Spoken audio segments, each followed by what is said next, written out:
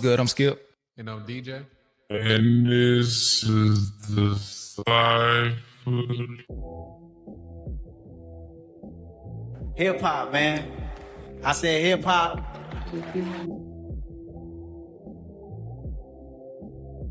That community is just crazy. That the things that we were able to see and experience because of this thing called rap and hip hop.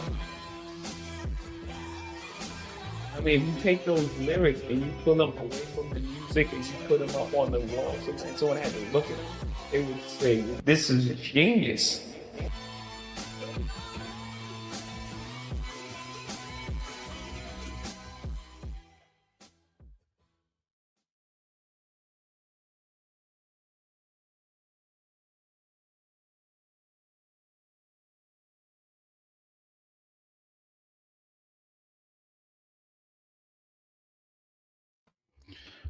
Yo, mic check, mic check.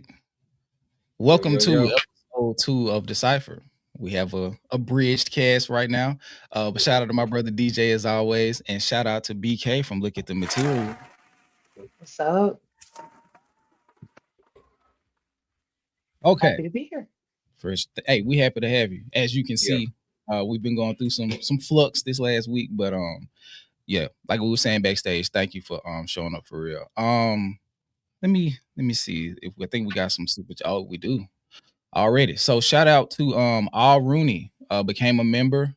Shout out to Cam. We're gonna get to this. I told him to ask us some questions and we'll use these to like break up as we work around the man with the high-waisted pants, as we work around that into as we navigate around him. So he asked us some questions. We'll discuss those when we get to him. Shout out to Cam. Shout out to Raphael 1819. Hello, host, panelists, mods, Dakotas. Looking forward to the conversation. Hip Hop lives here. Dante's Desk, new member. Shout out to D2B2. The chat was thinking y'all were gonna Lauren Hill us for a second. I ain't gonna lie, I could come on here and get in like a broken vibrato and like I could do that still. But yeah. Jalopy will be here shortly. Like I was saying, like real life was happening behind the scenes. I could make y'all feel bad, but I ain't gonna do it. Yeah, let's not do that, bro. My son makes cookies. Okay. Let me see. What's something we can do first? Okay, we can talk about the baby Keem after I guess like what 2 weeks now, or has it been just a week? I can't remember. Has it been 2 weeks yet? Just a week, I think. Yeah. It came out on the 20th, right? No, it's been 2 weeks now. Yeah. It came out on the 20th. Yeah. Okay. I'm checking. Are we about to have a ball? Shout out to Demetrius. Yes, we are about to have a few. We're going to play pool shortly. I think they said Absa was in here, so shout out to Absa. I got to talk to you about some funny stuff and some real life stuff later, so I'm gonna send you an email. Yeah, let's start off. Let's talk about the Keem, and then we will work our way into the TI, and then I guess we'll start to talk about the stuff that's more serious. Because there is a question I want to ask you later, BK. I think y'all were kind of broaching it on Culture United, but I didn't see it in full, so I don't know if y'all addressed it. But especially after the latest Demonic song dropped, I'm wondering if how the sentiment is changing on like some of the battle tactics. So we'll talk about that once we get to that. But DJ, I'm gonna let you go first. Well, as a matter of fact, I'm gonna let BK go first. What were your initial feelings on Casino, and if they changed, how so? Like first listen, I was really impressed. I was just already in his world with the docuseries. And I also was anticipating Keem music. Like I was like, okay, it's been like a while, but I also support artists like Frank Ocean or Solange or like or even Kendrick, who will wait a couple years before putting stuff out and doesn't have that like 1 year or like 2 year cadence. So I was waiting on the edge of my seat for this, and it lived up to my expectations, and it actually like pleasantly surprised me. I feel like the range of styles on this project was really impressive. The production was impressive. I think a lot of things he was tinkering with on the Melodic Blue fully matured and like marinated and like presented itself with Casino. So I also loved the listening party, right? Because I guess that was technically like the first listen. And it was like this live performance. They built a set. Like what they're doing at PG Lang is just, I love it so much because I love the artsiness of it and the intention behind it and not just throwing us some music and saying like, okay, stream it, just bringing us into the world. So yeah, I thought it was incredibly vulnerable. So I really appreciate that for like Gen Z and Gen Alpha to see, a young black man be so vulnerable. But also like so cocky and so fly, kind of player, and like, he showed the full range. So yeah, it impressed me. And now like 2 weeks later, that's all I want to hear. I like on the second listen, I bought tickets to the show and ordered the vinyl. And the vinyl's on the wall. Like, so it made me purchase and invest in him as an artist. So yeah, I fuck with it. What about you, DJ? I think he accomplished a lot with a little. Like, it's not a bloated long track list at all, but I think he got his point across in terms of like, some of the things he was going through emotionally, and just where he was now currently in the landscape of music. And he really kind of I don't want to say finalized his story, but he definitely continued from the docuseries on to the album, ended with the last song with his mom, kind of like what I'm saying, just kind of like an open-ended book, because I mean that's still something that's ongoing for him. Like, that's not something that he got through, solved, and it's done. Like, that's something he still is dealing with his mom still. So I kind of like that open-endedness of his story, because that means there's more that you can add on to it in the future. So I really rock with that. Production was really solid. It's not any beat on the album that I didn't like. Yeah, I mean, it's not really anything bad I could say about it, because granted, I've never really been the biggest Baby Keem follower or fan, but I definitely like him enough to have his music in rotation. I will say that. And listen to Casino actually made me appreciate Melodic Blue a lot more than what I did initially, because when Melodic Blue first came out, I don't know if Skip remember this or not, like, I was one of them niggas like, bro, this shit kind of, oh no, Skip. But listen to this album and doubling back and listen to that, like, I appreciate it a whole lot more. I think I just kind of understand him a little bit better. And that he is a part of the newer generation, and I can't put certain expectations or have a certain viewpoint on him, because he don't come from that cloth or anything like that. He's his own person, new style, new wave, and now with Casino, I fuck with it. I really do. So shout out to King. You got a fan on or something? It sounds like it's something. Yeah, my fault. Yeah, I it. Before they be in the comments talking about I was hoping Jalopy was popping up so I could him to death. Like, as soon as he come in the studio and we pop it up, we're gonna hit him with that shit. Yeah. But as far as Casino, when we played it the first time, when we did the reaction, I felt like because I didn't listen to the Melodic Blue on the lead up, so I felt like I was like in pursuit of him the whole time. They say I'm pixelated. It'll come back. It'll come back. Yeah. Mm-hmm. But the transition from I'm not a lyricist into sex appeal threw me off so crazy. But like after time, like everybody's like kind of like it's given the whole aspect of like highs and lows and like how abrupt they are and how you can't be at one place for too long. So I've warmed up to that transition. The song, I'm kind of like lukewarm on it, but the other song that I was kind of lukewarm on at first, Dramatic Girl, fuck with it like heavy. So like as far as like a body of work, I think it's really good. I think he showcased a lot of like maturation as an artist, and I think one of the songs that showcases that the most is Circus Freestyle.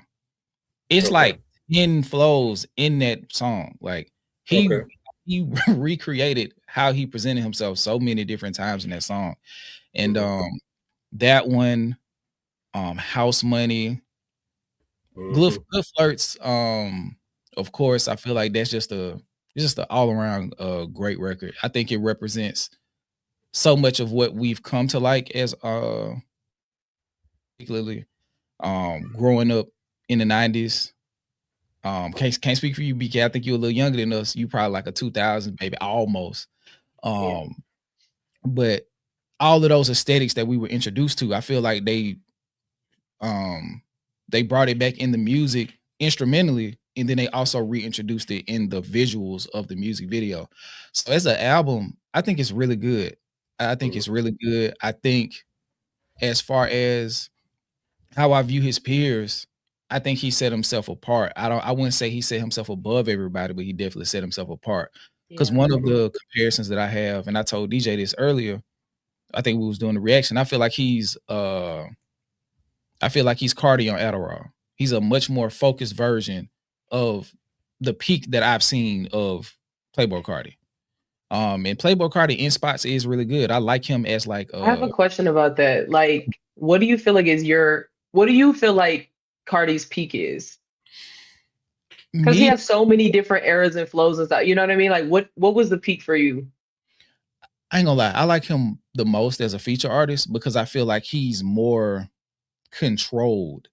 Like there isn't, because I feel like he's like one of them people, like the more he gets to, the more like room he has creatively, the worse he gets. Like he just throw shit on the wall. I won't say, I think it's because of, it's like the pro and con of like that.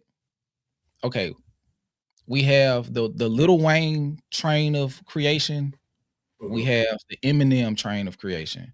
But with the Lil Wayne train of creation, it's like it's dope because it's so boundless. It's like the next line literally can be anything. Yeah. But also the next line literally can be nothing. And Cardi sometimes, particularly with his last album, Music, it was a lot of nothing.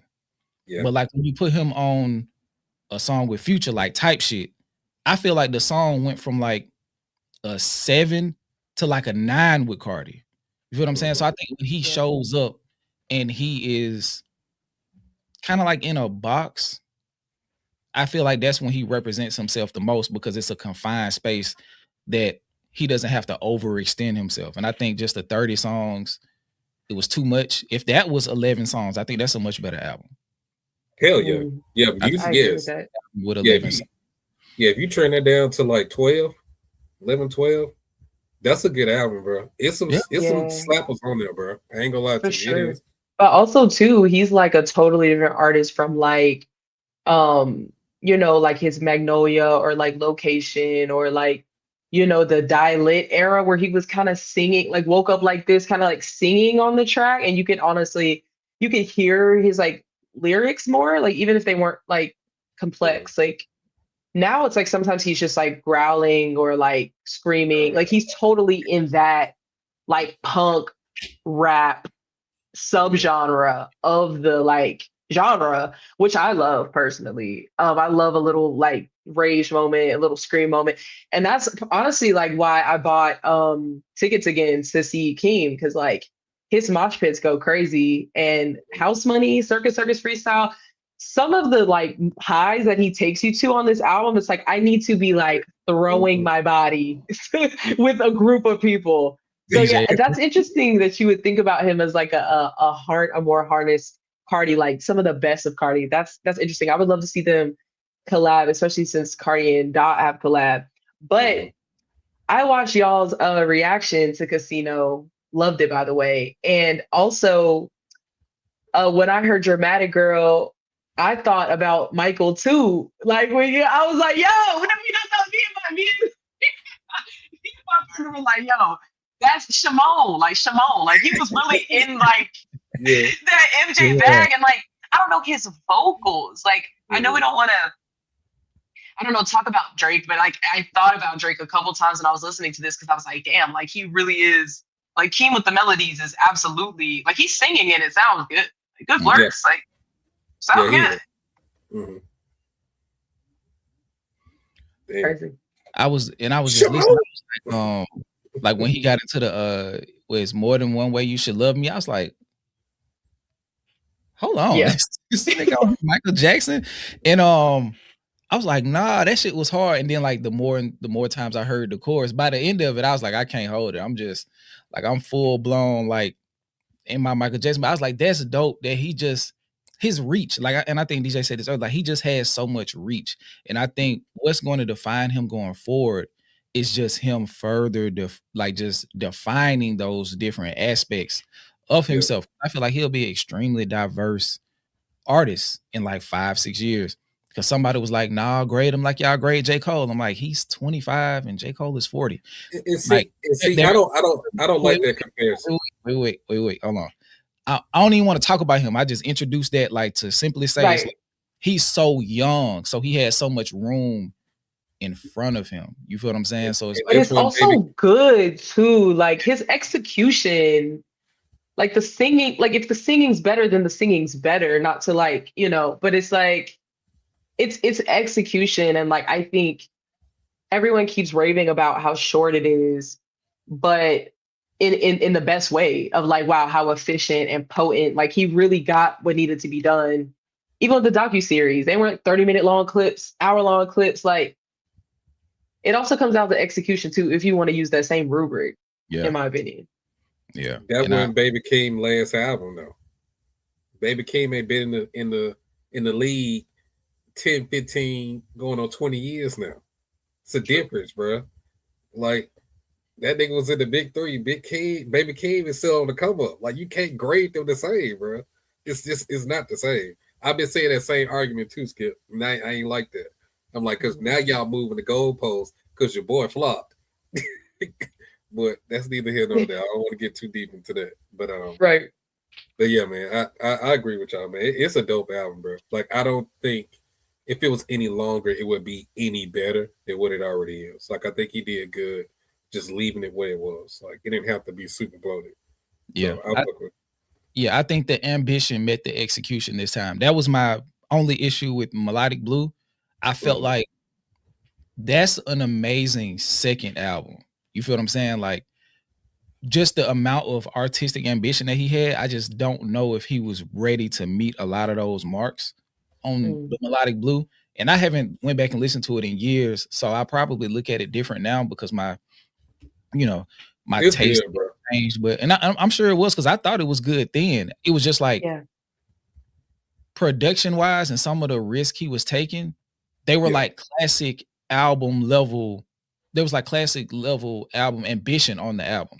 And I think it just like kind of dropped into like that high 7, flat 8 territory. So it wasn't bad at all. I just think if he really had his feet under him, he could have dropped a classic album the first time. Yeah. And I think this album is a better representation of who he is as an artist, and what he can be. So I think it's dope. I really love I like Birds and the Bees. The sad songs that a lot of people like kind of run away from. I love that type of shit. Highway 95, No Blame, No Security. I'm not a lyricist. It's just I'm not a lyricist. Because when you're discussing stuff in that kind of from that perspective, you kind of have to fully envelop us in the world as a listener, and that is a part of how good you are as an artist. And I just think I'm not a lyricist. Like, you can tell how much of a student he is. Like some people are hearing Outkast, ATLien's era. Some people are hearing Section 80, which is what I heard, which is also heavily inspired by, Outkast. But it's just so much that he was able to like not sound so derivative of, but you can tell that, he's inspired by these particular things. And when we were talking about Logic on the first Cypher episode, it's like it's so blatant, but it takes a great level of identity to be able to take from your inspiration and not sound like a carbon copy of it. So I thought it was dope. Yes. I really did. Yeah, I love those songs too. And like something that's you know, kind of like what albums like Mr. Morale do to people, where they're like, okay, some of these songs I'm like running away from it because it's so deep, and I really do, because they envelop you, as you said, into their world. You're like feeling what they're feeling, and just, you know. And so I love that he started with No Security and goes straight into Casino. Immediately you're introduced to this kind of like high low thing. And like Screw pointed out, the, you know, just the, what it's like, the strip and the street, and kind of just the duality there, and the fact that it can feel like the crash, the come down is like so hard, but they are good songs. Like they're well produced and they're well written, and like, I don't know, it's they're not so heavy that I'm just not gonna listen to them if they come on, like, especially if I'm listening to the whole album. Which is something that I like to do a lot, which is good. I feel like the sequencing was nice, but they're they're songs that I feel like he'll be proud of in like 5, 10 years, and like really important songs for him to have gotten out to get to whatever album 3 is gonna be. So he's working with some really good Rue, you know, with that shit. Okay, so I was gonna progress to the Ti, but what you said makes me want to go into something else. DJ, did you get to hear the On the Radar Volume 1 Cypher? I heard parts of it. I didn't hear the whole thing. Did you get to hear? I saw Ray Vaughn. That's the only thing I really saw was Ray Vaughn. You missed like 9 other niggas. Did you did you get to hear BK? Yes. Okay. Sorry, DJ. I'll be right back. If you're gonna go into it, go ahead. I'll be right back. Hold on. Okay. That works out. So I want to start, before we go there, we'll go from the Baby Keem. So into the, I think they voted. I can't remember who it was. I think it was Spotify or something, where they voted on the leaders of the next generation. It's Lil Tecca, Baby Keem, and Doechii. Mm-hmm. I'm aware of Baby Keem and Doechii. I'm not really hip to Lil Tecca. So I want to ask you, are you in any way, in like, how do you feel like he fits, if you are aware of his place in this next generation? Because I've never heard a song from him.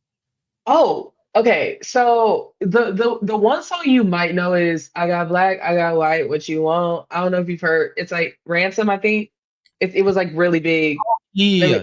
Like 6-7 years ago, I think. And he had like the glasses and it looked kind of nerdy. Like that may be your only reference point of Lil Tecca. But I mean, I said on Culture United this week, I didn't feel like he deserved to be in the conversation right now with Keem and Doechii. I feel like what Doechii is right now, and what I believe Keem has the ability to like be, and already is right now in some respects, that is something different than like what Lil Tecca is. I'm familiar with his music, and I keep up with like some of his projects, some of his songs like over the years, but that's just because I really like that subgenre of hip hop. And like, it is kind of one of those kind of castigated subgenres, because it's kind of like the Yachty branch or the Juice WRLD branch. Like a lot of the guys that aren't even alive anymore, to be honest, or like are kind of just, you know, whatever. Your Trippies, things like that. I like that type of shit. And that's why I like that, like, an artist like BK the Ruler or Tia Corinne will be represented in a group like the Cypher too, because it's like I just love that kind of like that realm. And I feel like, you know, if you were gonna put somebody like that in that position, it would be more of a Cardi, or even, dare I say, like a Yeet, to be completely fucking honest, in that position for even if you talk about a representative for that subgenre, because we did kind of look a little bit at like, he's still kind of doing standing room only venues type shit. Like he's not arena stadium level yet. And I think some of these other acts that are headlining and shit are. So I don't know, but I know that it was a Spotify list, and then Spotify had fans vote on the list that they created. Like, so you know that that 15 some odd people they listed,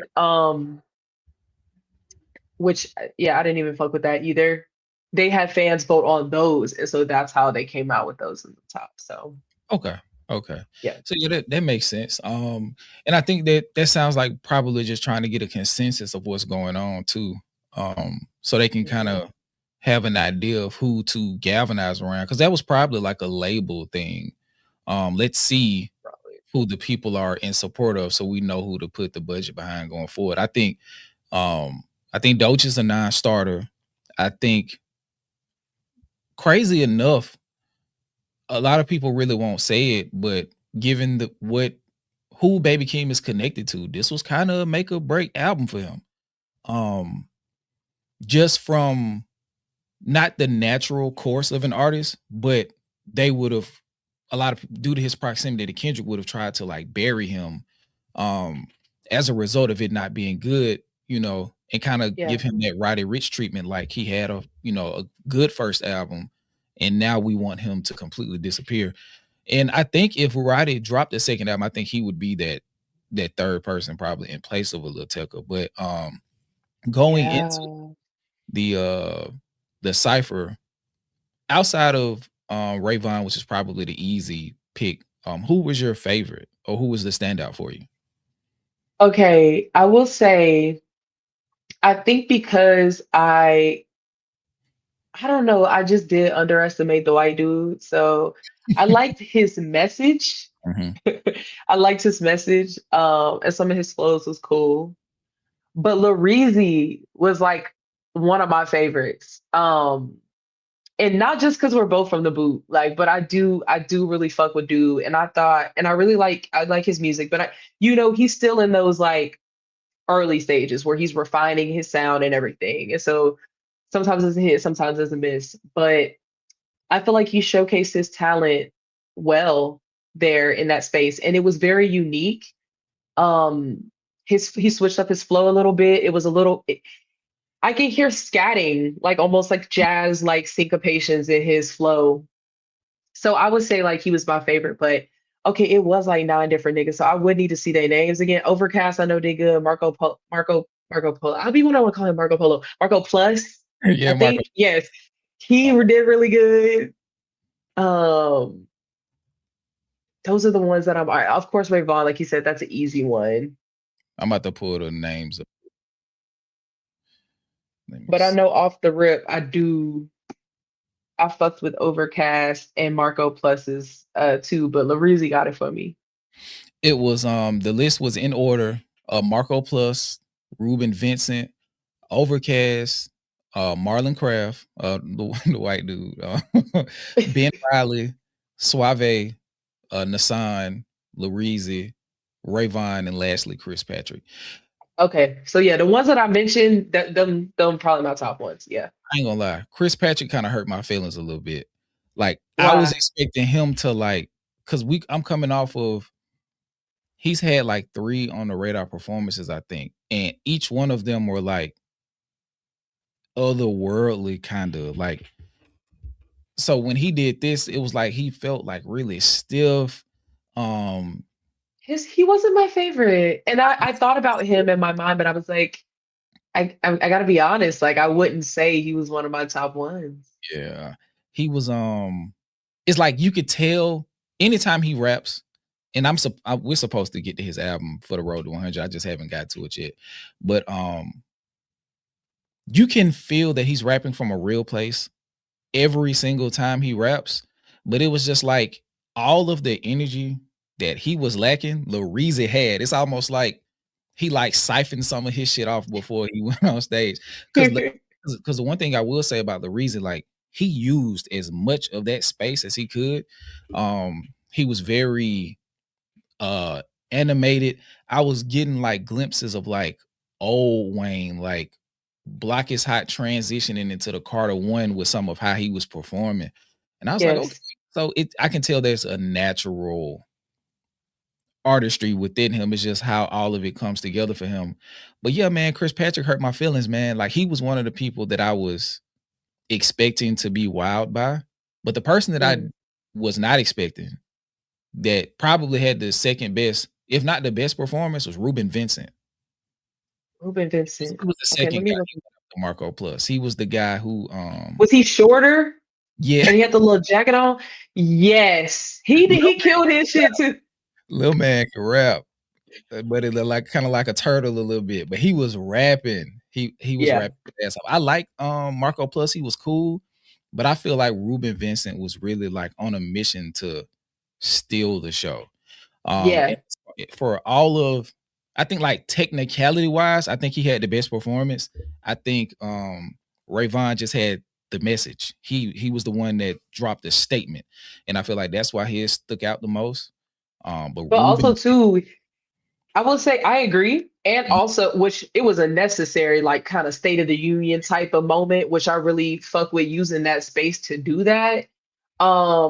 But it was also technically sound as well. And that's something that I noticed about Rayvon, particularly with Crash Out Heritage. That was kind of the first time I really was like in his world for real. And I was like, oh well, the flows, the delivery, the breath control, like it's tight. And of course you gotta be tight to be in TDE anyway, but he impressed me. yeah. One freestyle I will tell you to check out of Rayvon's. He did a cipher with not a cipher. He did a freestyle with LA Lee because he had on like this big yellow like bubble coat or something. And when I heard that, I was like, yeah, he's gonna be special. And that was probably like 2-3 years ago, maybe. And since then, he's been like in the dungeon, like building his artistry. But yeah, Yeah. I really liked what's his name? Little Turtle Man. Fuck. Ruben Vincent Ruben something. Vincent, yeah, I keep forgetting his name. Him. Marco Plus was cool. Marlon Craft, I don't know if he's next generation because he's been around for a while. Yeah. And you could tell by the subject matter of his verse, it was a lot of Yeah. like chiseled veteran talk. It's like, hey man, like this independent grind is very difficult trying to maintain your integrity as an artist.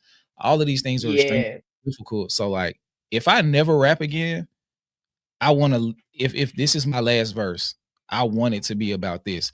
So I feel like I feel like he had a standout because of what he was discussing. And I hope that the artists that were there took heed to what he was saying because it was very important. And Agreed. also like seated in the realization that everybody's not going to be a star. So some of the stuff that he's experiencing is going to be roles that you have to navigate. And I thought he did a great job of getting his point across. He has a video, a music video called, I think it's called Gang Shit. And so I was like kind of feeling a way about him due to that video because he was kind of comparing a racist cop, a KKK member, and a black man in jail, like saying they're all a part of gangs in their own respects. So so when he showed up, I was just like, ugh. But Also, like, see, yeah, I was like, I because can't hate. it gave a tinge of like it was a little corny. Like it Mhm, was fire. It was a little corny though. It was a little Joyner Lucas Logic mhm, tinge, Macklemore tinge, which yeah. is not necessarily all bad. It's just kind of a lane, like it is kind of corny. But I agree with your like the message was sound though, like and it was you could see the guys in the back start to kind of warm up to him and kind Mhm. of hype him up a little bit after a while.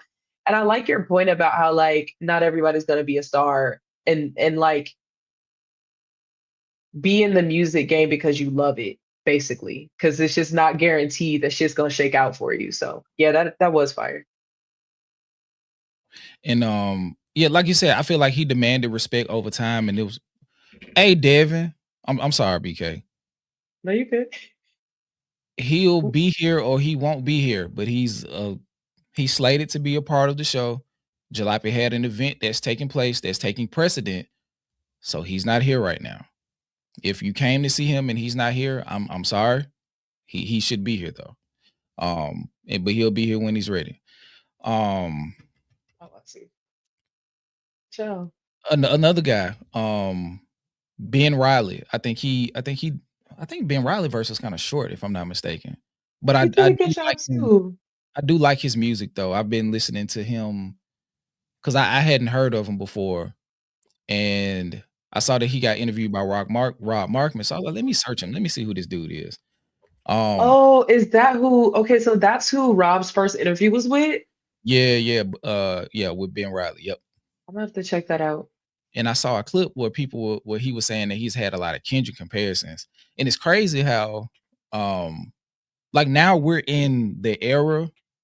It's a shit ton of J. Cole and Kendrick babies. It's like if the rappers who exist now, it's like outside of the ones who are like really just like shaping up to be the tastemakers, it's a lot of dudes who like have like taken direct inspiration from either J. Cole or Kendrick, almost like they're the two leading fighting styles almost. It's like orthodox or southpaw as far as rapping is concerned. So I was intrigued by that because I'm like, that's a kind of double-edged sword because some people compared Suave to Kendrick too.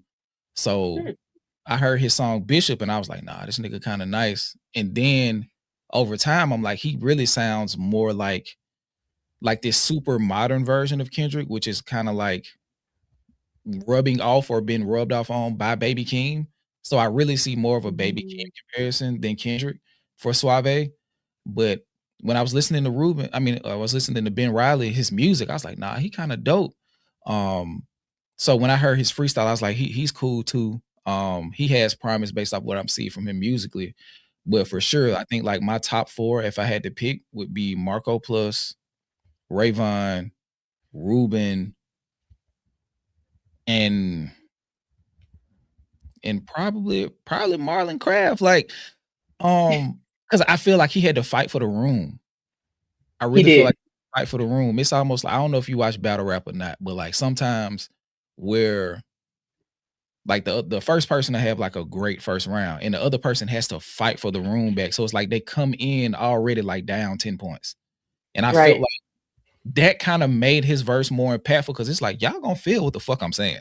Yeah, because like in the moments, like, rapping, you gonna feel me. In the moments, it's like when you say some shit that just so fire, even if the room is coming for the other nigga, you can't help but respect the shit that he's saying, bro. Because like that, it's that fire, bro. It's just like I've seen that happen way too many times. You just win the crowd over, bro, because you fight through it. What you have is quality, and you present it and you execute the way you need to execute it. And with the On the Radar cipher, did y'all pull it up or anything like that, or y'all just talking? No, we're they do not play. This stream will be Oh, for real? Yes. They do not hell yeah. Oh, good to know, because that shit just going straight to Patreon. Because I reacted to it the other day, and some of the shit I'm like, I'm not even for the full YouTube on this shit, bro. Like, because what was it that I'm glad you said that. What was that we was watching and it flagged us like midstream? We was watching. It was On the Radar. Yeah. Okay. Yeah. And then I think it might have been Chris. I can't remember who it was, but it was somebody dope. And as soon as he finished rapping, they just said just took it. They was like, and we had to come back and start another stream. So yeah, if you're gonna do it, put it out. Don't live premiere it or nothing like that. Just put it out as a standard release or keep it on Patreon because they almost as bad as like a major network. They don't play. And I think it's because they're trying to build themselves up so much that like, nah, you not finna. So yeah, Patreon is probably the place. But hold on, let me pull that back up because I think that's an interesting conversation. But yeah, all I heard was on the cypher. Go ahead, DJ. I was saying all I heard was Rayvon because his like on Twitter they just soloed out his verse, I guess. So I heard his for sure. I saw that. But yeah, I didn't really get a chance to see everybody else. But I heard it was really, really good. Really good. But yeah, White Dude was able to do that. He was able to do basically what you were saying was like just win the room over, where it's like it's not that they were like against it per se, because I figured they probably do like one rehersal or something, like a sound check or something, right? Like, yeah, at least a sound check. At least that, right? So they at least heard it, but you still sizing each other up because it's a cipher and it felt really communal and warm in the room, but it's also like, hey, bruh, I'm the best and I need to prove why I am. And so for him to, you could tell he wasn't, because he was like, I've been in this game for 10 years or something like that. And niggas was a little stiff, but they was bobbing their head. And then it was like, oh, okay, like you really like spin that shit. So that was cool to see. He had the confidence that he needed, I feel like. Yeah. How did you feel about the Nassan freestyle? Tacky. Tacky. Especially because so bad. Yeah, What he say? It's, it he was name checked Rob Markman. yeah, and Rob Markman ran his Oh, ass filthy. But then it was the receipts. It was the so automatically you're like, hold on now, Rob don't fuck with nobody. He don't not like. He's literally like, why would you? You know that like.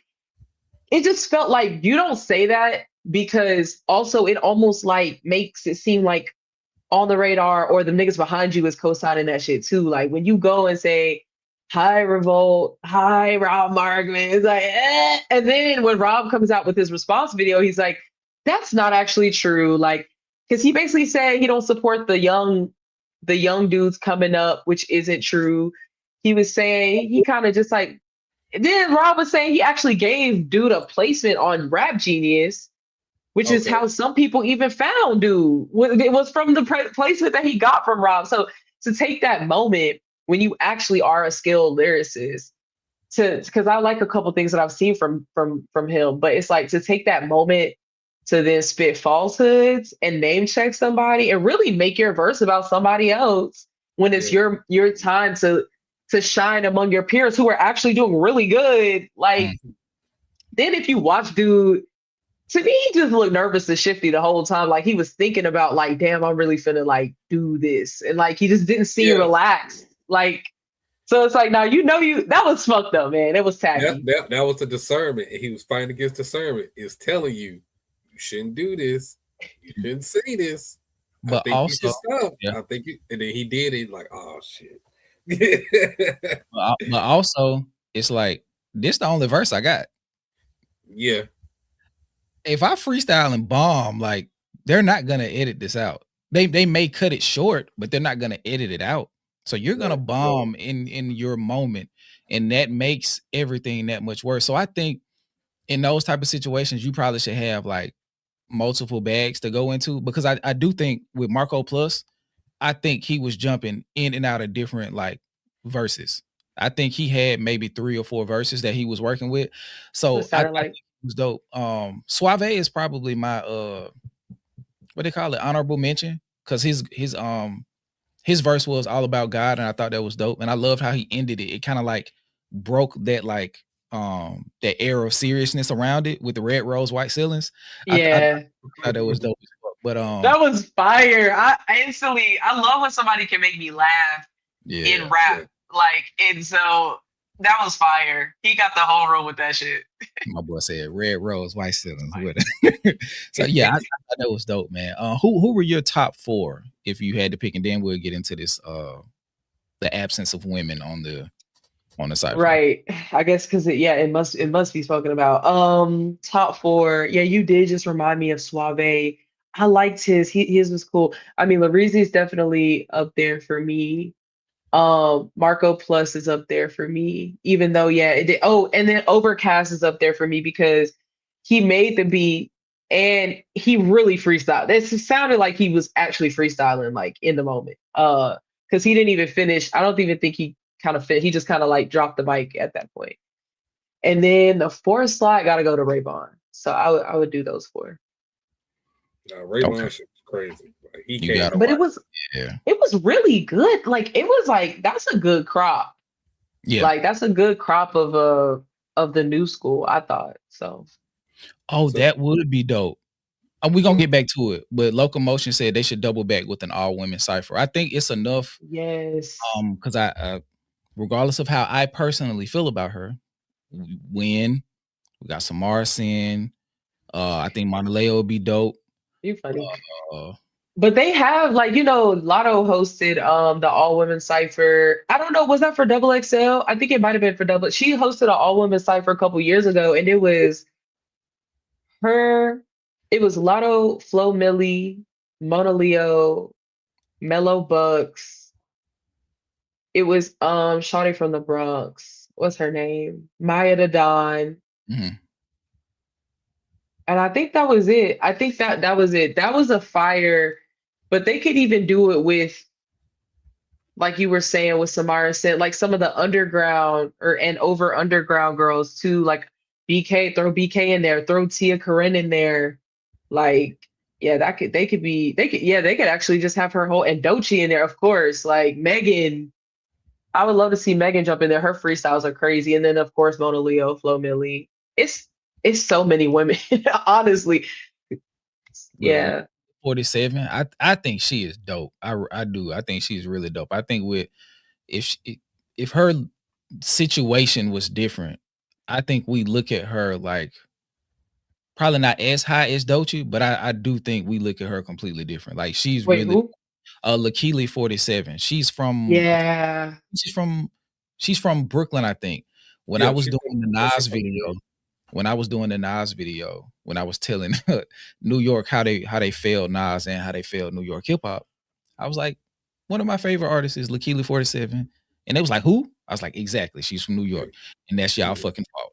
But yeah, her, Shay Noir, Chica should be on there. I just think it's so many Yeah. dope women artists that aren't, because especially if we're bringing in Marlon Craft, who's a more seasoned MC, I think we can kind of do some of the emerging acts, even though they aren't like super new.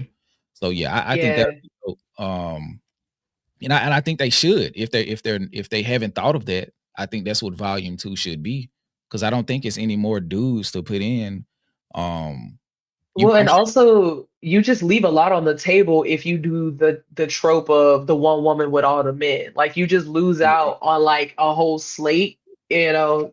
So they could even do part one, part two with how many women are like active out here. Like you could have, even just the Bunnaby trim, like YK Nice type. That's almost separate from like, the Chicas and the Doechis and the No Names. Like, they even got different subgenres of, yeah, it's the field is ripe right now. yeah, yeah, you're right. Because it could be just like different energies instead of trying to like force squares into circle holes. So it's like, okay, for that specific type of artist, we can put them together. And that way we can create that energy and kind of just have that specific to whatever this volume of it is. So yeah, I definitely agree with that. And I think we probably should do that going forward. Like stop trying to force a fucking Kodak Black right after a fucking Uzi Vert or some shit. It's like it don't fit all the time, especially with if you're not changing the beat. If it's just you're forcing people into positions they don't necessarily feel comfortable. And I think if you kind of split it up by genre, even if it's not 10 people every time, I think that'll be better for the artist to showcase their skill set. Um, Yeah, because I actually kind of started to dabble into like some of the like I think did somebody mention K3? I just figured out who K3 was, and it was on an underground cipher, and they had the situation where it was like all the guys and just her.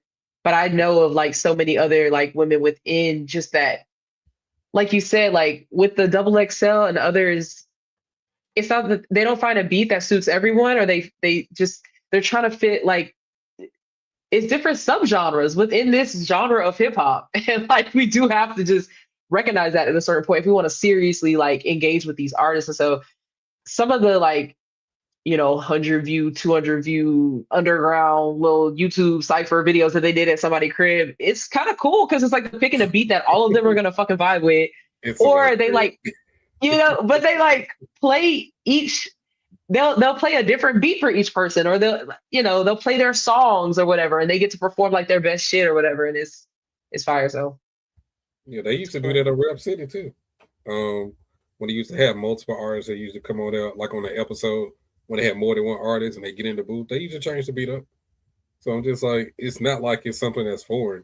Like that's something that's ingratiated in hip hop in general. So it's not like it's impossible to make that happen because I do agree. Like on some of these cyphers, like some of these beats don't be fitting everybody, bro. Like they be harder for them to catch certain beats. They don't necessarily make them not a good to decent artist. It just that wasn't for them. You know what I'm saying? yeah. So I agree with that. I think that should happen. yeah, y'all go ahead. I'm doing something real quick with the for Man, the y'all people. making me want to go watch this shit now, man. You Yeah, you should. got to. It's Yeah, kind of it was lengthier than I thought it was gonna be, but I actually was happy. I was happy that it just feels like they took it seriously. And I know there was a big kind of like conversation about how like double XL has been waning or not, it just not feeling like it's been on the Serious. pulse. Yeah, and it's almost it feels very label-y, very industry like, and so this was fire to see. It's like, okay, nah, these guys, this was some serious shit, you know. Like, granny, I understand that times have changed and different artists have different sounds and different rapping abilities. I understand that. But at one point in time, Double XL was heralded as like one of these standards in hip hop. So when you bring in the freshman cover and you got all these, artists that y'all trying to push as the next wave and this and that, and you want to put them in a different, like, you want to show them all in a light that makes you want to be enticed to listen to what they got to offer.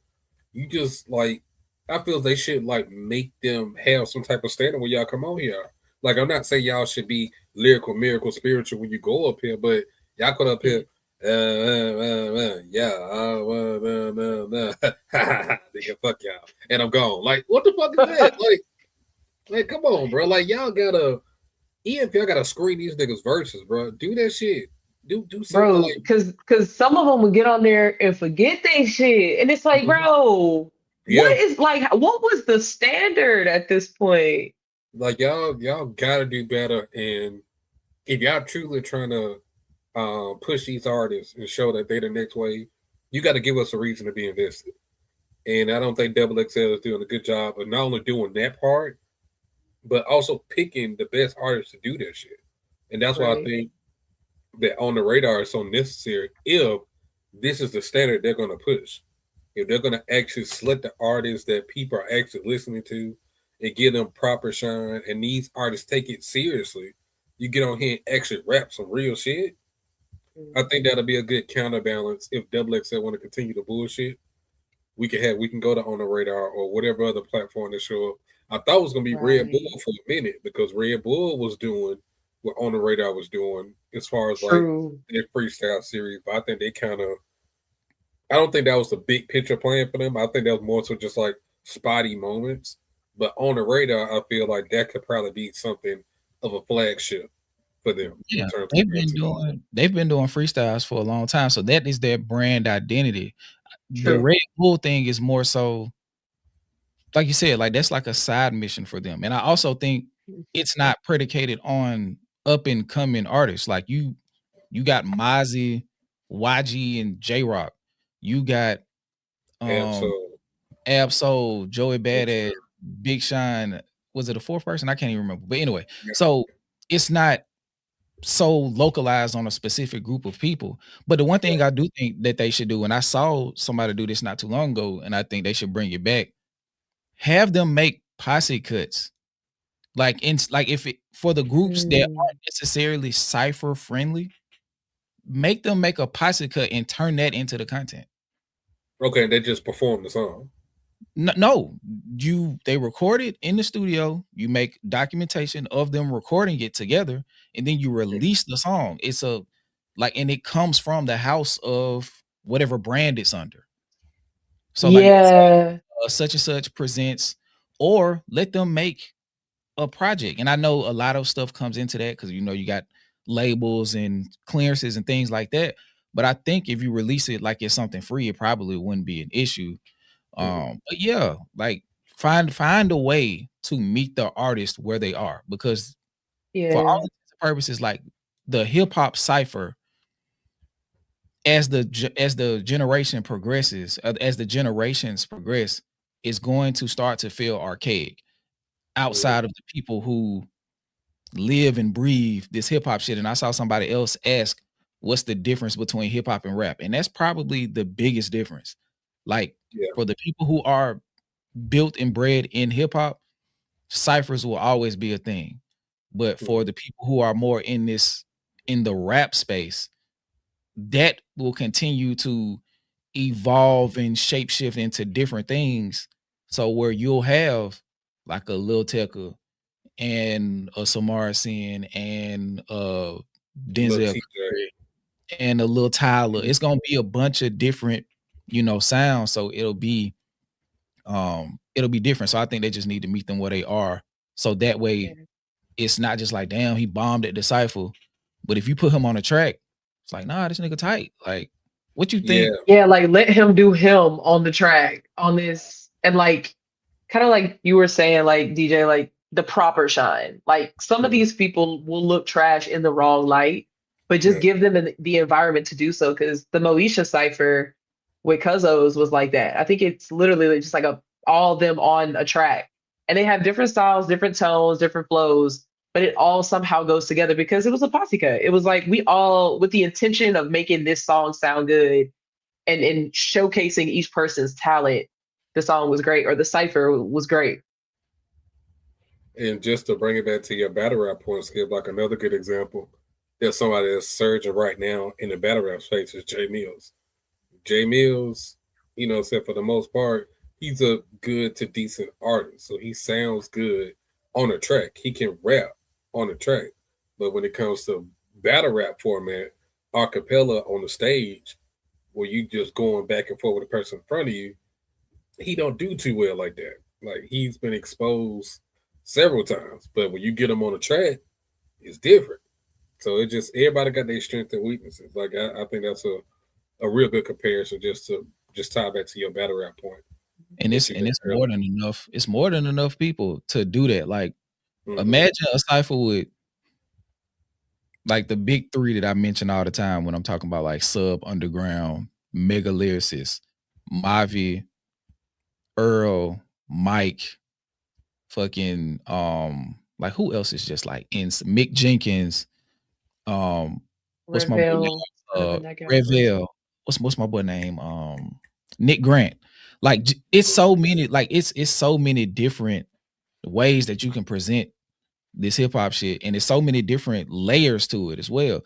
You know what I'm saying? Like I think whatever cipher that Denzel Curry ends up on, and I know he did the one, when he was on the one with Kodak Black, but like let's say if he was to do another one, I feel like making that more of a song would be a Yeah. better end game.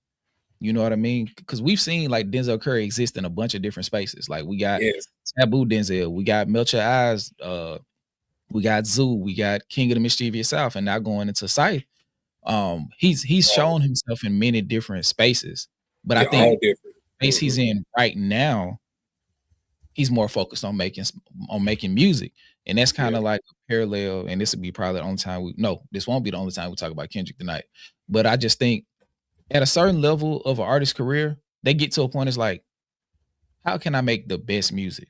Like I've showcased that I can do a given thing and another given thing, but now I'm trying to make the best cohesive, like total representation of myself. And I think that's what Denzel Curry is now.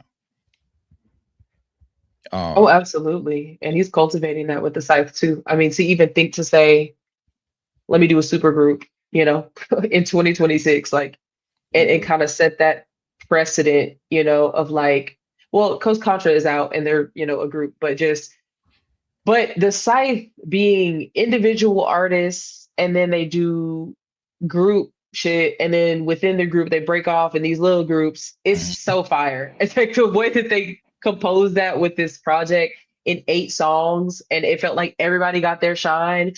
I'm like, Denzel, bro, he's just the maestro back there, and now he just Like announced today he's dropping a solo project this year. So who all is in the site again? Could you remind me? Is it Denzel Curry? Who else? yeah, it's Denzel Curry, Tia Corinne, BK the Ruler, Kenyatta, and Ferg, formerly known as ASAP Ferg. I think he dropped ASAP. Oh no, she kind of okay. he just Ferg now. Okay. I think so. But when you see it, he did. Right? Yeah. Because I know people were like wanting ASAP to like talk about that. ASAP Rocky, but we good, man. They been their own artist, own person, like for a while now, right? For a long time. Like he's been separated himself from Rocky, so he don't have to bring him up or talk about it. I mean, unless he just want to, but I don't think he would because it's not necessary. But this was my first time hearing Kenyatta. I don't know if y'all are familiar with him, but this was my first time hearing of him, and he has the last verse on Mut That Bit, which I really fuck with. It's like an earworm. I was like, I don't even know what that means, but I'm definitely screaming it over and over again. It's fire. But he had that third verse on there, and I was like, oh shit, like yeah. And then he's on another song. I can't think of the track list right now, but he really surprised me. You know, as someone who I never just didn't even know existed. Phony. He's on Phony. Phony with a Juicy J, Mm. which I love that Juicy J was on here because I always felt like Denzel kind of pulled a little bit of that affect from Juicy J. So it was fire to hear them both on the same track. Cause he was damn, I'm stuttering. He was on King of the Mischievous South too, wasn't it? DJ. Didn't him and Project Pat, weren't they all on the song? Denzel Curry, Project Pat, and Juicy J. Oh, let me look it up. Hold on, we got you know what's so crazy is that like this is kind of my foray into Denzel. I've heard a couple of Lucy's like here and there, but I really came because of BK and Tia Corinne. Like I'm fully invested in them as artists, and I was like, oh, they're a part of this new group. And then I was like, oh shit, Denzel is dope as fuck. And I think he actually did some ad libs on Casino too. Yeah, I saw that. Like after the album dropped, they were saying he had some backing vocals. But yeah, let me see. Okay, yeah, they said they was in Scared. The song Scared. Okay, and Cold Pimp, Project Pat wasn't on it. Project Pat was on the song Scared, and Cold Pimp was the song that Juicy J was on. So yeah, if you like this, BK, I think you'll really like King of the Mischievous South too. It's fire. And to get into it'll be a good listen for you to listen in reverse.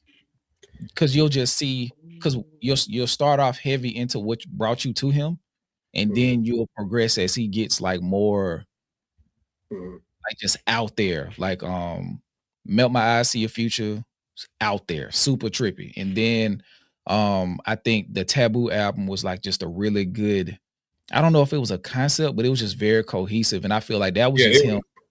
That was just him rapping, bro. Yeah, he was so uncontained, and I just love like the progression of him as an artist. So I think it'll be dope for you to listen to his discography in reverse. I think by the time you get to the end, you might come back and be like, nah, he that nigga for real.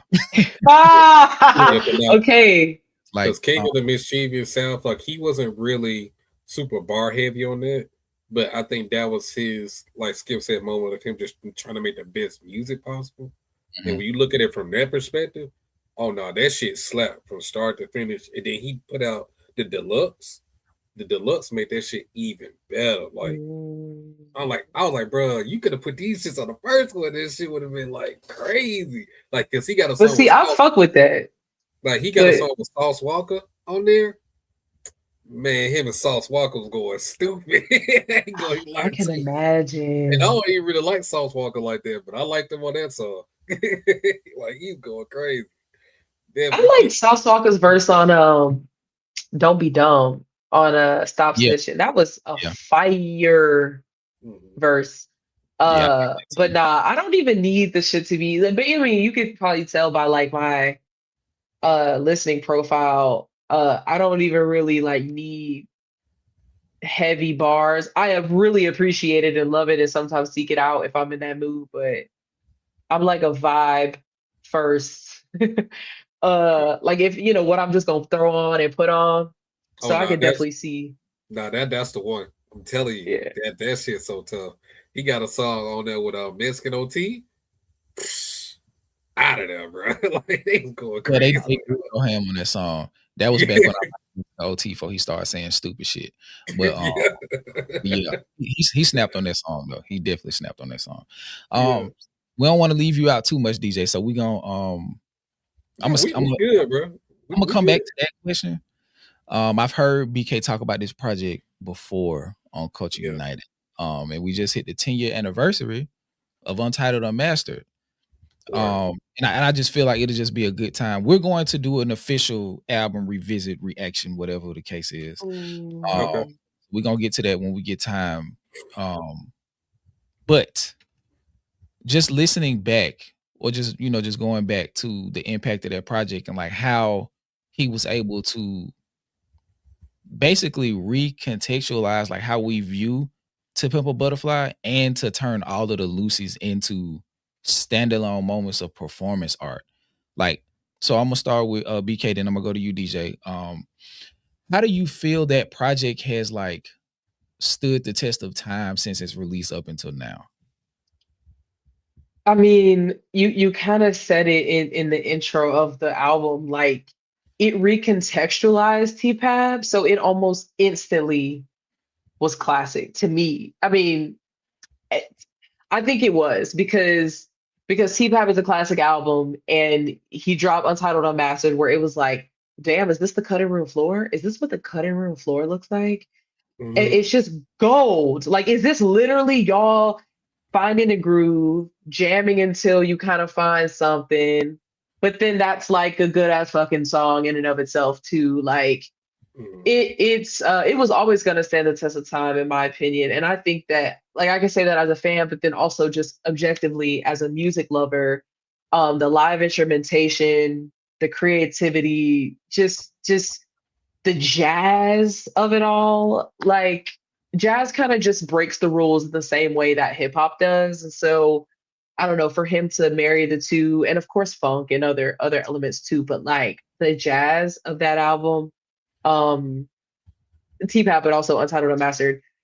And I almost talk about them interchangeably because, like, to your point, it was almost like even if people were confused by T-Pap, it's like you listen to Untitled Unmastered, you're like, oh, okay, this was the roux they were cooking up.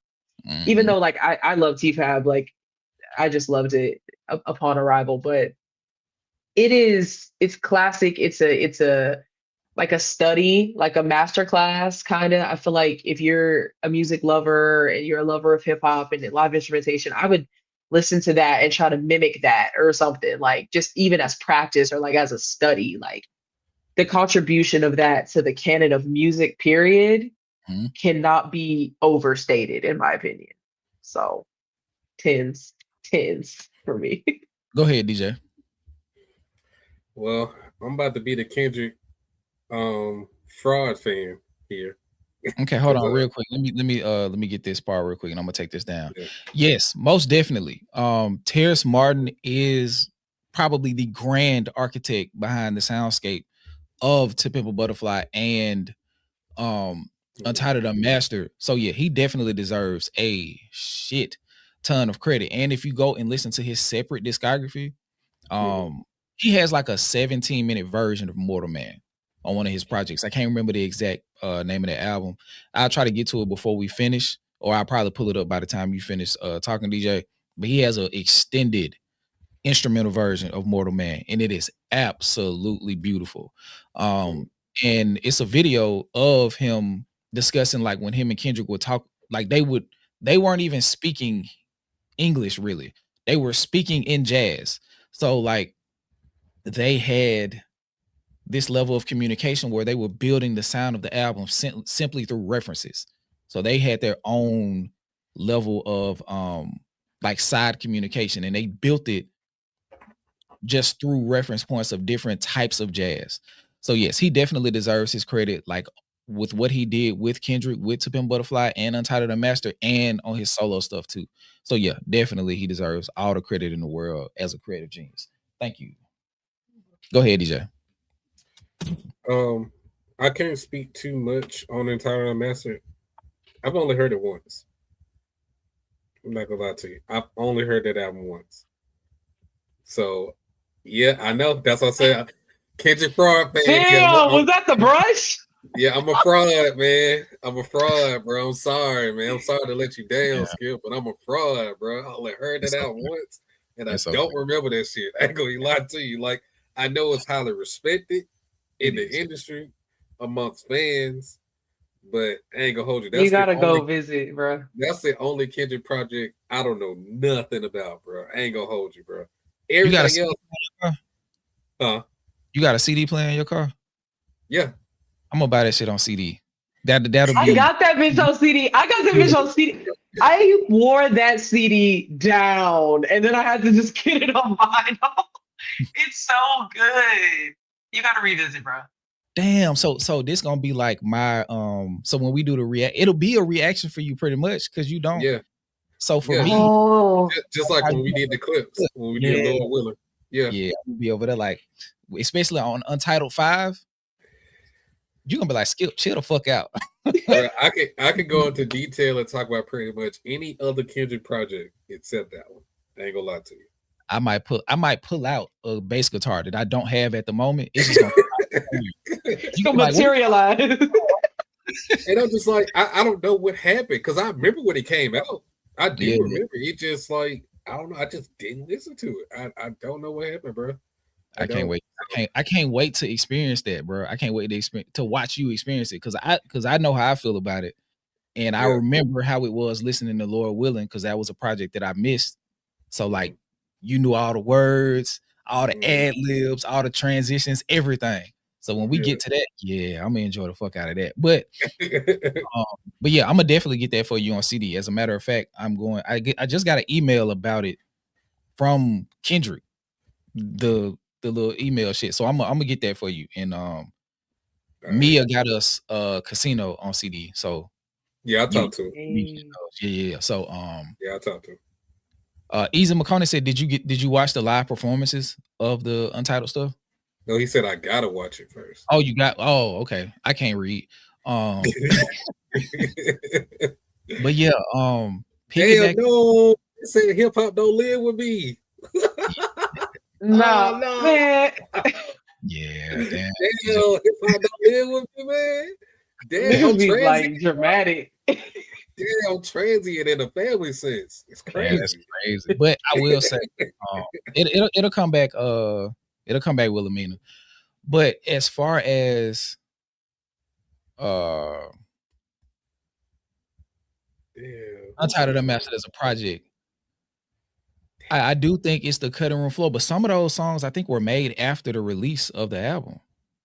Oh, you think so? Okay, really? I think some of them have like 2016 is the date on it. Hold on, real quick. Let me pull it up. Okay, I would believe that too, though. I just like, you know, in my mind, in my head canon, it just was always like the remnants of and I guess just to further, I guess, deepen the appreciation for CPAP. But yeah, well, it's only one song. Untitled 7. It was worked on from 2014 through 2016, but all of the other songs were like created in the building of it. But I think it just goes to show like how raw To Pimp a Butterfly could have been.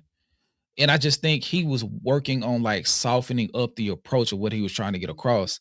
And I also think there are some elements of what Damn turned into that sit on Untitled Unmastered, especially like the religious references and like the more kind of dystopian look at the world. I feel like that showed itself in Damn more so than To Pimp a Butterfly. And I think once he got to what he wanted to discuss with To Pimp a Butterfly, I think the different soundscapes and some of the more beautiful elements of jazz and some of the more rugged elements of jazz all were able to, and then the funk element with George Clinton on Westless Theory, I think they were all able to come together and put together a masterpiece musically, not even accounting for the words. So when I listen to Untitled Unmastered, I'm just like, shit, like we really could have got a very, very raw album. And I think that would have been the album. As much as people say the world wasn't ready for To Pimp a Butterfly, the world would not have been ready for what it would have been if we would have just got the Untitled version of it. Damn, that's a great point. Cause it's true. Some of it is like it's a bit abrasive. It's a bit in the works. Like it's very like we're really like, I mean, even some of the whole where it just sounds like he's just kind of drunkenly like, you know, hey, let me tell you, you're like, okay, y'all was just in the room just doing shit. Yeah. That's actually a great point, and I think that's also an aspect of artistry that people really underrate is being able to have a cutting room floor, to be able to have some sort of grand vision, executive production, discernment and prudence about what should go out when and how. Like that's also a part that almost puts him in the god tier in my mind. It's like, you know, maybe some other artist would have just dropped Untitled Unmastered and said, this is who I am right now, and that would have been fine or whatever. It still was great. But to your point of softening it a bit and just kind of polishing it a bit, maybe waiting a little bit longer. then you get something that's just genuinely going to stand the test of time with really like little to no notes, So Yeah. DJ, bro, you gotta listen to it, bro. He got a song on there with SZA, like before SZA reached her final form. So like she's rapping in like I'm not rapping, she's singing in like her lower, more original from like Z register. It's just like yes. I'm listening to it like after hearing like Control and shit. I'm like, who the fuck is this? And it's like, oh, that's fucking SZA. Like she no longer even exists in that version of herself. You feel what I'm saying? And then it's like, I ain't gonna lie, you gonna listen to the first song, Untitled 1. Skip the first minute, okay? No. First minute, bro. You don't. No. You think I'm trying to be cute? I'm trying to save you. Listen. I don't give a damn. No, we gonna listen to it as it's intended. Also, okay? CeeLo Green's on here, like I like CeeLo Green. dog, and he's really like singing as he only knows how to. Bruh, I love that song so much. Like that's one of those songs. I said I wasn't gonna tell y'all this, but I guess I'll tell y'all. Never mind, I won't. But I'll just say this.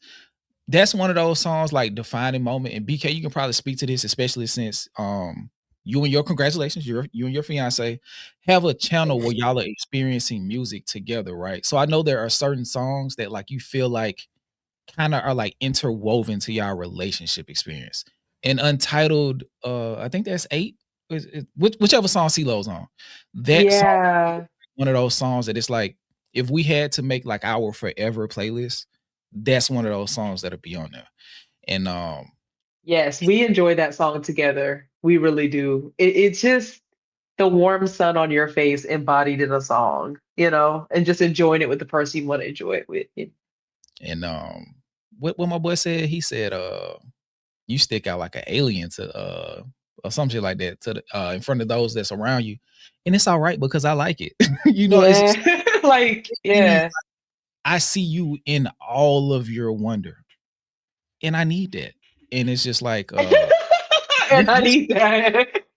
DJ, you gotta listen to it, bro. See, and this is also speaks to like Kendrick makes, and obviously we're talking about CeeLo, but in the context of a Kendrick project, he does make really good like grown and sexy songs and love songs. Like and just kind of tapping into almost like Stevie Wonder-esque lyricism when describing what that feels like and shit. And so like okay now. Okay. Well, picturesque, embodying.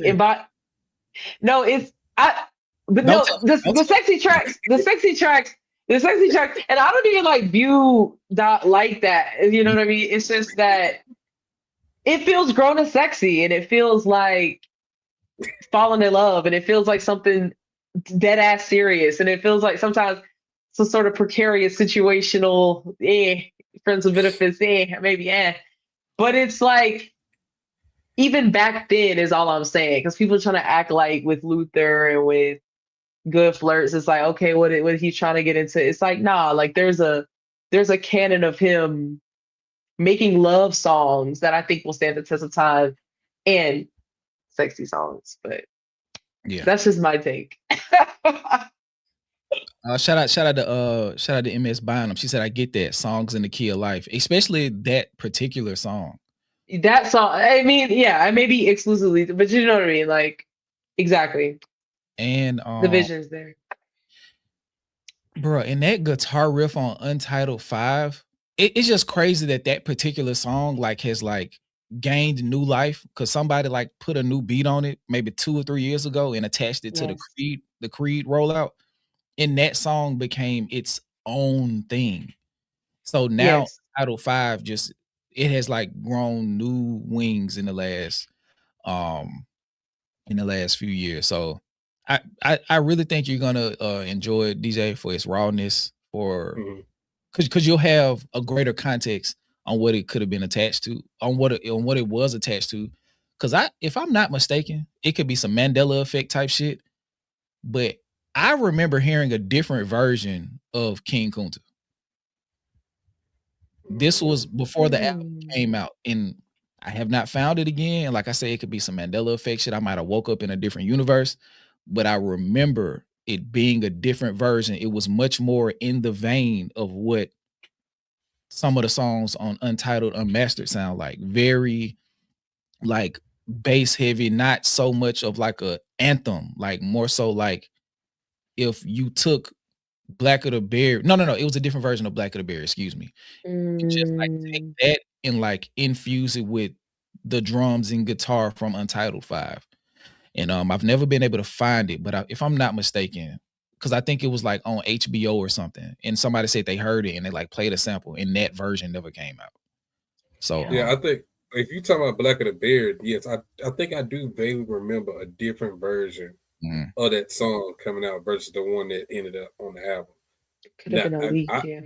yeah, I thought maybe it was just some akin to like somebody mixing something, or you know how live mixtape or drop a song, and like I just akin it to something like that that maybe not have been real, like how they do with Lil Wayne music. A lot of his songs from that mixtape era, you be thinking it's a whole new song, but they just really just didn't cut the whole verse and just put it on another beat, and it's a whole new song. People be like, that's why I heard that verse from. So that song, like, bro, that shit came from this verse though. You know what I'm saying? So when I heard that version versus the album version, I thought it was just something like that. Maybe somebody was just messing around and dropped it, and I heard it. But if you saying it was something like official like that, then yeah, I would definitely like to hear that again to yeah, compare.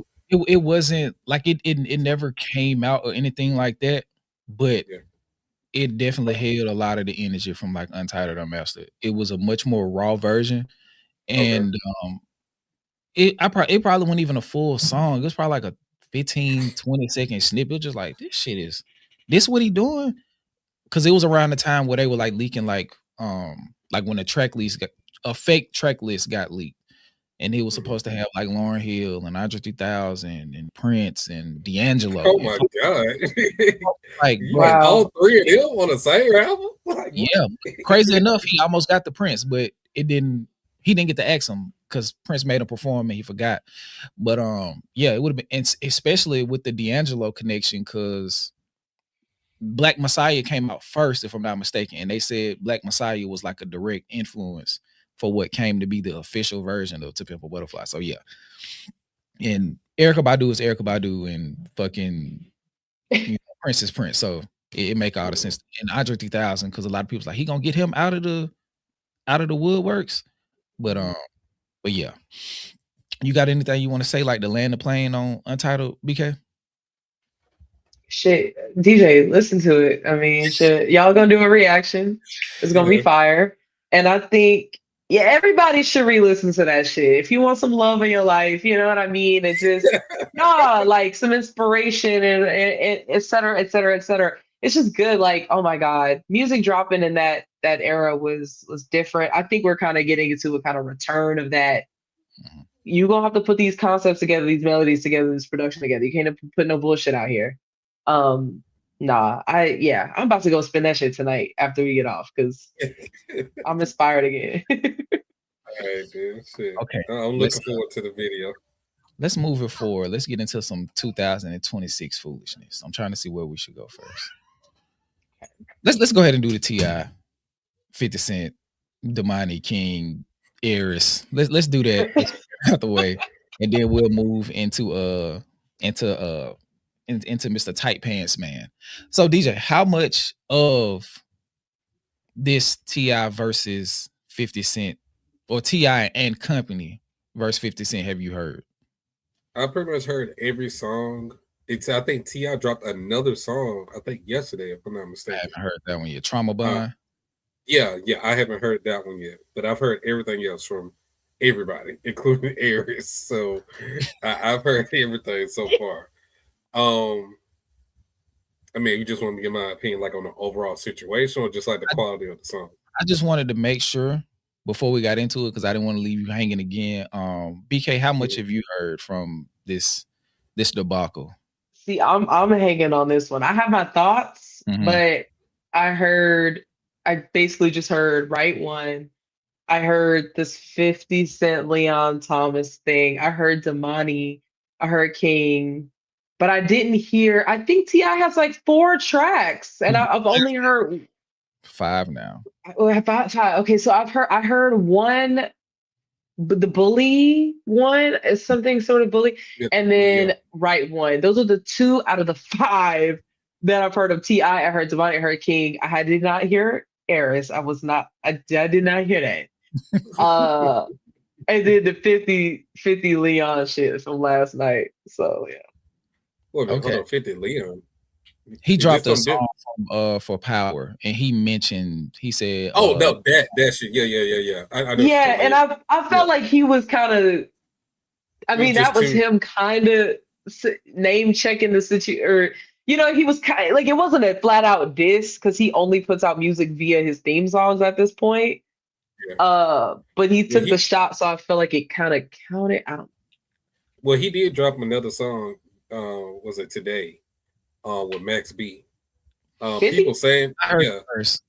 It's not that. like, yeah, it's not that, but people trying to make it like 50 Cent back. He told y'all he was gonna crash y'all. Like, nigga, he didn't say shit about them in that song. Like, that was not it, bro. Like, I don't know, bro, but yeah. I'm not really looking forward to any 50 Cent music. I'm just being honest with you. Like, I've long since had my feel with 50. Like, I'm good, bro. Like, I don't need no shit from him. Okay, so But how are you feeling about just the direction it's taking, but also the quality of the songs, DJ? How you feeling about that based on where we are now? As far as the quality of the songs, by far the best song is Miss Jackson from Demani. By far, like the best production, the best flow, best content, best execution, everything you could think of. That song, like I listen to that song even without it being in context to the beat. Like that's just a good ass song by itself. Like I really, really like that song, bro. That shit hard. But yeah, as far as just like as a whole, I think this is just something that I mean, of course, T.I. got he got whatever issues he has with him or whatever, but I also think they're kind of using this as a moment to, I guess in a sense, speak up for everybody else because 50 Cent has been known to be a bully. A petty bully at that. Like he goes at people, you talk about him, make memes, do all this underhanded shit. So I think they was really trying to make this moment like he ain't the big bad bully that y'all should be afraid of. Like I think they was really trying to go into it with that aspect, like trying to knock off that persona off 50 Cent. But on top of it, yeah, they felt as though you disrespecting my mama, you disrespecting my wife. I ain't fucking with that. I can't tell people how to react to when they feel disrespected. I can't do that. Like everybody's different. Everybody reacts to things in different ways. I only can speak on how I would handle a situation if I felt disrespected. But in that moment, they felt so look, bro, you going too far. Like you didn't have to bring her up, you didn't have to do whatever you did, whatever. I'm on your head. You know what I'm saying? So I mean, in that context, like I don't have a problem with it. I really don't. And even I don't know if I'm just kind of desensitized from listening to battle rap for so long. Because I know a lot of people are having a lot of issues with the things that King has said and the things that Damani said on the latest song, the Abuse of Power Issy song, I can understand where people are coming from in terms of like why they would say it's gone too far or they took it too far in that moment. I get it. But when I listen to it, it just don't bother me as much. Cause like I said, I think I'm just more so just desensitized because I watch battle rap. I study battle rap for a living, guys. Like I've been deeply entrenched in battle rap culture, watching battles and battles, watching storylines, following shit. These men stand in front of each other, face to face, eyeball to eyeball, and say the most outlandish, disrespectful shit. But at the end of the day, they dap it up and they walk away. And a lot of these niggas, sometimes, you're right, Skip. Sometimes the shit do kind of go left, but they go, you know what I'm saying? But for the most part, again, 80% of battles do not end in violence. They dab it up and they walk away. And a lot of these niggas is even cool with each other behind the scenes. They do shit together behind the scenes. So it's kind of just like, if you want to look at it as a performance, you can, that's fine. I don't really care. But if I'm able to see that and niggas able to dap it up after niggas talk about dead mamas, daddies, brothers, sisters, uncles, like I done heard some of the craziest shit in battle rap you never heard anywhere else. You won't hear anywhere else. I guarantee you that. And the stuff that they said for me, it just didn't really like, ooh, you know what I'm saying? Like it would do like the average person who don't really listen to that. So I'm not gonna sit up here and embarrass people for having the reaction that they having in terms of them critiquing the music. Because I can see where that can be unsettling. Because and I hate to even bring this up, because no, fuck that. I'm not gonna do that. Because I was gonna try to throw the Drake stand some bail because they trying to do the same shit. But that's different. I ain't even no, that's different. But yeah, just to like I understand where people's coming from, basically what I'm trying to say. I get it. But it just didn't affect me in the same way that it affect other people. So okay. I'm gonna say my piece. I'm gonna try to keep it short. Then we're gonna get to BK because this is kind of something that I want to talk about. And I want to hear her perspective on. But as far as the songs, I heard the first T.I. one. I was like, okay. I heard the second one. I was like, all right, my nigga. What the fuck are we doing? What are we doing, Clifford? Shout out to Crew. I saw him just pull up. But shout out to Clifford, man. But I was like, what the fuck are you doing? So when the money dropped, a lot of people was like, Skip, make your way to a camera immediately. I'm like, the money? yeah, I know he man. could because I listened to his EP that came out, I think last year. And the song Miss Jackson reminds me of the intro to it. I think it's called 7 Pounds of Pressure or something like that, 7 Pounds or something like that. And it reminds me a lot of that song in the tone, in the delivery, in the cadence, a lot of it. So when I heard it, I'm like, I'm not surprised by his talent or the execution. I'm surprised that he jumped in the field like that and really got active with 50. And then like just the quality of the song, the thumbnail of it, the double meaning behind that, and how he built on it, kind of approaching it from like a life of the party, hey Miss Donda type shit. And I was just like, bruh, he really cooking the fuck out of 50. Yeah. And I was like, this shit is crazy. So I was very, very impressed by his performance.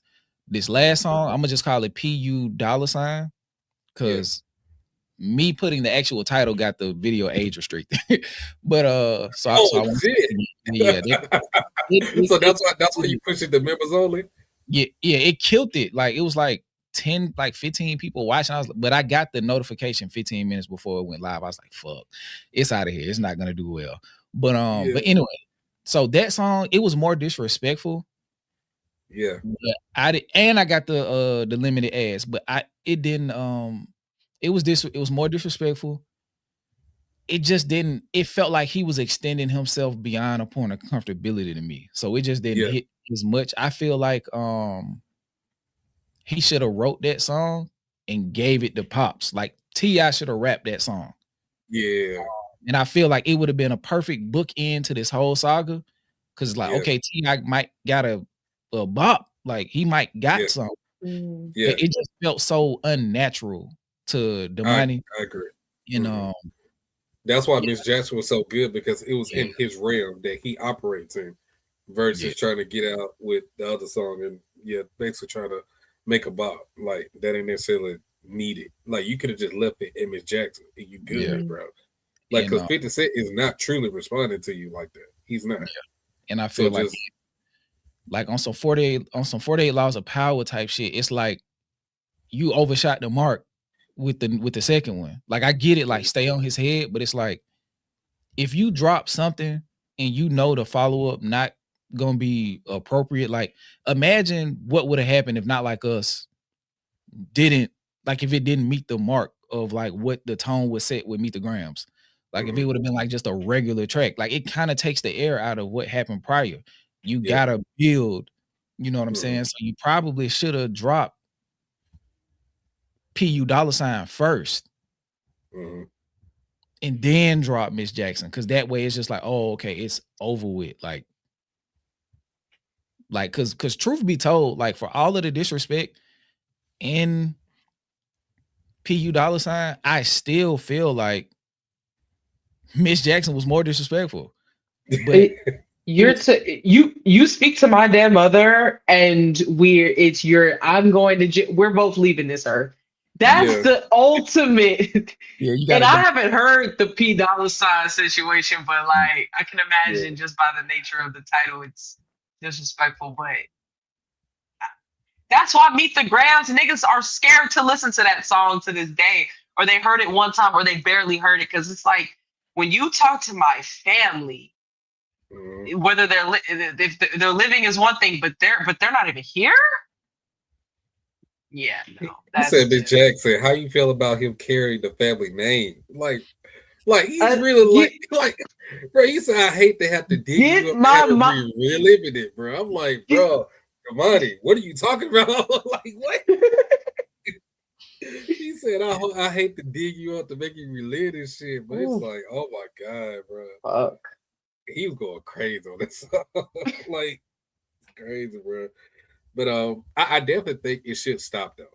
Like I In all like seriousness, I agree yeah, too. I think it's kind of burnt at this point. Like I don't think there's like I don't think the tension or the history between 50 Cent and Ti is that deep to where this needs to keep going. Like I think they've said all that they need to say or everything that they felt about him already. So if you keep, you know what I'm saying, beating on it, the dead horse like that, I really feel like you will get that clout chaser title that people trying to put on him. Because initially, I didn't look at it as him trying to clout chase 50 Cent. I literally Mm-mm. just thought of it as, you know what I'm saying, T.I. responding to shit. You know what I'm saying? Like that's just how he felt in the moment.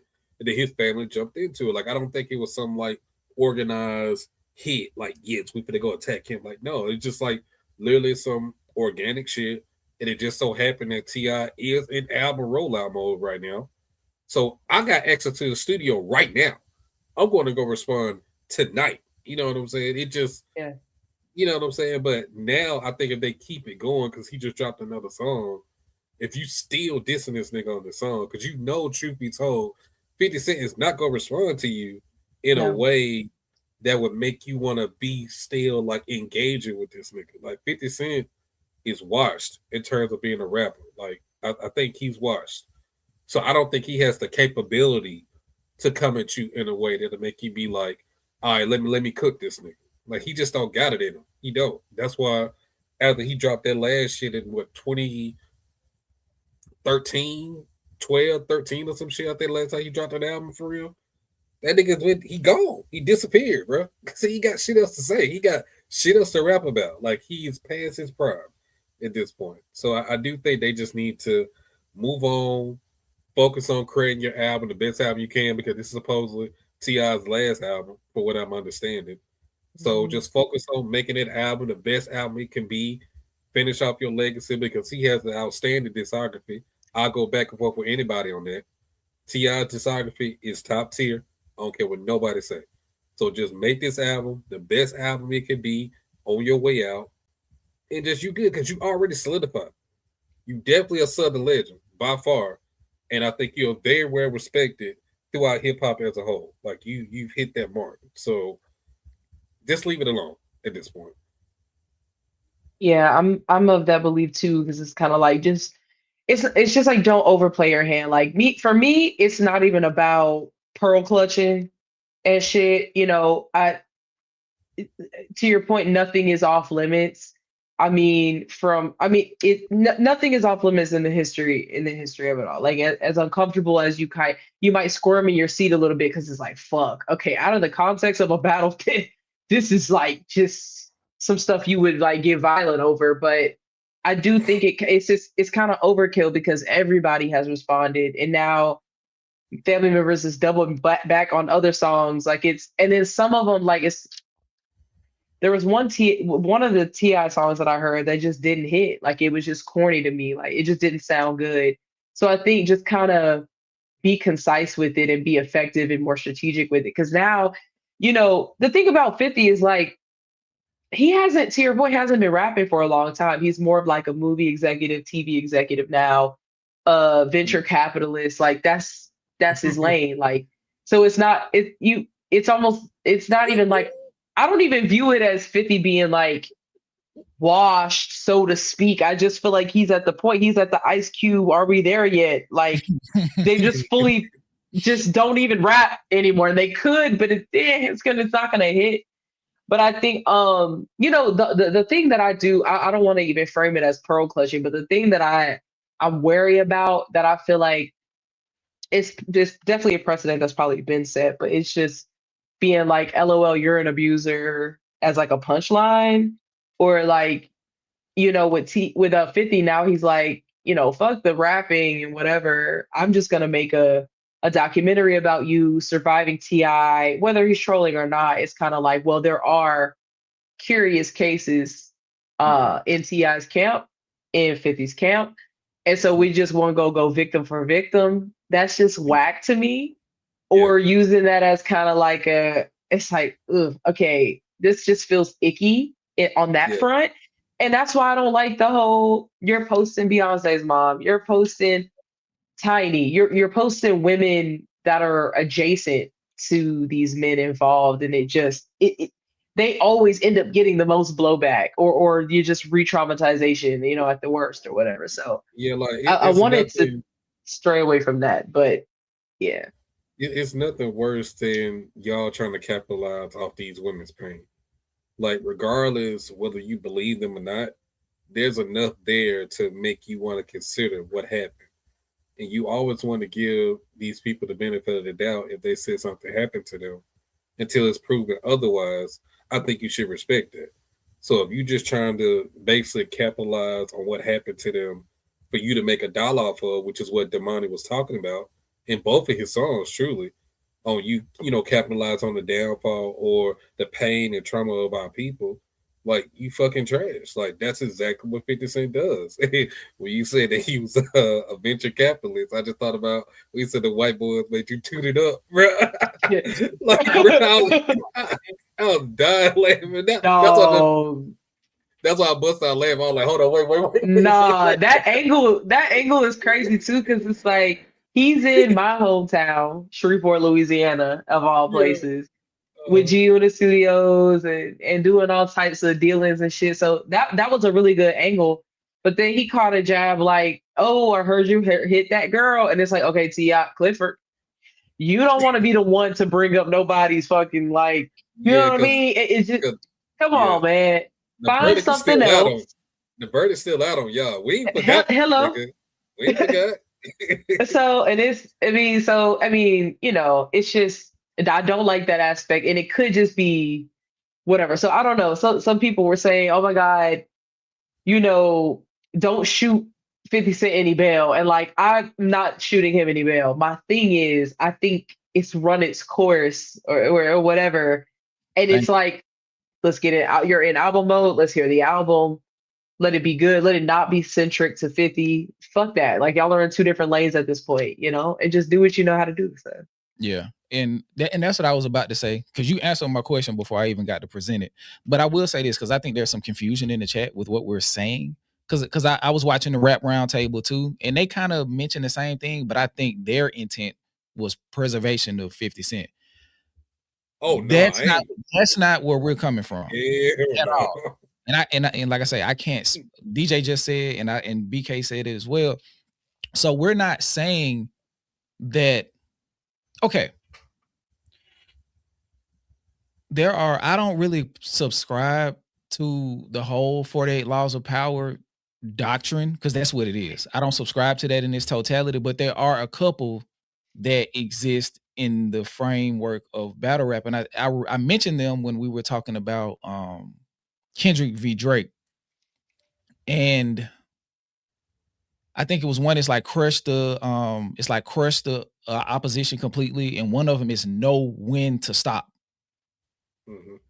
Yeah. So it's like, we're not saying that they should stop because to give 50 grace. It's like, oh hell no, yeah.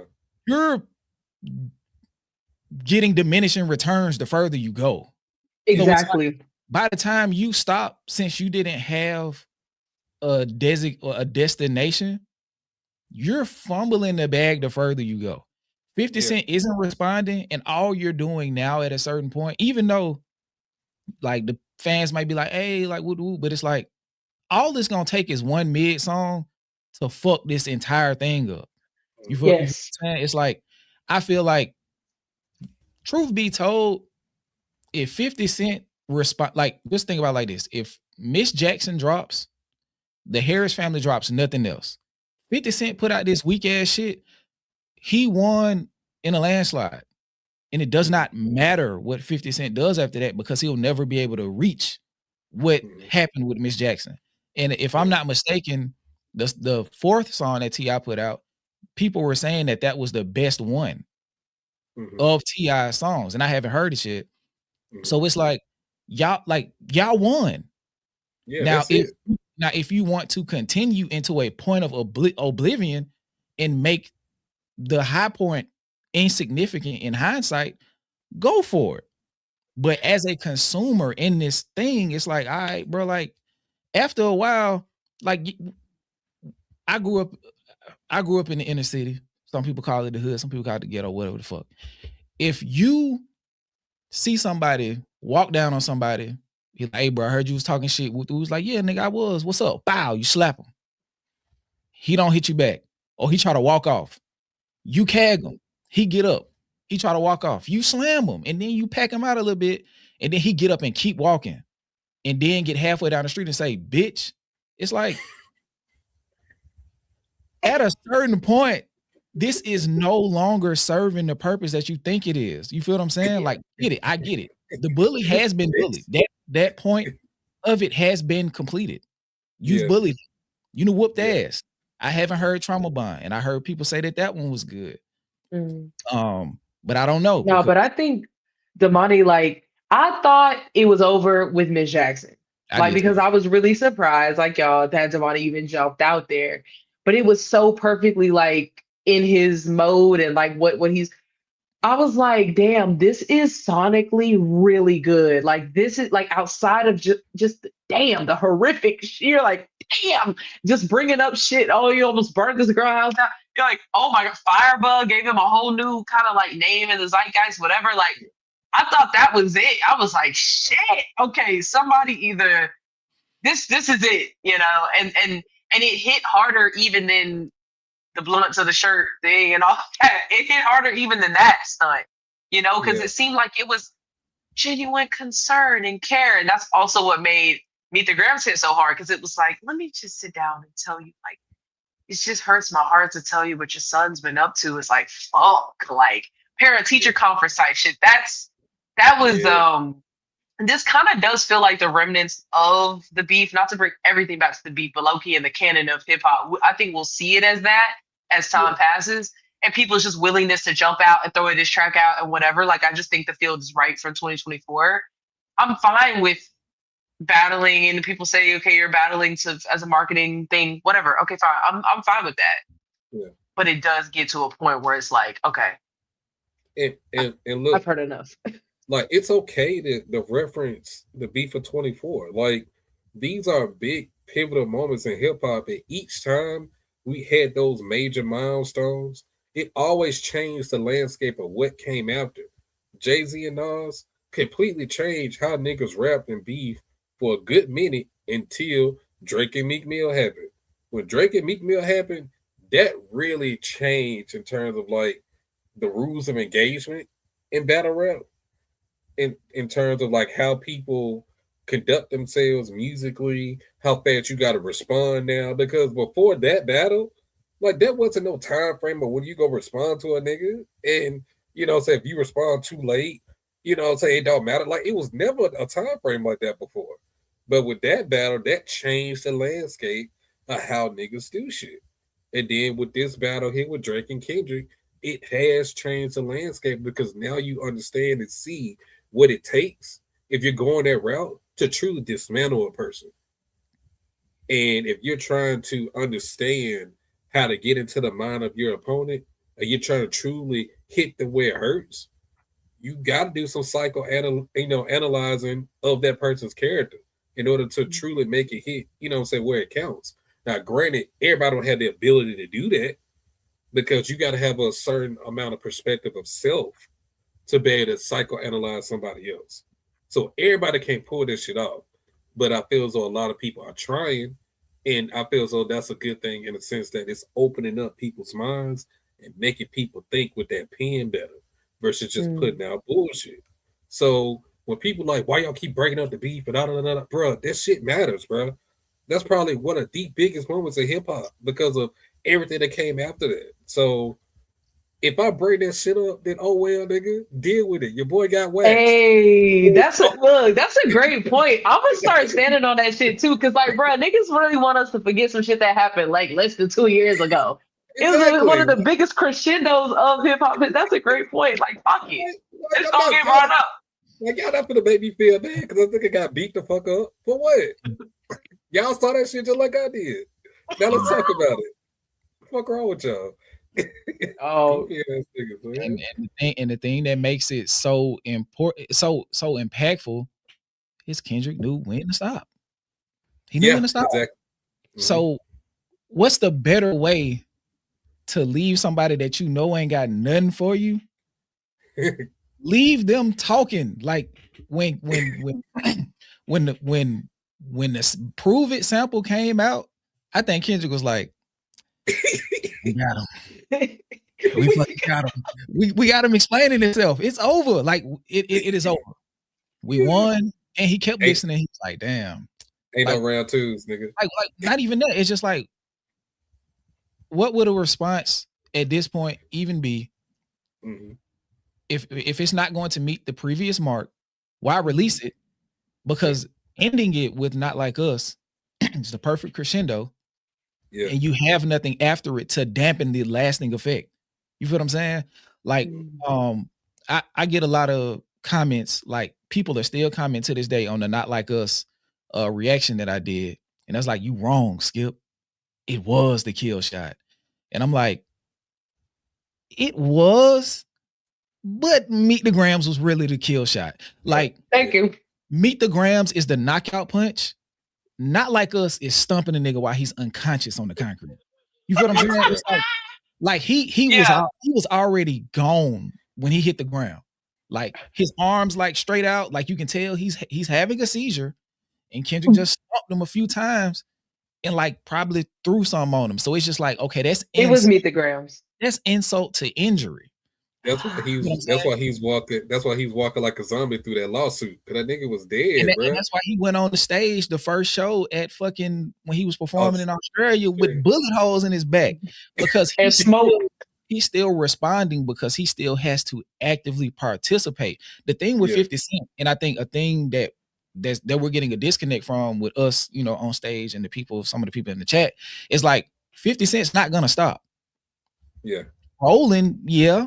But if this whole thing was to get the point across through rap, it's already been achieved.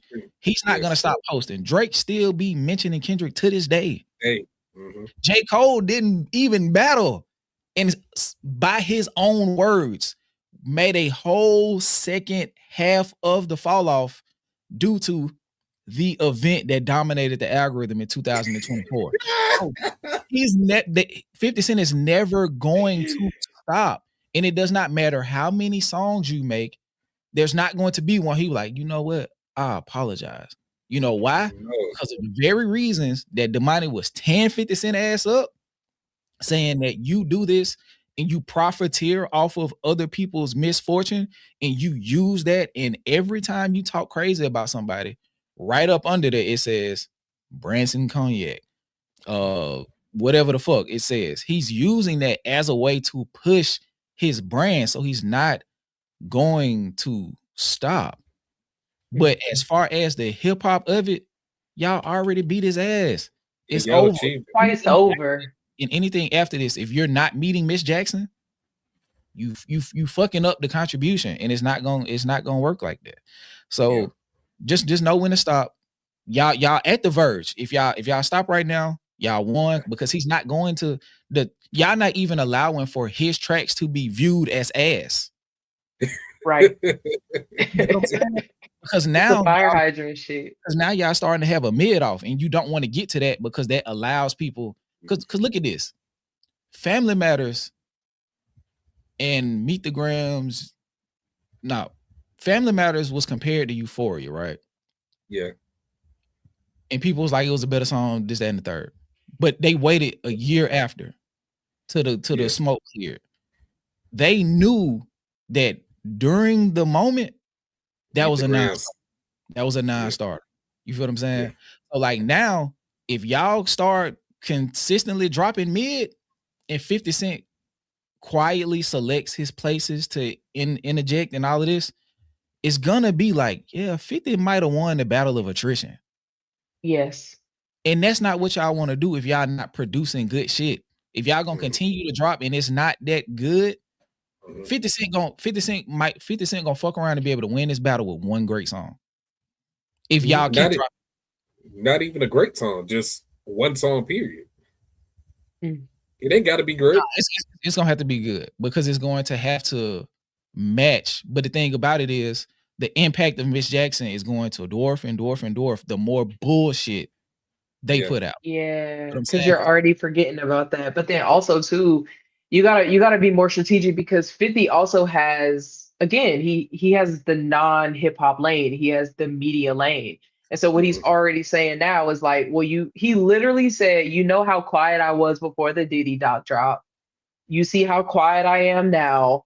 Like he's being strategic in his lane, which is film and media. It's not even hip hop anymore. It's almost like, I don't know, literally like the song he dropped, and obviously we maybe won't count that as a diss, but it's like the song he dropped with Leon with that had the little bar for T.I. was a theme song to his project coming up. So like still within that lane of like making media and shows and whatever. Like he's gonna do that and craft a narrative about you with real cases potentially or real victims that want to agree or whatever the case may be.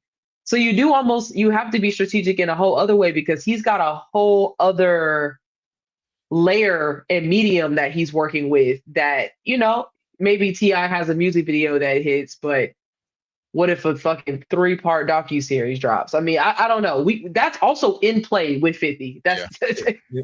And that's another thing too, like with somebody like T.I., where we already have questionable things on your jacket that we haven't really dove into yet, or it hasn't really been proven as fact or false or whatever. You get into the dirt with a nigga like 50 Cent that could potentially expose some shit like that.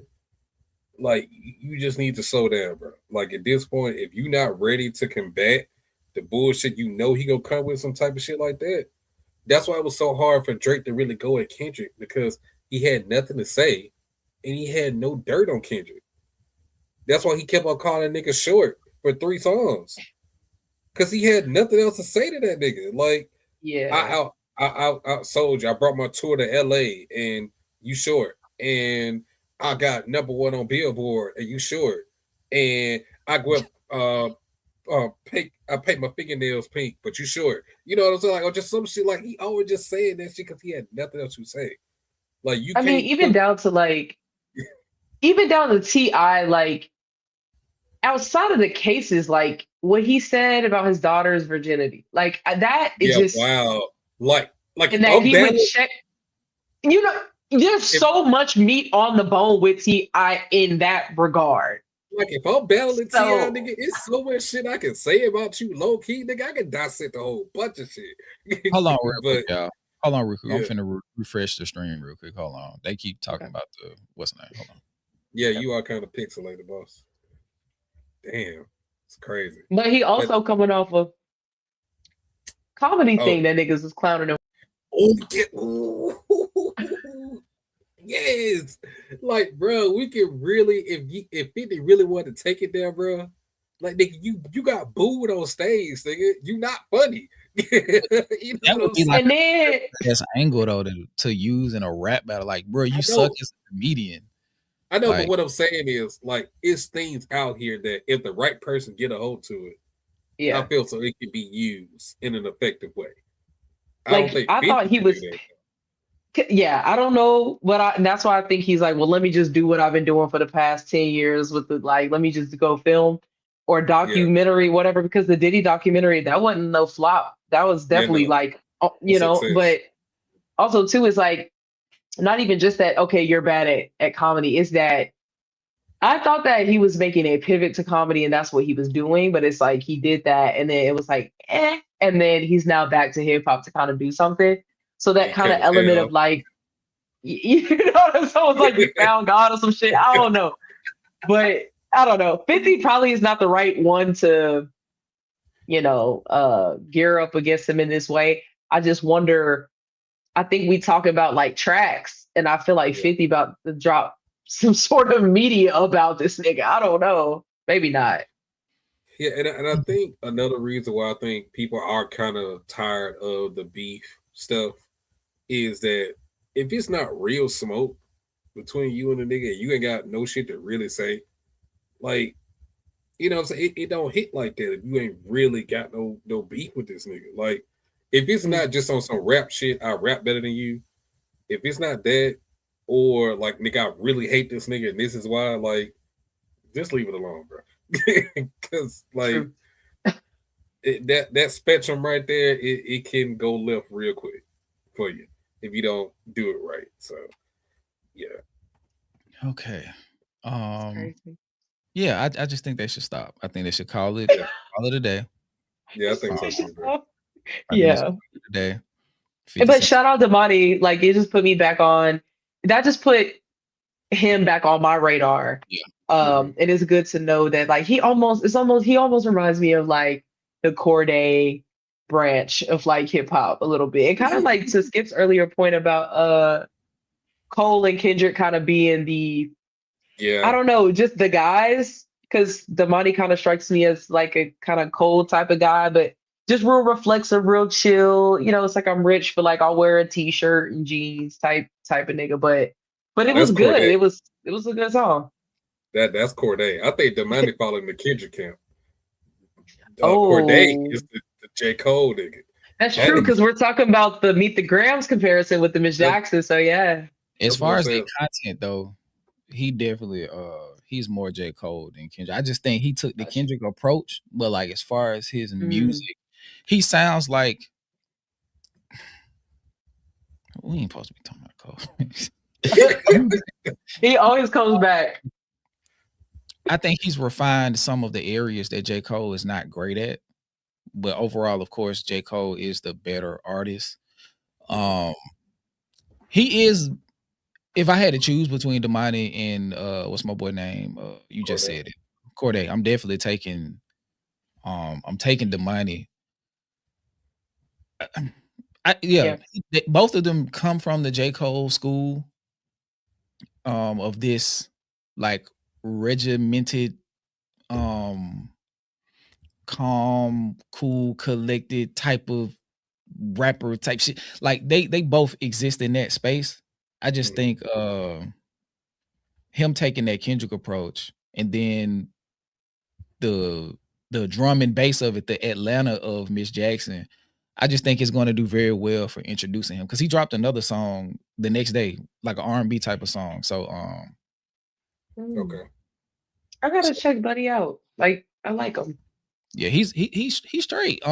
He's talented. I just think like I was saying earlier before when we was talking about the cypher, everybody's not going to be a star. Yeah. Right. But I do think he's very good in the space that he exists in. So I think he'll be fine. But yeah, he's a good artist. Whether or not he will ascend into a higher space is to be determined, but he's definitely talented and he makes a lot of women friendly music, if that's the proper way to put it. Yeah. Like he's not scaring the fair maidens off or anything like that, for sure. The fair maidens. Oh shit. Yeah, that's a good way to put that. What else happened?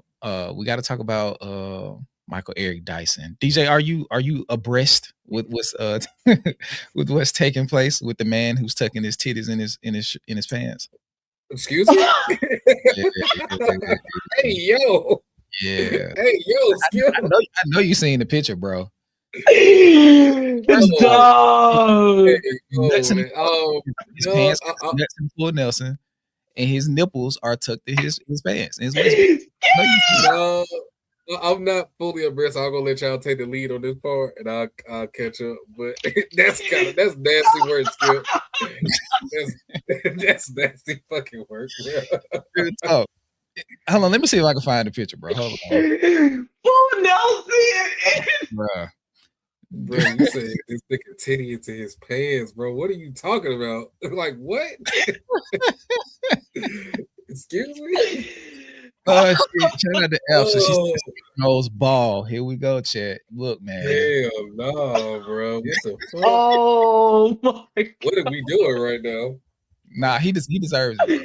He deserves He it. deserves it. He deserves Because it. I mean, he has been saying like controversial shit throughout the years, but like That's true. what has brought it to the table now? Like what the fuck he done said now, bro? Oh, so you don't know it all? Oh, hold Nah, on. that's what I'm saying. Oh, like, wow. nah, man. Hold Because on. like, Damn, because this like ain't- you this said, ain't- hold on. because you said something in the Patreon chat. Because I think Absa was live or something. Was she talking about it or something? y'all was going crazy in the chat or some shit. like I was like, what? Because I was going to ask you what happened, but then I had to drive. I had to start driving. Hold on, I DJ. couldn't Hold on, answer. bro. Hold on. What? I'm pulling something up, bro. Hold on. Hold on.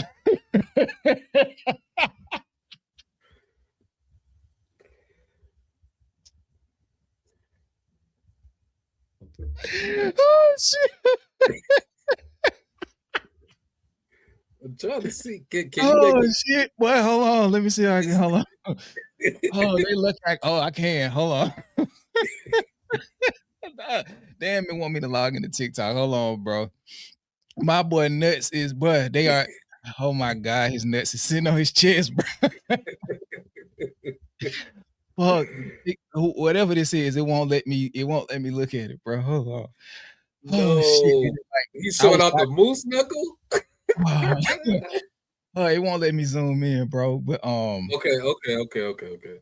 But yeah, This my nigga boy got a nuts, full on camel toe in this bitch. my boy nuts, massive exposed. Like, this shit is so insane. I ain't gonna pull it back up because I don't want to get I don't wanna get, Yeah, you might get your shit flagged. however, damn. Okay, I see. I saw.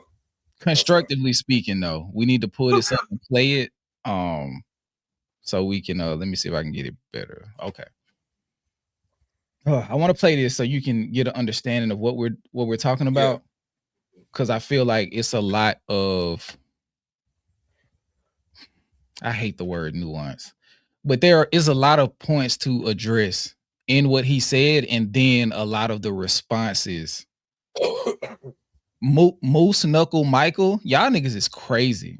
Y'all are absolutely insane. But let me see. Oh my god. Let me see if I can get the volume going. Hold on. Bro, DJ, this shit is oh man, the way he was. Don't tell me it won't play the volume. Hold on. They want me to log into TikTok.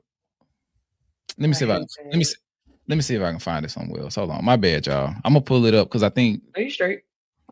I think Jalopy. No, I don't want to say his name again. I don't want to piss the chat off. I know they was upset. I'm like, bro, I'm sorry. He's going through some things. But yeah, somebody got the clip. So I'm about to find the clip real quick. Oh yeah, you're gonna be able to find it. Because you almost have to watch the clip because it is so nonsensical. Okay. Like, it's like, but be prepared for like a repeat of 2024 talking points about the battle. Okay. I mean, really, like this man gotta have like a hernia or some shit. It's no way his nuts are chafing and all that shit. Bro. His testicles are under a great amount of stress, bro. It's insane.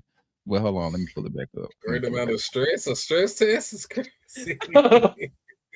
Real talk. Like he took it from the top and the bottom. Okay. My boy got a nut lift. Oh my god, bro. Oh my god, this shit is crazy. Hold on, here we go, DJ. Here we go. We're gonna be serious for a second. I need you to hear this. Drake, a brilliant, ingenious artist, but most people would acknowledge Kendrick as genius, but not Drake, right? Drake is commercially viable. He's a monster. He sells records. But is he as deep? So here's the point, that Drake is being indicted by Kendrick Lamar implicitly and explicitly. Not Like Us is a perfect anthem for the present president. For all those people who think this is so revolutionary, oh my God, Not Like Us, and they're dancing. Why do you think that song was so popular? I was at the Super Bowl when Kendrick Lamar performed on field, and the orange apparition was in the stands. And I didn't see a radical dissimilarity between that song and the theme of this man's presidency. You are not like us. You are, Somalian. You are Ethiopian. You are Eritrean. You are, Mexican. You are whatever, fill in the blank. You are Haitian. And so to me, that very theme, forget the song is the song, whatever you think about it. But the notion itself is a Manichaean distinction, a big distinction, us versus them. And they're trying to de-black Drake, right? Oh, he's not really black because he grew up in Canada. I grew up in Compton. Bro, you're reducing blackness to Compton? Did you not know that black people fled America going to Canada? Him and that chair are having a time. Him and that chair suspenders, bro. Yeah. What suspenders are going crazy, bro? They holding everything up in their life. The biscuit batter is busting out of the can. I'm trying to hear him, but it's like the dissy is distracting me. It's staring me right in the face. I'm trying to. Bro, he call him the Nutty Professor, bro. Like, oh my God. Hey, that's what I called him earlier, the Nutty Professor. It's just like this shit is crazy. But, and then like his upper body, it's like he's just like the chair can't properly cradle him. Yeah, I understand what you're saying, now, Skip. I see it. He's slouching. It's like, is the suit too big? The pants too tight? I don't. This nigga's titties stuck to his pants is crazy. My boy got a lot of shit going on. It's like when you finna go do some bullshit, sometimes you don't show up as your best self. You know what I'm saying? You feel right. Like if you like, let's say you looking for a job, and the one job that you apply for that ain't gonna pay you good, but you kind of need a job, you gonna save that good suit or that good presentation. You gonna save that good interview for that prospective good job. He pulled up a podcast that I, if I'm not mistaken, I think it was either Curtis King or Charles Brown said the video got like 1,500 views. Shit, it might even be more. I can't remember. I watched all three of them today. But it's like, this ain't even a big platform. So of course he came with the Burlington factory ass suit. You feel what I'm saying? And the ill-fitting. It's his buttons on his shirt, like mismatched, like right. He got on the wrong slot. Like, what is that? He down bad, bro. I tell my son all the time. I be like, son, when you're buttoning up, because he like to wear like the 2-piece pajama sets to bed. So I'm like, son, when you button up your pajamas, start from the bottom. So that way you get all the buttons. He started in the middle. Clearly. Because he looks like he's not in the best shape, like abdominal wise. So he wanted to cover that up first. Because I'm assuming he was in the mirror. And middle. And then he just got confused along the way. You feel what I'm saying? It does look like this shit is open. Like this part right here, it looks open. It does. Yeah. And this part right here, it looks like he might got 2 buttons on this side. He got dressed in the dark. He had to. He got dressed in the dark. The pant, the top, and this like a 60 regular. This suit top. And these like a 38. Yeah. He's saying this is on top of my head on the screen. Oh my God. Hold on. I'm gonna finish it so we get these nuts off the screen. So I knew that I think it's a trauma response. When I'm like in a deep level of discomfort or like disappointment with somebody, I make jokes on them. So I'm gonna go ahead and play this because I'm supposed to be being serious, and we're gonna get to it. Let me go and play this real quick. There is in Nova Scotia, parts of Toronto, to escape the iron tyranny of enslavement. And he ain't black. His daddy is black. He went to Memphis every summer. The Memphis Horns fill his music, the first albums Drake made. His grandmama babysat Aretha Franklin. And his uncle is Larry Graham from Sly and the Family Stone. How much, what black card he got to show? Why does he have to continue to produce what it is? And at one point, on his album Damn, that won the Pulitzer Prize, I like to remind the acolytes, the apparatchiks of Mr. Lamar that he says, I ain't black, don't call me black no more, because he was in the Black Hebrew stuff. And Drake said, light skin, but still a dark N-word. So I'm saying that's... Hold on real quick. I got to stop right here. I got to stop right there. That part triggers me so bad because it's like, I don't know if he got like cliff notes from Drake's music, because I don't take him as a person that's like driving around listening to Drake. But like the normal black people that I was around, like when Drake got that light skin, but I'm still a dark nigga line off, it's like, Drake, what the fuck are you talking about? Literally. What the fuck are you talking about? And like that did not resonate with us. Yeah, we didn't take that and was like, ooh, like, because it's like, okay, so if I'm being like mega critical, it's like, okay, you're still kind of like dipping your toe in the colorism, but also like, what does a dark nigga signify to you as far as like, are you saying your spirit is dark? Because if that's the case, you're basically saying that you embody evil despite the way that you appear to public. So it's like, that's not something that I would champion as somebody who's defending someone's blackness. It's like, hey, because I'm really evil on the inside. You feel what I'm saying? Like, so when he said that, it's just almost like he was like, okay, what are the good things that Drake said about being black? And that was one of the things that you landed on.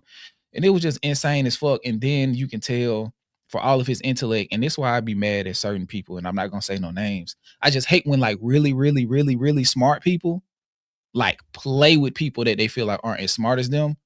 Like they feel like they can talk around them so much and like generate narrative that they feel like the other person won't be smart enough to properly receive or be able to respond to, because you have to be able to put it in proper context what somebody is telling you to be able to adequately respond. And that shit pissed me off so much. Like, and I understand like, especially like with this YouTube shit, like when you start to be around and coalesce with different people and it's like different, you know, backgrounds and, you know, accolades in real life and all these other things, like everybody's coming in from a different place. You know what I'm saying? So sometimes you might get somebody that's smart as shit in a completely different space, bringing that attitude of smartness and applying it incorrectly in a different space. And I feel like that's what he's doing, but he's carrying the arrogance of his outside intellect. Yes. Space. And it's just like all of the research that you've done to get to this place where you are, all of the intellectual integrity that you claim to have in your book bag and walk around with at all times, you're using it so selectively that the people who desperately need somebody to be on that side are going to ignore the holes in your logic to use it as a point to argue the point that they've been dying to make for 2 years because they homeboy got beat the fuck up, like DJ said. And I'm just like, he the type of person, especially, I'm just gonna say in this isolated incident, in this scenario, the person who he talking to don't seem like the person that's gonna even know half the shit that he fucking talk about. Yep. So you could go around, throw your accolades around, even though you saying bullshit, but he's not gonna be able to understand and comprehend anything that you really saying. He's just gonna take what you're saying at face value and go with it. Because for one, he's not in tune with the shit that's going on. And secondly, he's just gonna take your word as bond because you're such a academic. But really, truth be told, it's like you saying, like he's pulling out things and applying them in the wrong context or just applying them incorrectly to make to push a narrative that's not even necessary for you to push. Like, nigga, we don't give a fuck about what you talking about in hip hop, nigga. Nigga, go study some stars, nigga. Go tell me why the earth rotates. Tell me why we goddamn global warming or something. Like, go tell us some real shit. We don't need you commenting on a hip hop space, bro. This is not your wheelhouse, bro. Get the fuck No. out of here. We don't need you in here talking about this shit just because you black. Because let's keep it a buck.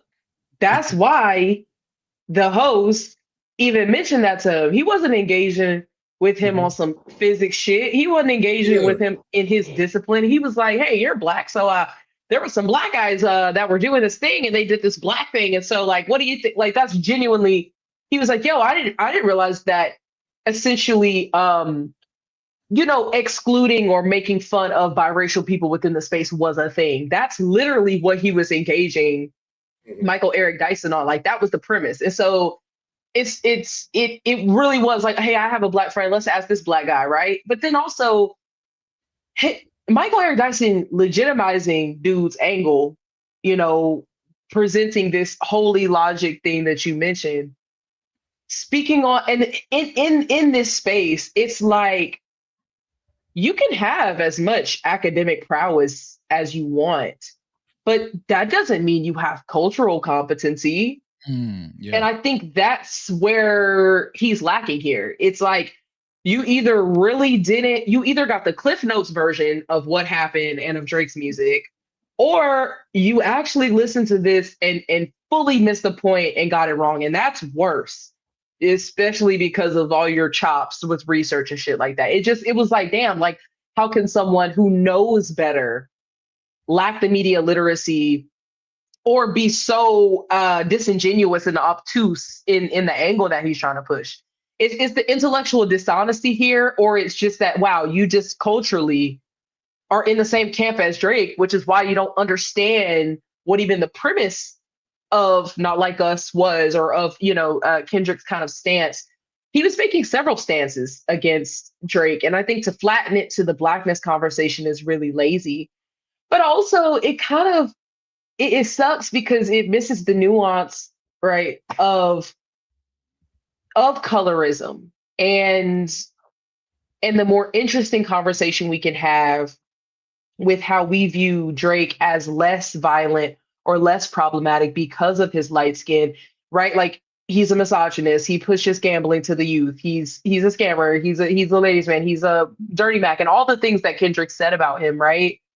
But we still kind of look at him some still look at him as a benevolent figure, or they're like, wait, don't beat up on him, or, oh, he didn't mean it. Like, they're caving for him. We see the same thing with Cole, not to bring him in it, but it's just like, with certain complexions and certain configurations that we are going to kind of view as more benign just because of their skin color. That's kind of an interesting angle to talk about it, or that we view Kendrick as more violent because of his darker skin. That's the system of colorism, if that's what we really want to talk about. Or the fact that we say, like, biracial people aren't really black. Like, but that's also an inside conversation you don't need to be having with fucking white people. Yeah. So it's just so many different layers here. And he got weird cases, allegedly. So it feels like he kind of relates to Drake on multiple fronts in terms of the insecurities he has about his blackness, his own lack of cultural awareness, and the weird cases. So it's unfortunate all around. Like, there's never any point in time where Kendrick said, Drake, you're not a black person. Like, there's never, he even addressed Adonis and Meet the Grounds as a black man. Mm-hmm.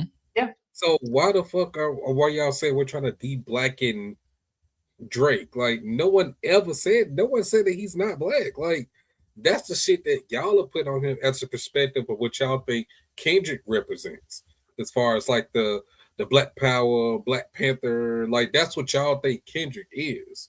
So y'all just associate anything he does or says that's in opposition to that fact as, oh, you putting down, or he's not as black as you. No, that's not what the fuck we talking about. Like, no one ever said that shit about Drake. Like, granted, he gives us more reasons than not to make that assumption with the things that he says and does, especially with the things that. My bad. Not to cut you off. Ladies and gentlemen, you can breathe easy now. We have a guest coming in at 5'7". Okay. Mr. Himself, Jalopy. I am not 5'7". That's crazy. I am not 5'7". Nah, hey, real shit. My My bad. bad, y'all. Bruh. Oh my God, bruh. I'm not even gonna get into it. It's all good, bro. That was something you were needed for. So you're never just trying to make you feel away, or I was just trying to tell them, I was like, look, bro, like I can't tell y'all that's not my place, but he's not here currently. It was like y'all clickbaiting. Where's July? Oh no. Yes, Yeah, niggas was asking for you, bro. They was robbed. Sorry. I They apologize. Real shit. They said we was frauds, my G. Thank you, puppy. I apologize for real. Yeah. Real talk, bro. Nah, but just know that the people love you, bro. They was riding for you. They was like, man, these niggas and clickbaited us, man. Y'all some frauds. Nah, man. Don't do that. Don't do that to the goats. Don't do that to the goats, bro. They was built the Real ass shit. for like the first 50 minutes. Like BK getting some good shit off. We talk about some real shit. We talk about structuring hip hop for the positive future. Where the fuck is Jalopy? Y'all niggas lying. Yo. Like, what the fuck, bro? Like, he's Fuck. in route. That's all I can say. They was like, nigga, nah, I really had to take care of some real important shit just now. So my fault, y'all. Real talk. But, okay. It's all good. Yeah. DJ, I'm sorry I had to cut you off. I had to bring him on. Continue, please. We're talking about tight pants. We talking about Go ahead.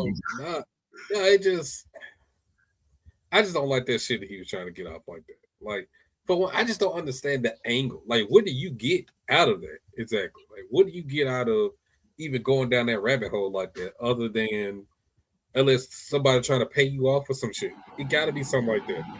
Because you, of all people, have no benefit in pushing a narrative like that. Hold on real quick. What's that? I don't know. Something rumbling. Somebody got something playing? Make sure both the mics situated. July. Hold on.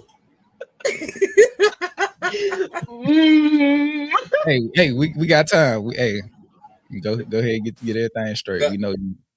Okay, there we go. Yeah. Go ahead, DJ. All right, that was my AC. Let me turn this shit off. I thought he trying to drop a snippet of some music on here for us, like world premiere snippet. You know what I'm saying? Your survival. That's what I thought. Still one of my favorites from the beef. I love that fucking song. For sure. But yeah, man. Was it more than that? Did he say some other bullshit after that, or was it's like 20, maybe? I don't know. I'll finish it. Oh yeah, we can play it. Let me pull his nuts back up. Please don't put it on my head. Thank you. Okay. We'll distance you away from the unwanted genital. Yo. We came at the perfect time. My boy is like making us, bro. This shit is crazy. Like, oh man, and it's like he's making it worse by trying to cover it up. Like, All right, let me tap back in. Let me log back in. All right, cool. All right, let's see what he got to say. I think because he finna say some flagrant shit. So let me run this back, DJ. Yeah. On his album, Damn, that won the Pulitzer Prize, I'd like to remind Harry Graham from Sly and the Family Stone. How much, what black card he got to show? Why does he have to continue to produce what it is? And at one point, on his album, Damn, that won the Pulitzer Prize, I'd like to remind the acolytes, the apparatchiks of Mr. Lamar that he says, I ain't black, don't call me black no more, because he was in the Black Hebrew stuff. And Drake said, he said, light skin, but still a dark N-word. So I'm saying, that's your God? So to me, yeah, that still exists. You're not as black as me. You're not as righteous as me. You are, what did he say? You're not a colleague, you're a colonizer. What other figure in black music has ever been called a colonizer? Because he experiments widely with music, right? Remember when Paul Simon brought over those South Africans and introduced them to the world? Oh, Kendrick, who put you on tour first? Oh, it was a guy named Drake. So this inability to not only have gratitude for where you came from, but to understand blackness is far deeper and more exhaustive than any one nationality or race or people can make it. So that's my spiel on them. He really thought he said some shit just then. Hold Like on, he DJ. really thought it was some mic drop shit. There's more. It's a clip. I'm not gonna pull it up. Yes, and this is a fact. This is a fact. I was verifying this the other Right. day. Tech 9 put Kendrick on his first tour, not Drake. Right. It's just like the Right. level of factual inconsistency. But I want to say this though. It's another point that I know gonna piss you off, and I'm gonna let you go. My boy, we're gonna call him Med. Man, yeah. He was on the Breakfast Club. I don't know what the date was, but he said Kendrick Lamar is Tupac as a youngin. Drake and J. Cole are who Tupac would have grown to become. How? I didn't see the clip beyond that. It's no way he can make it make sense to me. Who said that? That's what. Hold on, let me find the clip, man. We finna Nutty Professor. Yeah, the nutty. I guess we just finna piss DJ off for the next 30 minutes. I think I know the angle he about to go to, and if anything, that's gonna further prove the point of what we talking about Drake, about him being a colonizer. This nigga's an actor, a performer. If y'all saying Tupac's gonna evolve into them niggas, as far as being, say actors and portraying something that they're not, then you're killing your own debate. You're killing your own argument at that point. If that's the angle he trying to get off, but even then, I think that's stupid. Because truth be told, we don't know what the fuck Tupac would have turned into. We don't know. So to say or put that kind of projection on him, it's insane. Like, that man is dead. Let him move on, bro. Like, stop putting shit on people's name. They not here to say shit for themselves, bro. I don't like that shit. And then you compare Tupac to Drake and Cole. These niggas. Man. I gotta hear the logic behind this. I gotta the niggas that's playing with his legacy the most. Both, especially Drake. Nah, J. Cole did it. J. Cole did it too. Like we oh yeah. Man. So much so that people are making not UI. What the fuck is UI? AI renderings of that song. Yes. Mm-hmm. And it's like, okay, so not only are we disrespecting the dead by reconfiguring this narrative, we're also reinfusing AI into it. Like, it's an AI music video of Tupac, Biggie, and J. Cole sitting at like a long table having a discussion. And then separately as audio only, Pac, they AI generated Pac voice onto the last verse, and Biggie on the first verse. It's like, hold on, bro. If I'm not mistaken, we were just talking about how disrespectful it was to infuse AI into music. But now, when J. Cole does this shit that's already like insanely disrespectful, if you have any level of objectivity outside of being as tight to J. Cole's nuts as Michael Eric Dyson's pants are, you understand the level of disrespect that he went to, all in the end of serving himself and rebuilding the narrative around him in the battle. But y'all go ahead. I'm gonna find this, and when I find it, I'm gonna pull it up.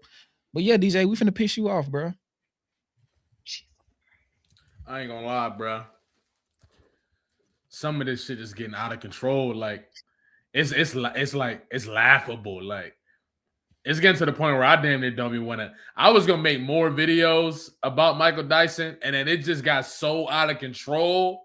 I'm just like, nah, nah, bro. This is laughable. Like, you can't make this up. Like, but then also Michael Dyson in racial chat rooms, like him trying to fuck on Nancy Mace, the racist, after calling her a racist on CNN. It's like, you should understand better than anybody that you say what you need to say to win the battle, right? Because that's what you do on national television. And then behind the scenes, you go text the racist talking about your gorgeousness made the photo. Kissy face. Insane. I mean, it's insane.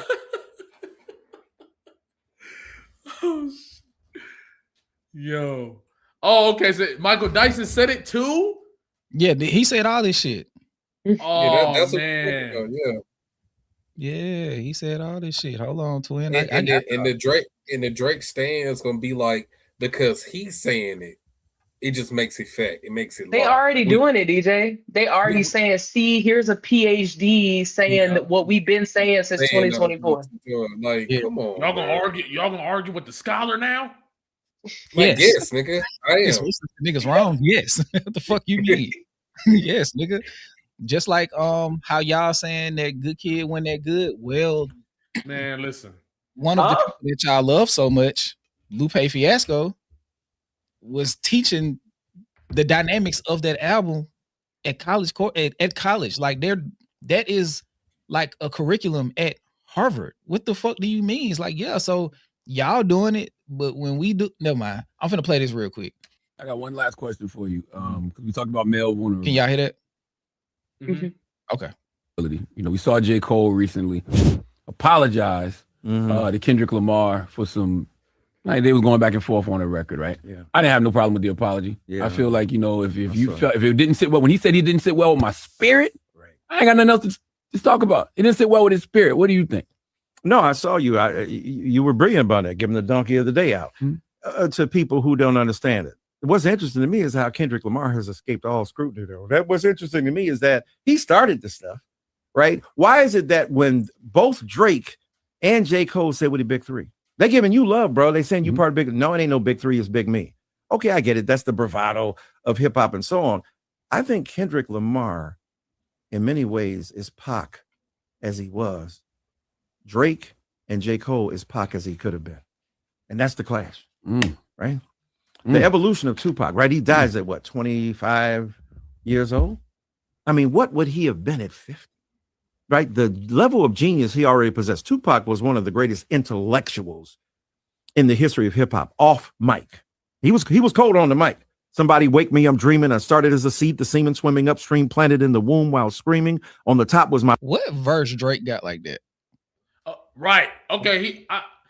He that's a deep cut, but so Tupac gonna be saying in a song, "Whipped and chains like American slaves." I guess so. So that's what Tupac would have ended up being. He would have been, I'm the hardest nigga out of the West, out of the Southwest, or whatever it is since slavery. That he would have had them type of bars. Really, I'm finna start blacking on niggas like segregation. I think he was gonna be saying shit like that. Yeah, rapping like he's trying to get the slaves free. I think he was gonna be doing that. Yeah. Yeah, Pop would have definitely, hell yeah, for sure. Playing colorism games with Kendrick kids. I definitely think Tupac would have did that. That nigga right there. I know y'all probably can't see him. All eyes on Me Against the World. I think his next album after, you know what I'm saying? Like if he would have faked this death, people like nigga said, he would have came back playing colorism games on mic, bro. It's crazy. Yeah, for sure. And he would have been a maggot. He would have been a maggot. If Tupac lived long enough, he would have been a maggot. That's what this nigga saying. He on to something, I ain't gonna lie. Crazy work. doing drizness and shit with Aiden Ross. That's what he was doing. But listen. Man. My pops, my mama hollering stop from a single drop. This is what they got. Not to disrespect my people, but my papa was a loser. Only plan he had for mama was the effer and abuser. And even as a seed, I could see his plan for me, stranded on welfare, another broken family. He was dope. We would have to do karaoke together. You know so many songs. Like karaoke gotta be one. We could do that. Yes. But beyond that, his ability to explain, deconstruct. Hold on, go ahead. What you say? He said so smart that he's so dumb that he don't realize that's a shot, nigga. That's sarcasm if you don't know, by the way. But that shit went straight over his head because he think he cooking right now. He really think he look at him. Look at it. Yeah, I'm cooking. I'm on. No, he locked in. He locked in. He just hit flow state for sure. Like what are you talking about, sir? Like, oh, you spit a couple bars, like you know some shit, huh? Nigga, shut up, bro. I know the deep cuts too and all that. I know what I'm talking about. Exactly. Moni said, say, my bad, Jalopy. She said, to say a child of Black Panthers would turn into Drake and J. Cole, children of white women, is alarming. Oh, alarming is the word. Alarming is the word. Oh man, it doesn't sit right in my spirit. But like, Yeah, I ain't gonna say nothing else because I'm gonna start yapping. Let's finish this. And challenge politics and culture. That's why he's still relevant, because he was so powerful. But he was also a Gemini, right? Or was he? Was he? Yeah, he was I think, Gemini, yeah. And he had a lot of going on in his mind, and he was provocative. He was volatile. I think he was out of control in many ways. And that's why I think Kendrick Lamar had him narrate, right, to Pimp a Butterfly, right? He's talking about Pac, having a conversation with Pac, one of the greatest acts of rhetorical appropriation and genius, that is Mr. Kendrick Lamar's To Pimp a Butterfly. But that's why he's attracted to that part of Tupac. I think J. Cole and Drake are the more mature expression of a Pac who would see, you ain't got to kill everybody. You ain't got to dog everybody. You ain't got to be better than everybody. Even Jay-Z said when he's on that song with Lil Wayne, my heir. So here is my wife and my, come harder, come faster. Why else? Why bother? Right? The mature people, the ones who are in control of their stuff, they ain't mad because I know who I am. How old was Jay-Z during what the is beef? this nigga talking about? How old was Hov during the battle with like mid-30s? Mid-30s. Okay. That's all I wanted to know. That's it. Oh shit, my fault. Hold on.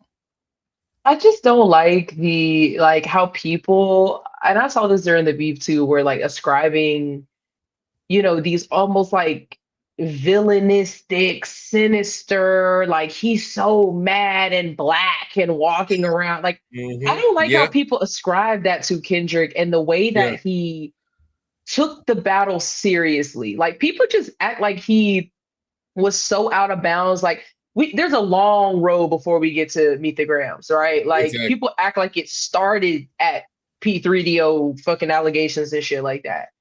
It's like, and also, people really push. I think I saw even a clip, one of the newer clips from Med being like, in the P3DO bars or whatever. And it's like, okay, well, if everyone's saying, it wasn't just like Kendrick said the standalone thing. It was like so many accounts of you over the years came out and was like, yeah, this guy's a little weird around like barely legal, blah, blah, blah. Like, we don't need to define between like a phebophile and P3. Like, we don't need to, like, if people are saying this about you on the cultural front, on the young girls front, it just feels like he's missing the mark, the cultural mark. Again, no cultural adeptness, no social awareness. But again, I don't like how people ascribe what Kendrick did with whatever accusations he hurled at Drake as some just like sinister thing that we've never seen before. And he was so mad and angry and all. I just feel like he did his job in the rap battle. Like, I think he just executed exactly what he set out and called into question Drake's character. And like, that's what you're supposed to do. Like, him trying to extrapolate that, and other people even during that time, it's just like, bro, like relax. Like, he just did what he was supposed to do. And I'm just trying to understand where he said J. Cole and Drake are more mature. Excuse me? I'm just stuck on that shit. I could go pull up songs way too sexy and all this other bullshit that Drake been putting out, Megatron popping, and all these other bullshit ass songs. Like, this is the nigga you said Tupac finna turn into? What mature shit that Drake and J. Cole got that make you think like, damn, bro, they so revolutionary, they so visionary to where I can liken Pac to that. Nigga, what are you talking about, bro? Like, if we're putting discographies side by side, and we just line the songs up side by side, if you want to go maturity in music, it's not even close. If for somebody, you think Tupac Shakur, Pac Shakur, as they say, would get on the track after the age of 30 and rap about losing his virginity and being bricked up in high school? Like, you think it's grippy though. About that? You think he talking about she got hip, she a hippie? You think that's what J. Cole is doing? I mean, you think that's what Tupac is doing? You think Tupac would be at the age of 40 still unable to make unoriginal thoughts, so much so in his final album spends the whole second half of it mimicking other niggas? I ain't gonna lie, bro. Like, Like this shit is just like, it's like, it's one or two things, bro. And I would rather believe, like, one, he's being put up to say this stuff, right? One. Mm-hmm. Two, he genuinely believes what he's talking about. Like, those are the only two options we got. And I don't understand, right? And it's my thing. He didn't even try to explain it. He didn't even try to explain, like, how J. Cole and Drake are actually the more mature version of Tupac. He just said it and then moved on to the next thing. And that's where I'm like, did you really mean that? And then how did you go from a J. Cole really question, right, straight to Tupac, like straight to Kendrick? It's like he asked you a J. Cole country question about the fall off. And you just, man, I ain't gonna lie, Kendrick don't got enough scrutiny for me. Nigga, what the fuck? We talking about the fall off. That is some so I'm like, shit, right, like, so like I'm at a point where I'm like, it probably is. He's just out here doing damage control, like I think the way they're supposed to do it. You know what I'm saying? Like when you have somebody like Kendrick Lamar, which in the moment Kendrick was the underdog. If niggas remember in real time, yeah, he was talking reckless when Kendrick when push-ups came out and Euphoria didn't drop for them. What was it, 20 days or something? 17. Niggas was talking reckless. Talking about you ain't gonna drop nothing, all the different shit. Taylor Made came out, all that. And so now they rewriting the narrative as if, right, one narrative they got is Kendrick try to galvanize the West Coast. I'm like, bro, the reason why the West Coast was galvanized is because your track was disrespecting the West Coast. You used two West Coast legends to disrespect the West Coast. You quite literally said, we need a West Coast savior, right? And then you called yourself a PDF before anybody. All he did was do what you asked him to do. And as a matter of fact, the internet had been calling you that a few years prior to the battle. I remember seeing tweets get 1 million hits where people was talking about, and Kendrick just called him a PDF, he saved my life, and shit like that. Like, I just seen hella tweets before it ever happened. So when he actually did it, it was like, oh shit, he really went there. But that was after he told you, you take it there, I'm going to take it further. And he gave you exactly what he told you he was going to give you. But like I said, everybody thought Drake was going to be able to put the pieces together to win the narrative of the overall culture. So when it didn't go that way, I think a lot of people's pockets probably got hit. A lot of connections got hit. A lot of things that probably was going to be going into effect after that probably got hit. And you seeing the aftermath of that in these type of conversations. I just wonder with Michael Dyson, right? Wonder with Michael Dyson. I'm like, first of all, I don't give a fuck how many plaques you got or how many certificates you got. You don't know what the fuck you talking about. You don't got no certificates in this hip hop shit. So that's number one. Number two, right? You don't understand the context of the battle and you don't understand the narrative of the battle clearly. On number three, why are you not addressing anything that Drake said? It comes off as malicious. You're not even talking about Drake. You just keep going to Kendrick. Mr. Scholar, can we talk about Iran? Can we talk about the Epstein files? All this fucking knowledge you got. You want to compare rappers to Donald Trump and shit? Let's talk about Donald Trump for real. You feel what I'm saying? Use the education that you have for something else than trying to drive a narrative about trying to protect Drake. I just don't get it. It don't make no sense to me, bro. The nigga got to be been put up to the shit. Because real talk, if we want to liken Donald Trump to somebody in profile, he's gonna line up more with more with the Canadian than he would with the boy from Compton. Right. Even the OV hoes are more like MAGA than, I mean, I like that comparison was very clear. Election denial. Drake really won the battle. Oh, he's the savior of hip hop. He's the only one. Like they worship him the exact same way. Even the Drismus, Aiden Ross, XQC, alt-right, Manosphere, Happy Dad alignment. He's so connected to the Happy Dad shit with the Note Boys. The Note Boys literally interviewed Netanyahu. Right. Talk about something we didn't know. Yeah. Go ahead. My bad. Come on, no, I'm just saying, it's a straight line between them two. And it's very obvious the right wing pivot and the right wing grift that he's doing right now. And so I never thought about him kind of being a plant to do this malicious shit, but it almost, especially 2 years after the fact. Look, what are we doing here? This is the last thing I'm gonna say, right? Look, this is my thing. I just find it very fucking ironic, right? This comes shortly. I'm talking a few days after the whole Shia LaBeouf shit, right? We talking about that shit flooded the internet when niggas talking about, oh, it just seemed like there's a collective, you know what I'm saying? Even, I don't know, I could be looking too deep in this shit, but I'm thinking about even the timing of things happening and coming out during these Baby Keem videos dropping and all this different stuff is when 50 all of a sudden decide to start shooting back and start previewing shit. I'm just like, it seemed like if you pay attention to the full scope of things, it feel like an onslaught of propaganda has happened simultaneously, right? And I don't know, it might not be connected, but I'm just like, why are you? I can understand if Michael Dyson was like, yeah, but Drake also did this. Drake also put allegations on Kendrick jacket. He put allegations on Kendrick jacket.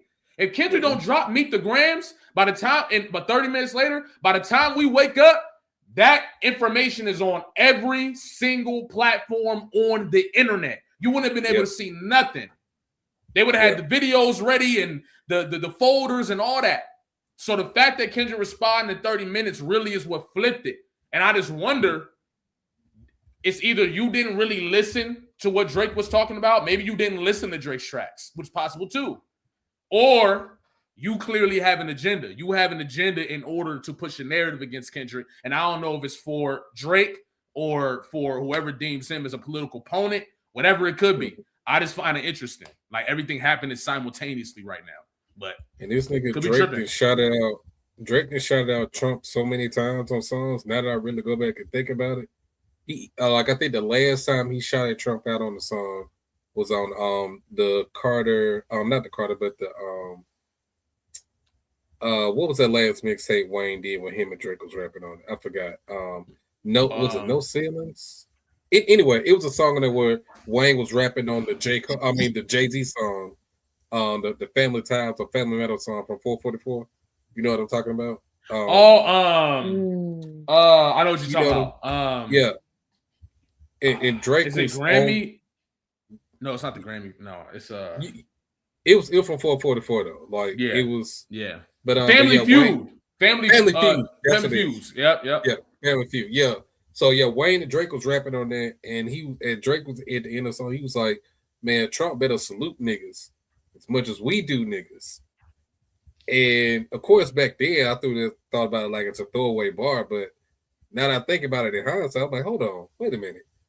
Was this nigga flagging? Was he singling all the way back then? That was like 2019, like 2020, 2019 or some shit like that. Like, is he singling this shit? Is setting it up all the way back then? Because all the shit that we see him do now, it's 100% reflective of somebody on that MAGA train, bro. Granted, he just not outright saying the shit. Yeah. But all of the pieces are showing themselves. And he's aligning himself with people that follow that same, have followed rather, the same rubric as somebody who's a MAGA supporter. And then it just so happened that Nikki turned full, like flip completely on the other side, and that's your girl. You know, it's just like, I don't know, man. It just seemed like a lot of this shit just lined up, like Jalopy said, just too perfectly at this time frame, bro. For you just to not realize what the fuck is going on. Yeah. And for Mr. Karaoke Machine, man. So like liking Kendrick to Trump, when every single time that Kendrick referenced Trump, it's from a place of disrespect. Right. Donald Trump is a punk. Know how we feel, punk. Know how we feel, chump. Tell him that God coming. And Russia needed a play button. Y'all love the song. Electoral votes look like memorial votes. Like he was cooking his ass, and then on Black Friday, dissed him again. Play with him, and you better off voting for Donald Trump. And then he dissed him on another song. Did he diss him on Untitled 01? I can't fucking remember, but he dissed him on the Hard Part 4. He was lighting his ass up. He does not fuck with Trump. So to take this moment to try to liken him to Donald Trump when and I think he mentioned him, Did he mention him on Damn? I can't remember. But anyway, the point is still the point. Like anytime he brings him up, it's with a very high level of disdain. He don't fuck with him, bro. He does not fuck with him at all. Like, and just to look at like how the careers have progressed, nothing about it shows any connection or even an affinity for him. Like there's no earlier era in Kendrick's career where he was just saying, like, where he was big and Trump up because he was like the nigga with money, because that was a thing for a lot of people early on, like in the late 90s, early 2000s. Like Trump was a figure of wealth and affluence and power. And then some of those people came off of that stance once he became the president and really showed his true colors, but some didn't. So it's just like, what are you pulling this shit from outside of your ass? Like, you feel what I'm saying? So, and then like you were saying earlier too, Jalopy, I think it was either Moni or the Company Man. Like I said, I watched all of those videos today. He wrote a 3,000 word essay or whatever and put it in some paper in Philadelphia. There's no mention of you rapping like you trying to get the slaves free, whips and chains like American slaves, like any of those comments is the day free shit. There's the accusation of I think the day free shit, like none of that is in there.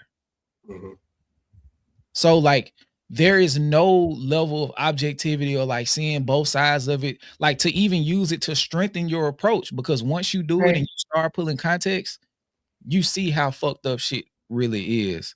So like when you look at the whole Kendrick started it,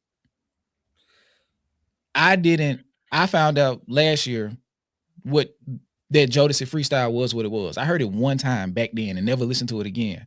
So like to find out that predated Control and Control was actually a response, and then fast forward 10 years like that, and not like that, like that was a response to Evil Ways in first person shooter. He's and always Red in a position of response. And Red Button. Thank you.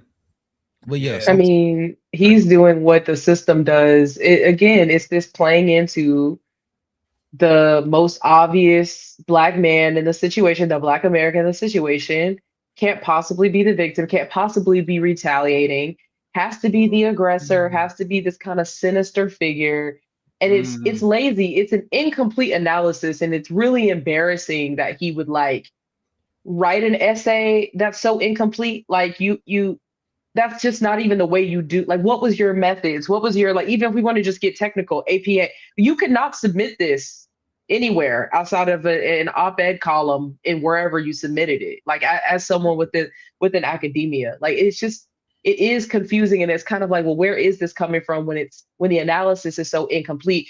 And when there's so many overt insults on behalf of Drake, like, Kendrick talked about him doubling down on that, and not like us had a whole history lesson on the third verse. Like it wasn't just that he called him a colonizer, like he laid it out and was like, this is exactly what happened. And so I don't know, to completely like, it's almost like, did you even listen to the songs?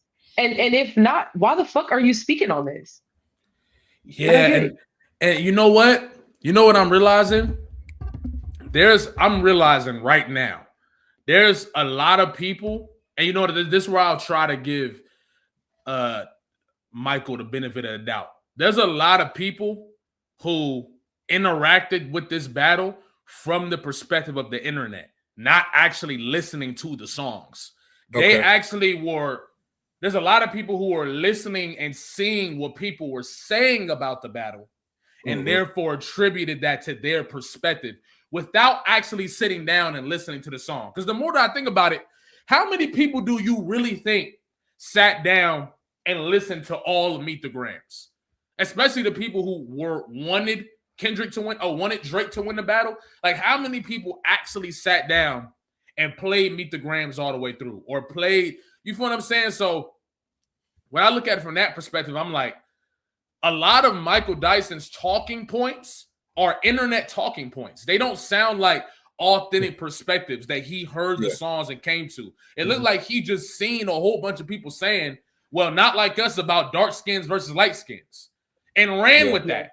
It's like, nigga, no, the fuck it's not. If you actually listen to the song, it's not about dark skins or light skins. It's actually, and like you said, he lays it out step by step how Drake is a colonizer and didn't say it had anything to do with his skin. As a matter of fact, he calls Adonis a black man in Meet the Grams.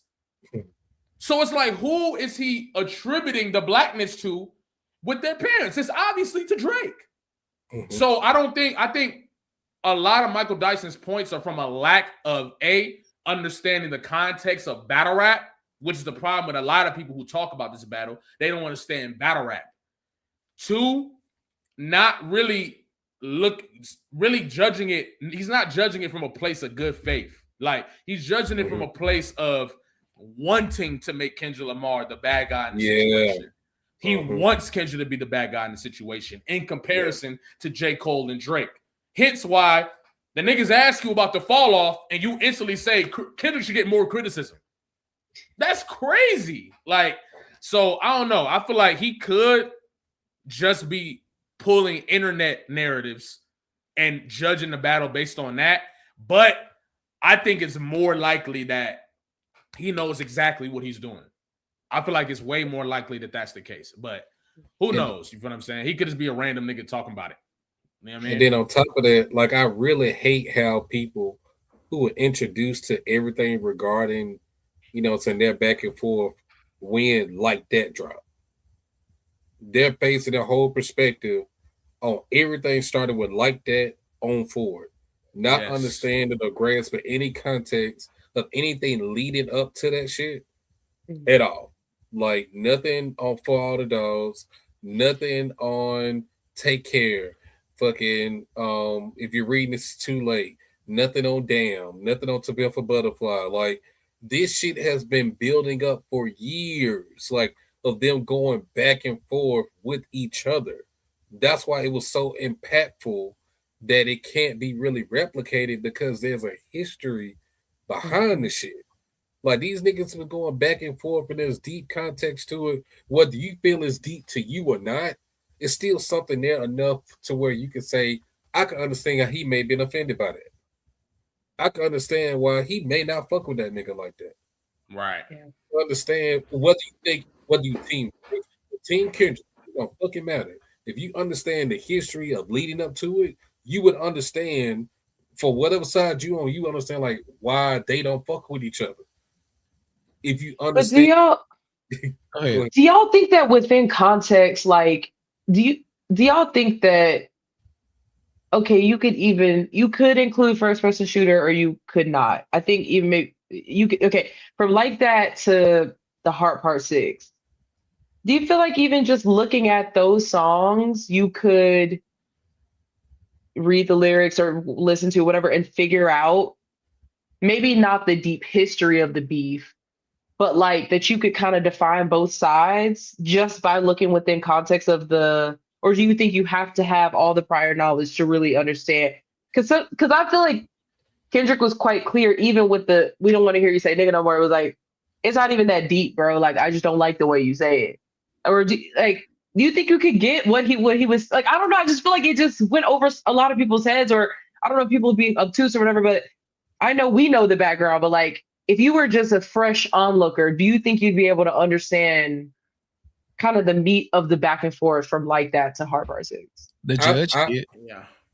I personally don't think so, because Drake has given so much context to that we don't want to hear you say nigga no more narrative, just by all the corny shit that he's done in his past, from on whatever that album was with Way Too Sexy on it, to basically all the shit that he's put out in his timeline. They give credence to why you would think Kendrick would even say that shit. Like, I think that part still matters. Now, granted, of course, I see what you're saying, where you can still probably lay it out, but I think it means more if you understand exactly why he's saying these things that he's saying versus just in real time. And even if you take first person shooter out the equation, because yes, I do feel as though it's a part of the timeline, But it ain't even really that fucking important like that. Because even without that song, I feel this beef or the back and forth would have been as big as it was, even without that song in particular. Because it's so much history between them. Not only just them saying shit back and forth on wax, but their actual personal relationships. All three of them niggas know each other.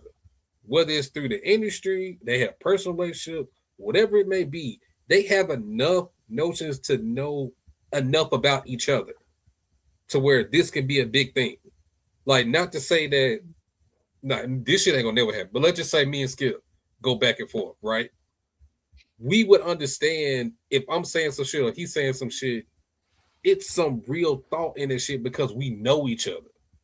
So if y'all really putting credence on Drake being such a good friend and putting him on his first tour and putting him on his first album, so how could Kendrick even turn around and say it's, you know, say they know Big Three is Big Me? Like, you can't even have that context if you don't truly feel as though there's history between them. All of that matters, in my opinion. Not to say that you can't, you know, not saying that you can't use it without that, but to me, all of that shit matters. And that's why it was as big as it was, because there's so much history intertwined between the three of them, as far as J. Cole trying to sign Kendrick at one point, apparently, and them going back and forth on doing an album. And now we know that fucking TDE and Dreamville is tight knit as they is, like, and we've been trying to get them to go back and forth all this time. It just, it's so much shit that's in there to make you think like, damn, why he said that? Or why they doing that? Or who said that? Who fucked who over? You know, like, it's so much shit that make you want to just go down a rabbit hole because they actually have history. I don't think none of this shit hit as hard if they just some random ass niggas that they, you know what I'm saying, that they just met before. Like, I don't think it hit as hard. I think the question she's asking is not more so like, is the bet, because I think she's kind of looking at it like, DJ, for, I'm gonna bring it to Marvel, right? Yeah. What Marvel is trying to do now is trying to make movies that stand on their own without pre-existing context. Like, can you come to this movie as somebody who just heard that it's a big Marvel movie out and go watch it and get everything you need to from the movie? That doesn't have, you don't have to need necessary reading, or you ain't got to know what comic is related to, or no shit like that. Can you just walk in and walk out and you got what you needed? Okay. From what was the timeline again? From like that to the end, BK?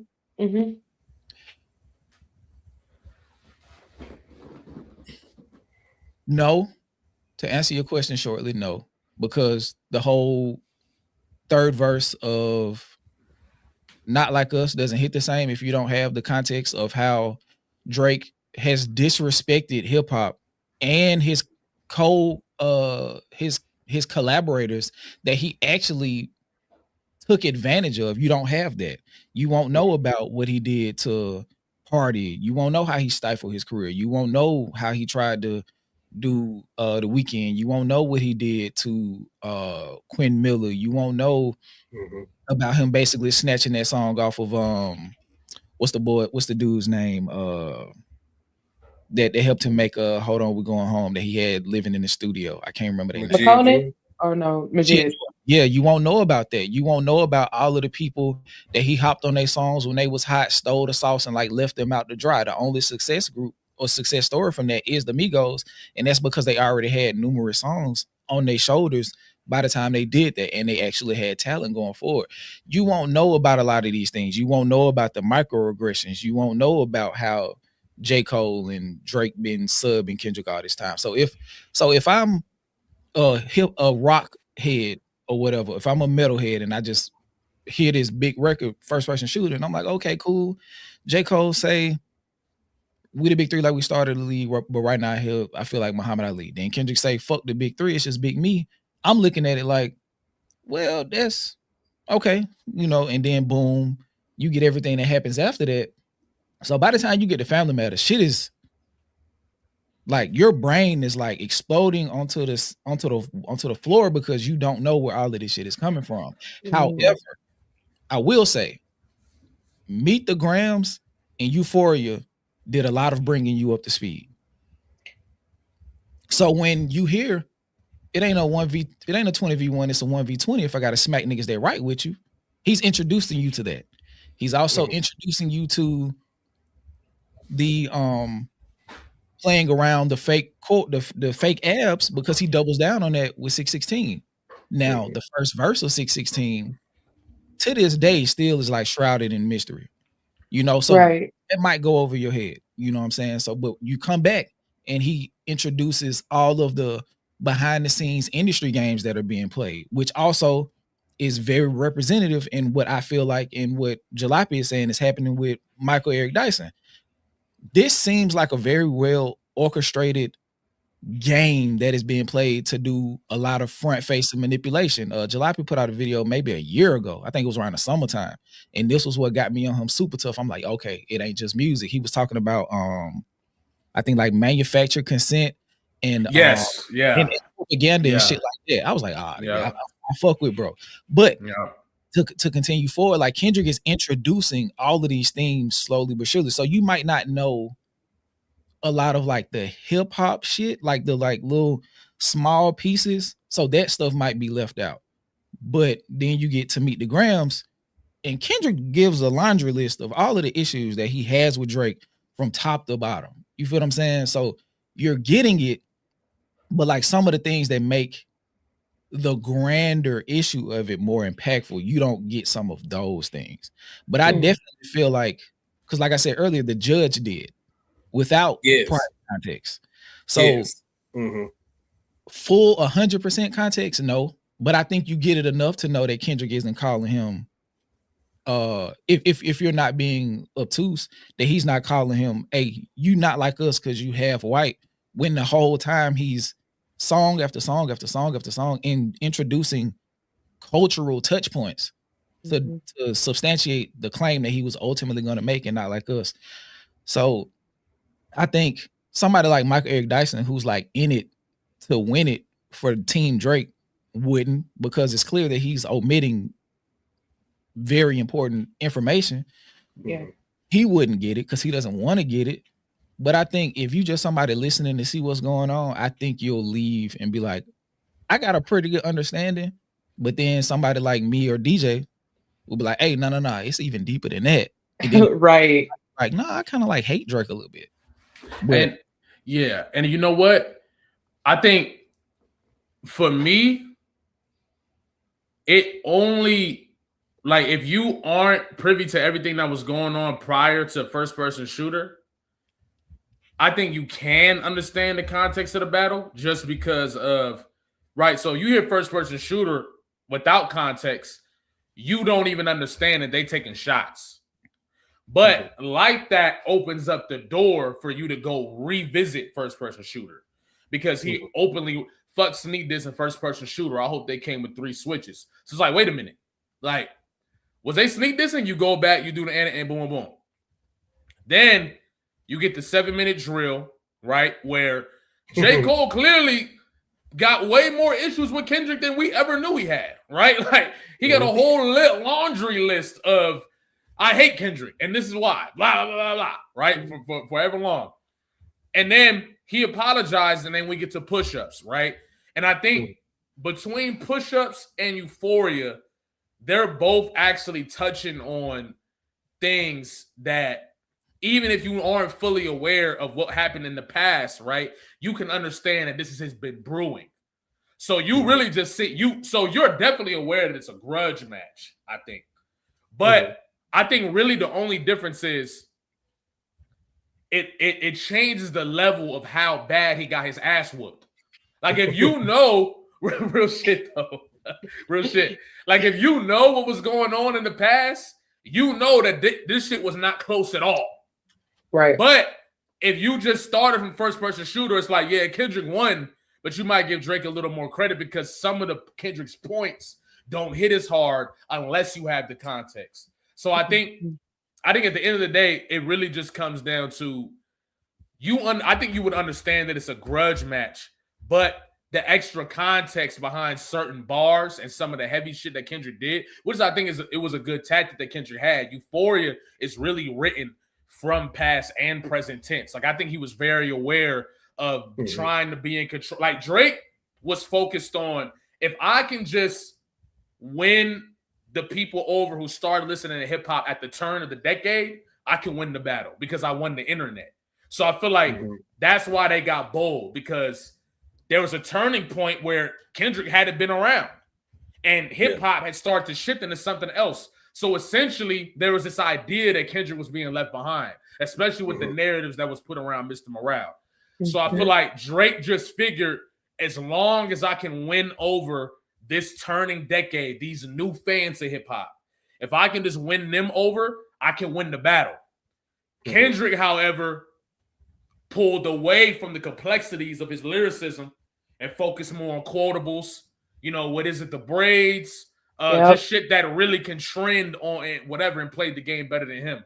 So I do think that at the end of the day, it's like he played a game where even if you weren't aware, right, he laid it out so plainly and so simply that without the context, it's like his points just hitting harder than Drake's. You feel what I'm saying? I noticed. So, yeah, I feel like it just adds to your ass whooping, to the ass whooping. I think that's all it does. Like, you feel what I'm saying? Because I guess Kendrick did understand that context of like, well, I've been gone for a while, and I do need to spell it out to a crowd and a viewership that is probably not as media literate or is not a hip hop nerd and doesn't know the context. So that's why that's why I'm now believing more so the paid kind of narrative that maybe Michael Eric Dyson is incentivized monetarily or maybe personally. I don't know. It's not even that to say this stuff, because I'm just like, Kendrick kind of presented it for the average person, for the layman to at least understand, like, I don't know, I just felt like he was really just spelling it out. But for a Michael Eric Dyson who has like degrees and is in the ivory tower, it was definitely spelled out enough for you to understand it. So now I'm starting to think maybe it's part of some larger. I know he's selling a book or selling a product or something, so maybe it's to rage bait. I don't know. It just also seems just not culturally relevant. 2 years too late. These are internet narratives that have been like addressed 2 years ago. Right, many times. and truth be told, just to be honest, if we truly taking out real context and history out of all that shit, Drake got his ass beat even worse. And the reason why I say that shit is because majority of the hard-hitting, quotable, the best bars that Drake had was about other niggas. It wasn't even about Kendrick. The best shit that Drake said was about Rick Ross, Future, A$AP Rocky, The Weeknd, all these other niggas that he was shooting at. That was the best shit that Drake said. Everything that he said about Kendrick is you beat your wife and you're short. That's all that he said about Kendrick in truth. Like, because I'm not counting Hard Part 6, because that's some bullshit. Like, you heard Mr. Morale one time and tried to flip that shit to make it seem like it was something what it wasn't. I'm not even counting that bullshit. I'm talking about the songs that people champion, right? So push-ups, and boy, more importantly, Family Matters. That's the one. You lose even worse because you take out context and why those bars were fired. You lose all steam on that shit because you didn't say enough to Kendrick. That's the main reason why you lost, to be truth be told. Like, exactly, the MJ scheme was cold. That was the best thing he said in the entire battle. When he was relating to the Jacksons after flipping the Prince shit and then saying he was taking Jermaine Light. That was the best thing he said the whole battle. I'm just like, bro, like he even in that third verse of Family Matters, bro, like if Drake had more to say to Kendrick and he put it in a way where it was effective, we have a different conversation here, because Drake still at that time had enough motion and enough push to where people's gonna champion the shit that he says. But he did not have enough to bring to the table. However, Kendrick had plenty, because he been dissecting this nigga for years, and Drake keeps putting his life on the internet. Everything we know about Drake, Drake is going to tell us by his actions, the things that he says, the things that he does. Like, I can pull everything that Kendrick said from exact moments in time because Drake put it out. Kendrick doesn't have that. Kendrick lives a life of just normalcy in terms of his life in the internet. You don't know shit much about him for real, other than the shit that he says in his music. But his personal life, you don't know shit. You don't know nothing about that nigga for real like that. And Drake knew that shit. That's why his distance was lame. That's why he had to go the Tupac route. He had to go the Snoop Dogg route because he had nothing one-on-one to him to say to Kendrick that would really hit hard like that. And because you know what? And not even interrupt, bro. But you know what I think is very crazy about Drake too is like, I'm not saying he would have won the battle, but I just think there's way more compelling like talking points to attack Kendrick on that, even if not true, just have more damage. Like I feel like Drake was preparing as somebody who knew he was gonna lose. Like he wasn't preparing as the aggressor, even though he was appearing as the aggressor. But he wasn't really like, it never felt like Drake was confident. Like even with Taylor Made, that didn't feel like come outside. That felt like your silence I'm starting to panic. So we gonna try to put pressure on the same way they did with Meek. Put pressure on you until you're forced to rush a response. And then when you rush that response, I already got something lined up for you. So it was like, I never felt like Drake. I feel like Drake's approach was ass. Like it was like, I was surprised because he attacked everybody else way better. But because Kendrick is always so silent. You don't know what Kendrick's gonna fucking do, bro. Because he don't broadcast shit on the internet. You don't know what moves he gonna make until he do it. So I agree with that, July. But like he was like, he don't know what the fuck Kendrick gonna say, bro. Because now they finally engaging head up 1-on-1. Like I'm going full track for track with you. What the fuck is this little nigga gonna say? I don't know. So I got the execution. It was not there. Yeah, it was not there. But out. Everybody thought. I mean, I swear to God, I literally thought I was very cynical and very jaded, and I was like, okay, Drake's probably gonna win over the narrative, and then everyone's gonna say that he won. Like that's genuinely what I thought. I was like, damn, it's been a long time. I know that Dot is superior, but fuck, everybody was really and still sympathetic to Drake, posthumously sympathetic to Drake 2 years later, being like trying to shoot him bail and shit. Even with the Iceman shit, like, no, I swear to God, this is gonna be the one, bro. It's like he's put out so much music in between the beef, and now I don't even think people realize how much music he's put out. But it's just like, damn, I expected the strategy to be a little bit better than it was, but you know why it wasn't that good? Because he only learned how to operate in this field one way. And I've said this before, and I said, real quick, I really think, and this is interesting. I don't know if I said this the last cypher July, but I feel like he approached it with like a 3-round battle, and then Not Like Us is a standalone song. Like the first song, Euphoria, you look at like a first round from like Tay Rock or like Sue Surf or Hitman Holla, Haymaker heavy, like to gain the momentum. The second verse is narrative crafting, defensive writing, and building a subplot for the third verse. And then the third verse is the character assassination, slow walk, talk to you, everything hits. It ain't really even got to be a haymaker. It's real and it hurt. Yeah. So Avicii Gotti third. I think Kendrick understood how to approach the battle because he actually approached it like an actual rap battle, like some URL, RBE type shit. And with Drake, he only understands how to win it through we racing to a hit. I need something that's gonna be jingly, that's gonna get the earworms, that's gonna get people saying shit. So that way, even if the diss or the disses in the song aren't as dope or as intricate or as seething, they're catchy. So you gonna keep saying the shit over and over. Just like he thought that Dave Free shit was going to dominate the summer. He thought niggas was gonna be like, Dave Free. he really thought that shit. And like the one credit or the one point of credit I will give him as far as something like living beyond the battle is that Kendrick just opened his mouth. So I'm going to grab it right now. That is going to stick with Kendrick for the rest of his career.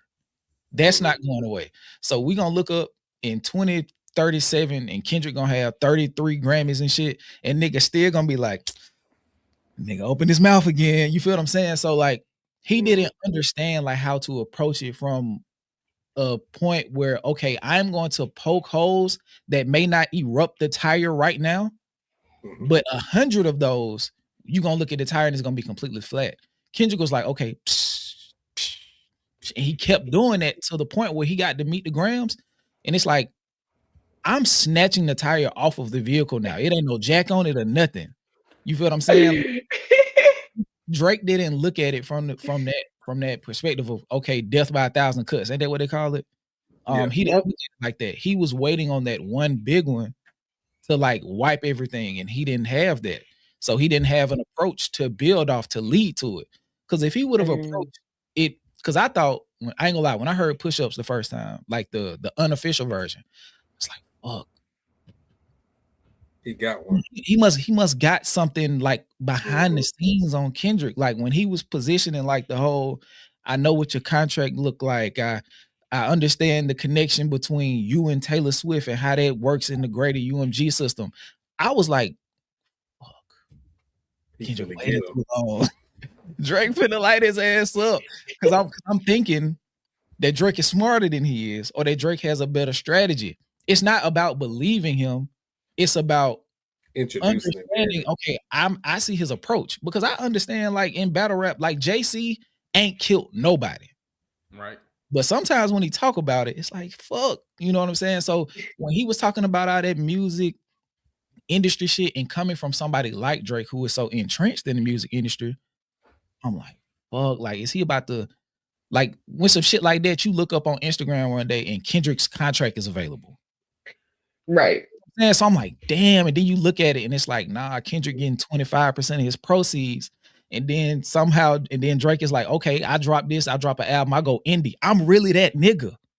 Or I work myself into a bidding war and niggas is offering me 800 million or some shit. And it's really like, he, little boy Kendrick, with, okay, we're at the top. We're the cream of the crop. So what has your music afforded you? And that's why we were so afraid of the Gamma shit when it dropped. Because we thought he was finna really flip some shit and turn some heads with the whole Gamma shit. And I got niggas like Rick Ross under Gamma, and I'm running this shit, and I got access to your contracts and splits it like you saying, Skill. Like, cause I remember we talked about this shit. Like, bro, like Drake finna really like, bro, like if he finna go to rap, we think he finna go. This shit might get spooky. Like, and the crazy thing about that is the whole colonizer shit still would have ended up hidden, because it's like, Drake, you really showed yourself. But in the moment, if he would, because everybody he was dissing had ties to Gamma. Yep. Everybody. And then the whole connection, if you lead that into Taylor Made Freestyle, who, like, Death Row is connected to Gamma. So it would have been like, is Drake like the biggest nigga in music? Like, is he really speaking as a person with some type of stake that is beyond just the standard rapper? So I was looking at it from that perspective. But in real life, I got y'all pub or some shit. Like, yeah, like, I was like, I own you niggas. And then it's like, they would have ate that up. But we would have looked at it like 6 months later and be like, damn, like, he really just like admitted to being like a slave owner, kind of. And like, speaking from the perspective of a nigga inside the house that got cool enough with Master to get his own set of slaves and his own little outhouse. You feel what I'm saying? So it eventually it would have backfired, but by then it probably would have been too long. But Drake didn't have the mental wherewithal to approach it probably either serious or just with the level of intellect. And I want to say the level of intellect because nothing he's done after that has shown a great level of foresight. Like, a lot of people's like, bro, you just gotta wait. It's been almost 3 years. We haven't seen any level of foresight to dictate where we should anticipate him operating from a high level. Even with, like, it shows that he doesn't have a team. It shows that he's really out here moving, and every single step he takes is reactionary. So and then you look at Kendrick and it's like everything. I was talking to my homeboy the other day. We was talking about merch and shit. And then I'm gonna let somebody else go. But he told me one thing that was, and I took it very important. He was like, look, always plan 2 seasons ahead. And I think that is how PG Lang is operating. Maybe not necessarily 2 seasons, but maybe 2 campaigns. So I think just like when Jalopy was doing his theory that you got really close, you were 7 days off, bro. I told you, you get one, you gonna be out this motherfucker, bro. So like, if Casino drops on Friday the 13th, we can't even get Jalopy on the stream no more. Nah, I don't go to that. Jalopy got 250,000 subscribers overnight. Nigga done went dumb vibe. I say that because we look back now in hindsight, and it's like the GNX tour was the beginning of the Baby Keem campaign. Like they were literally operating on 2 campaigns simultaneously. You look at the back of the jacket, we was like, oh, that's Black Hippie. No, nigga, that was Casino. Casino. You know what's crazy? You know what's crazy? I did. They was saying that actually isn't true. I seen the clip of somebody posting Curtis talking about how he had got a direct message, and it was saying that that the dice actually don't represent that. Right. But because I felt the same way. I'm like, nigga, the shit is called Casino. When I go on the website, it's a bunch of dice. And it's a bunch of, I'm like, nigga, how was this not? Right. But yeah, that they were saying that actually isn't what it was. So it actually means something else, which I'm like, because he's rolling the dice in the Luther video too. So it's like okay. Either way, that gives further credence to what Skip is saying. Like, right, regardless, means something else. That means they already working on some shit 2 or 3 campaigns ahead. That's even further credence to that shit. Right, because that might be something for the next season. Yeah, that you talk about. You know what I'm saying? But yeah, I was definitely like, nah, this is definitely, nigga. You go on the website, it's 2 black ass dice. You know what I'm saying? Like, so I was on the same boat, but yeah, it's not. Then when you look at it, even if it's not, it's something I can't remember what they call it. It's like unconscious suggestion, subconscious suggestion, or some shit like that. I can't remember exactly what it's programming.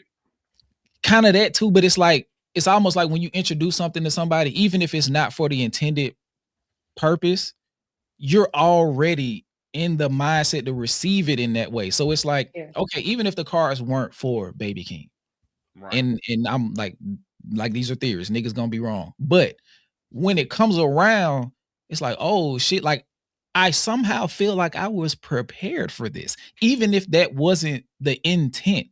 It's like, okay, like just like when you like let's for example, me and DJ was listening to King of the Mischievous South too, right? It was like, this shit dope, it's chaotic. We played what's JPEG Mafia right after that. Even though it wasn't the intended purpose. I think we received that album completely different because we heard Denzel Curry first.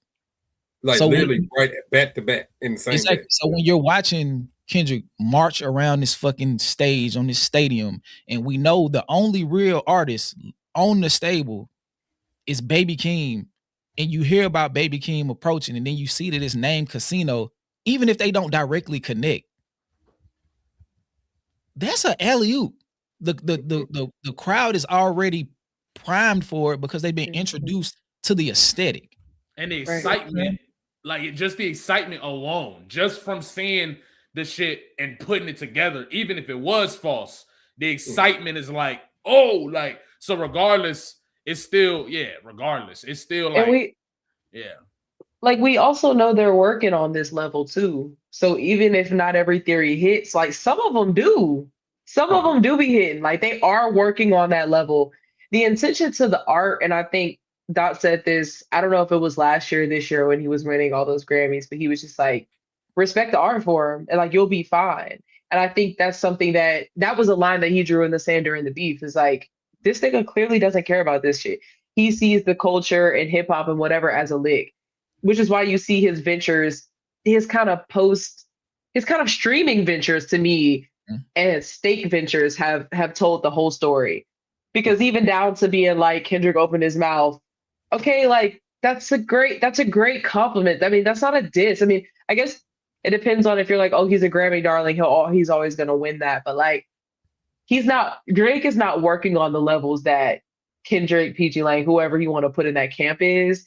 And that's why it's always going to fall short. There was a smoke and mirrors thing that like Drake is just this strategist and like he's just thinking on this 40 chess level. And it's just like, I don't know that we ever had that much proof, or if like the campaign was just that like convincing that he was doing that. You know what it is? And this is to go back to your point, Skip, about when you said Drake was trying to rush to a hit. And also to tie back to your point, BK, we were all fooled with that back-to-back shit with him and Meek. We were all fooled by that shit at some point in time because it was a hit. It rang off in the club.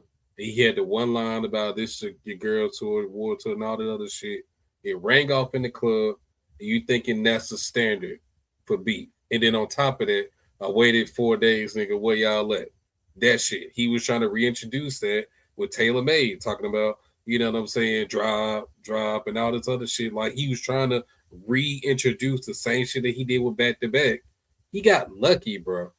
Because truth be told, if we line up song for song, Meek not only one out-rapped his ass, if you really go bar for bar, but I can argue and say Meek had the better songs. But because of the narrative that was pushed during that time frame with Back to Back and how big it was and all the memes and SNL and all this other shit, Meek had no chance. It was done. It was nothing he could have did to change the narrative other than what he did, which was put out championships. Get back to the music to get his career back on track. Yeah. That was the best thing that he could have did. Otherwise, it was nothing. I mean, of course, him and Drake made up, obviously, but it was nothing he could have did to come back from that because it just got too big. And that's what Drake was hoping for again with Kendrick, and that shit didn't work. So when we thought, oh, Drake, he dropped the shit back to back and this and that, and all the shit that he rapped about since then, being such a strategist and a tactician, that he fooled everybody to thinking that he was something bigger or smarter than what he was. And truth be told, he just got lucky. That's it. Yeah. Meek just was not in a space to respond quick enough for the masses to agree with. And then even still, before that beef started, there was no time frame or what to respond to niggas. That was never a thing before that beef. Facts. So again, even if like we took that shit out of the equation, Meek should have had the time to come off tour and do whatever the fuck he was doing to respond when he was ready. But the whole internet took that shit away from him and every other artist afterwards who tried to engage in any type of battle aesthetic or anything like that. You took away, you know, so you put one foot in the hole for somebody that's trying to battle somebody if they don't respond quick enough. And that's all Drake was trying to do. So yeah, he had us fooled. And now that he's been exposed, like people are reaching to try to protect this nigga with shit that don't even make sense. It don't make sense. The veil has been lifted. Sorry, buddy. It is what it is, bro. Yeah, just accept your L. Accept the fact that you'll never be a top 10 lyricist in your life. Make whatever means you gonna make and move the fuck on, bro. But you're not you're not a top 10, bro. You're not. Niggas write your shit. You can never be a top 10 if niggas write your shit in rap. I'm not talking about R&B. I'm not talking about pop. I'm not talking about none of the other shit. When in terms of the art form of rap, you cannot be a top 10 if other niggas write your shit. Let it. So all this shit is gone for this nigga. And it's like go ahead. The crazy thing about what real quick. Go ahead. When you finish this, go ahead and go into the Cyhi VJ Cole and then into the Cyhi because he said top 10. So just use that as a segue into the next topic. Yeah. Say less. The crazy thing, right? Because I remember that shit like it was yesterday, bro. Because I was hurt. Because it's crazy thing because I used to rock with Drake prior to that whole situation. So that whole situation was crazy for me, especially because I'm big on Meek Mill too. So that whole situation was just like, what the hell was going on, right? Mm-hmm. when Meek Mill, I remember it being so weird because when Meek Mill responded, right? Because Charged Up, I remember, correct me if I'm wrong, I remember Charged Up coming out and niggas saying this shit is terrible. Yeah, people said it was mid. I remember that. Right. And then he doubled back because of that with back to back. It wasn't like, oh, I got more for you. It was everybody thought Charged Up was ass. So he was like, say less. I got a banger for y'all. And then Meek Mill. So my thing was like, right, especially as somebody that watched battle rap, I'm like, okay, Meek Mill about to smoke this nigga, right? Yeah. The song come out and he opens the song with the Quentin Miller reference track. So you gotta remember, I remember I'm at the homie crib, we playing it on SoundCloud. I remember this shit like it was yesterday, bro. He played the reference track. I'm like, it's over. Drake finished, he out of here. I don't even gotta listen to the song. Turn this shit off. You played the reference track, and I can hear this nigga giving you bar for bar. It's over. Bruh, I got on Facebook, bro. Oh my God. I know, I was like, damn, hip hop done. It's over. I was like, bro, that was supposed to be, that moment was supposed to be like your career is finished. It's like when Big K pulled out the paperwork on Audie Boom. It was supposed to be one of them moments. Like, boy, because hip hop, bro, at that point, think about the way we talked about ghostwriting at that point versus after that point. That was literally a checkpoint in the history of hip hop. Yeah. Drake winning that battle made ghostwriting, made all that shit okay to the point where niggas started coming outside with it. If Meek Mill wins that battle, the ground rules of the shit are way different than it is today. That was a checkpoint that led hip hop and led Kendrick into talking about what he ended up talking about against Drake in the first place. The fact that a nigga got your reference track and put it in the song, it should have been over. He should have been able to turn the song off and stop rapping. But nah, that nigga gave you a whole. Niggas like, wait, I ain't gonna lie. That shit wasn't fire, bro. I'm like, nigga, what about the reference track? Nah, I ain't gonna lie. He wasn't rapping enough. That shit not banging in the club. Oh, yeah, this over with. I'm like, this shit done. This shit finished. So, no, I feel you like that. That was the weirdest. That was one of the weirdest moments I've ever had listening to hip hop in my life. I've never been that confused. Like, the internet was so leaning Drake. I was like, what? This nigga just single-handedly killed off a couple commandments. It's 8 commandments in this shit now. That nigga that knocked off 2 of the shit off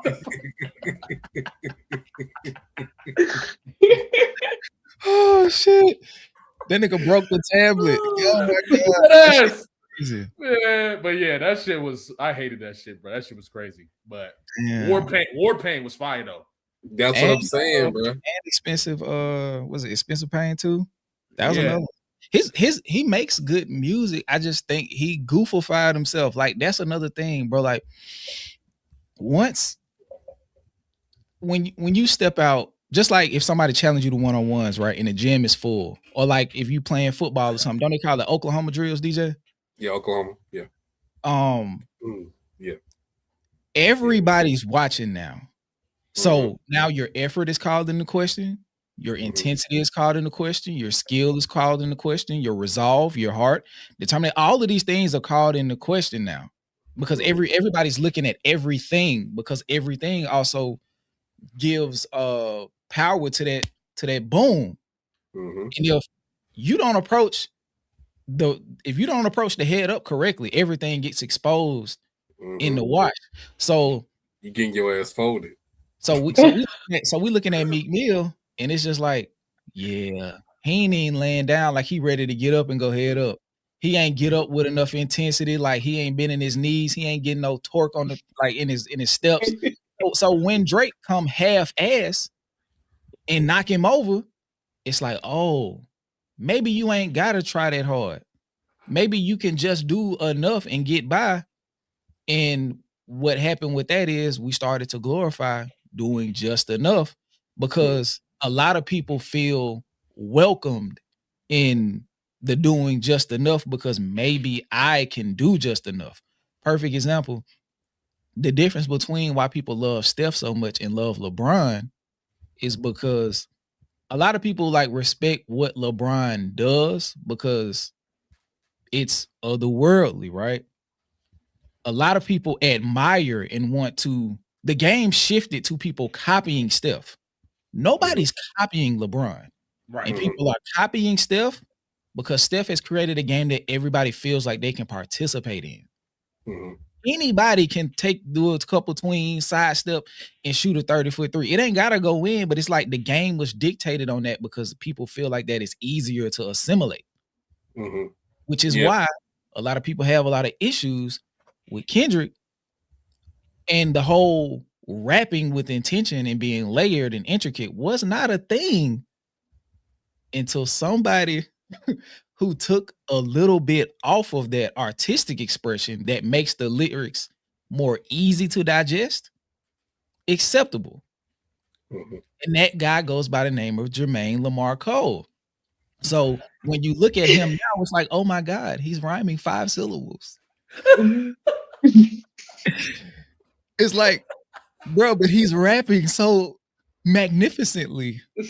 Look at how he's rapping a song that's 1 minute and 45 seconds in reverse. He's telling his life story. And niggas is like, oh, so we care about rapping? Oh my God. Hold on, when did we start caring about rapping? Like, when did niggas give a fuck? Like, look at the great artists like did not get to exist in their wholeness because niggas did not give a fuck about rapping because it was too hard to do and it was considered lyrical miracle shit. Like, just think about all of the artists from 2010 to 2022 who did not get their fair shake because they were typecasted under the guise of lyrical miracle. But once Kendrick was out of the way and they knew that the hurdle, like that obstacle to hurdle was significantly smaller now, and all you had to do is sound like you were rapping about shit, as opposed to rapping about shit. I can rap 2 minutes with 5 syllables telling you how great I'm rapping without rapping about something that's great. Yeah. Oh, the barrier is lowered significantly. So back to the analogy. Now we got Kendrick and J. Cole on the ground. It's time to go head up. J. Cole gets up, starts to pivot into his approach, 7-minute drill. So now we're like, we're operating under the assumption that scrutiny is demanded. So it's like, oh shit, J. Cole ain't getting up like he finna knock Kendrick over. What the fuck going on? This nigga left the field. This nigga took his ball home. So when he got up, Skip, that nigga got up and slipped. Hold on. That nigga got up and slipped in the mud, bro. He didn't slip until after he realized that CTE is prominent in the sport. However, the only thing he does after that is continues to upload highlight tapes of him running niggas. Oh, man. What he would have done, see if I would have did this move right here. Look at the tapes and it's like, I was thinking about doing this. And then you look at the tapes and it's like, hold on. Because now we're operating under heightened scrutiny. It's like, hold on. This was him at 18 as a senior, running over a freshman. Yeah. How impressive is him trucking freshmen? When it was time for him to head up with another senior, not only does he slip, right before they run into each other, he walks clean out of the circle. Yep. And now, not only is he no longer in the circle, he got a clipboard trying to convince everybody on the team how to properly play football. Wow. Yeah, yes. Wow. That's a fire analogy. Like, that's how crazy that shit is, bro. Like, we really, like, in opposition, and I won't say like Kendrick 100% because niggas swear it's a Kendrick channel, but it's really in opposition of like pursuing the highest form of mastery of the craft. Mhm. Yep. You subjugate the person who wants to operate at that level because it makes everybody else have an opportunity to stand in the sun. And that's why it was such a celebrated thing. When niggas thought Kendrick no longer was outside, like Mr. Morale dropped, and niggas was like, okay, media wise, we don't know if this a brick or not. He been gone for 5 years. He come back, drop this, go on tour, and he kind of disappear again. All right, cool. Maybe, just maybe, Drake. What's up, Cole? Let's drop a song and like initiate the new era of like operating at our level that we feel most comfortable with, and not pushing the envelope. Because maybe if we push the envelope, people might look at us how they looked at Kendrick with Mr. Morale. But you're also denying yourself of how people looked at Kendrick with To Pimp a Butterfly, and damn. Yep. It's a double-edged sword. So when you get to the fall off, and it's a whole bunch of him not willing to go as hard as possible, we get the Let Out. We get the nigga talk. We get the nigga stealing DMX songs, trying to sound like Ja Rule and shit. we get him further trying to explain. He got the clipboard out, flipping through the pages with What If. But we also get the first song, 39 intro. I never thought I would see the day when niggas playing with my name. You played with your name, sir. You played with your name. You gave niggas the opportunity to even think that you wanted to get on the field. Facts. You got your cleats on your neck now because you understand that you need the cleats to let niggas know you was once in the field.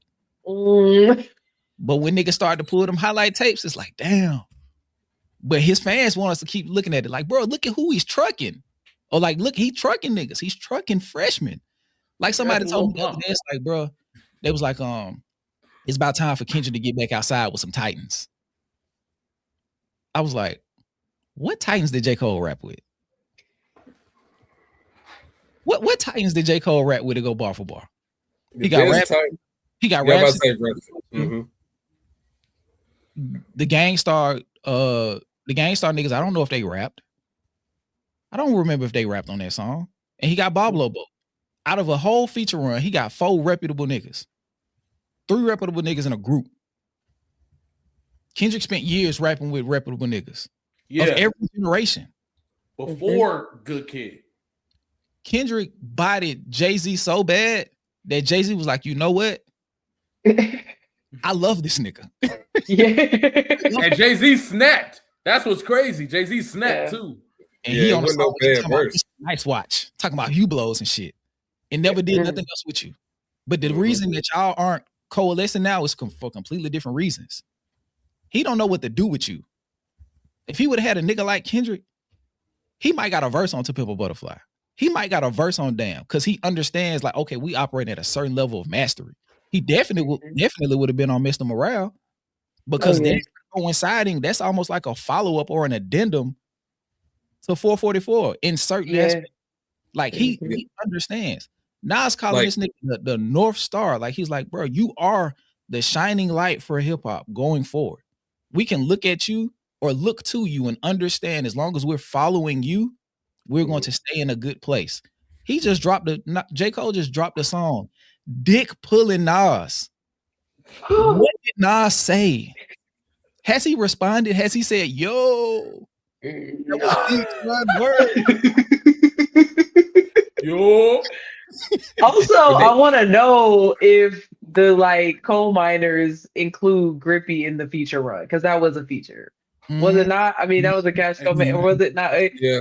I don't know. It's just niggas want us to remember certain things and forget certain things when it comes to Cole. And it's a lot of I think we were saying this on the first episode. It's a lot less sunlight in between Drake and Cole than I thought there was in the beginning or even pre-battle. It's a lot, way more similarities and like mythos around. And that's not to take anything away from Cole's skill. It's just, it's a lot of heavy narrative carrying and benefiting from different eras, different droughts, really from not being inside, you know? And then when he came out, it just became utterly clear, like, okay, y'all aren't touching him. And that's okay. Not everybody can be that, but it is what it is. Like Jay-Z clearly just did not know what to do with Cole, because like with Kendrick, he can get with Kendrick and be on the rap shit and rap about some shit. But then he also given several collabs with Drake, because Drake speaks to the commercial aspect of Jay-Z's career and things like that. Like, he know I can go over here and make some money with this nigga because he got the hits. You know what I'm saying? So I can go over here and do this, but if I want to get on my real rap shit, I can go fuck with Kendrick.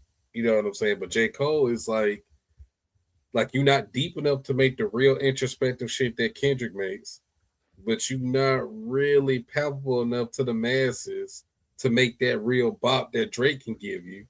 So it's just like, nigga, I don't know what to do with you, bro. I'm gonna give you Miss a nice watch because I wear a nice watch all the time, and let's just see how you do with that. No, okay. And one more point. The part that a lot of people don't want to talk about with J. Cole, his slice of life raps are boring as fuck. Hello.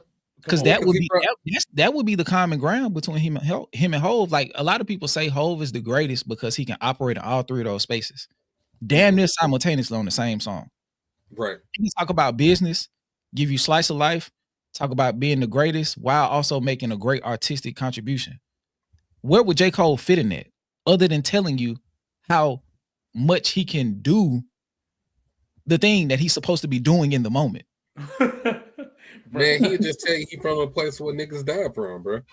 Oh, he can tell you that he from a place that niggas sold the same shit that you sold, ho. You remember when you sold drugs? I'm from a place where niggas sell drugs, bro. I'm from that same place, and I saw niggas die and get shot over those same drugs they sold. I can get on here and rap with you about the same shit just from a bystander's perspective. I understand. So you get on there, rap your shit. I'm gonna be on the with binoculars, be like, okay, he doing this, he doing that, and let me tell you how his shit is affecting me right now. I can do that. Why can't we make a song? It's perfect, right? No, nigga, that shit boring. No, nigga. Because it's meta raps. It's meta rap. It's literally meta. It's you're rapping about rapping. Like, I'm rapping about how, like, I'm rapping about the thing that I'm supposed to be doing. Like to DJ's point. I mean, to Skip's point. It's just, it is meta raps. It's woulda, coulda, shoulda. It's I'm the best, but I'm never gonna prove it for real. Like, and I had a chance to prove it for real, but I didn't. And y'all gonna have to be okay with that, I guess. You know, it's almost like, you know, like Drake's had to take the new route of like suing hip hop and streaming or memeing his way out of it. Cole kind of tried to do the same thing within his world and was like, well, I'm just gonna keep going and not acknowledge it, but kind of acknowledge it. But like, I don't know. He said something on Birthday Blizzard where it was just like, I climbed to the top and I jumped off, and just to prove that I could just whatever. It's a lot of just shadowboxing with the shit. I don't know. It's just really meta now that I think like, about it. He said I climbed to the top and jumped off to prove that I'm better, and then I lapped the niggas to prove that I'm better than niggas. Like, bro, what are you talking about, good sir? Nah. And who did you lap, good sir? Simba. That's what he was referring to in that stanza. And that's what I'm saying. He's trucking a freshman. That's what I'm talking about. The nigga is trucking a freshman, bro. You don't get points from trucking Simba. And then you work your way to the other shit. And it's like, yeah, the beef when real, gotta squash it. Yeah, man. Negative narratives and all this other shit. But I can give you a metaphor about assembly draped in foreshadowing. It's like, you're telling me you can do it. Do it, nigga. Do it, though. Like, you feel me? All while telling me, like, you can't exhibit bravado in the same venue that you told me you don't want to see niggas exhibit bravado. You can't do that. This nigga got a song on the fall off, and I'm gonna shut up, I promise.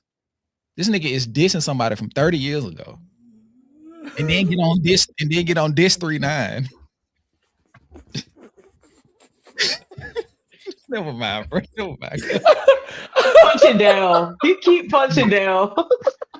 Bro, hey, Skip. So, I hate that, bro. I do, bro. I really hate that nigga as a rapper. I hate him, bro. Like, he's probably a great individual. I probably really fuck with J. Cole in real life. Like, I feel like if I would meet him, we could probably have a great conversation and build, and I could be like, you know what?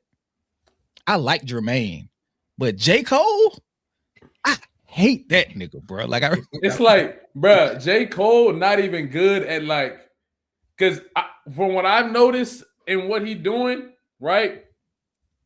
He not even good at being the villain. Like it seemed like he's trying to be the villain, and that isn't good. Like it's like a bad villain. Like I can at least I can at least say Drake is doing a good job at being the villain.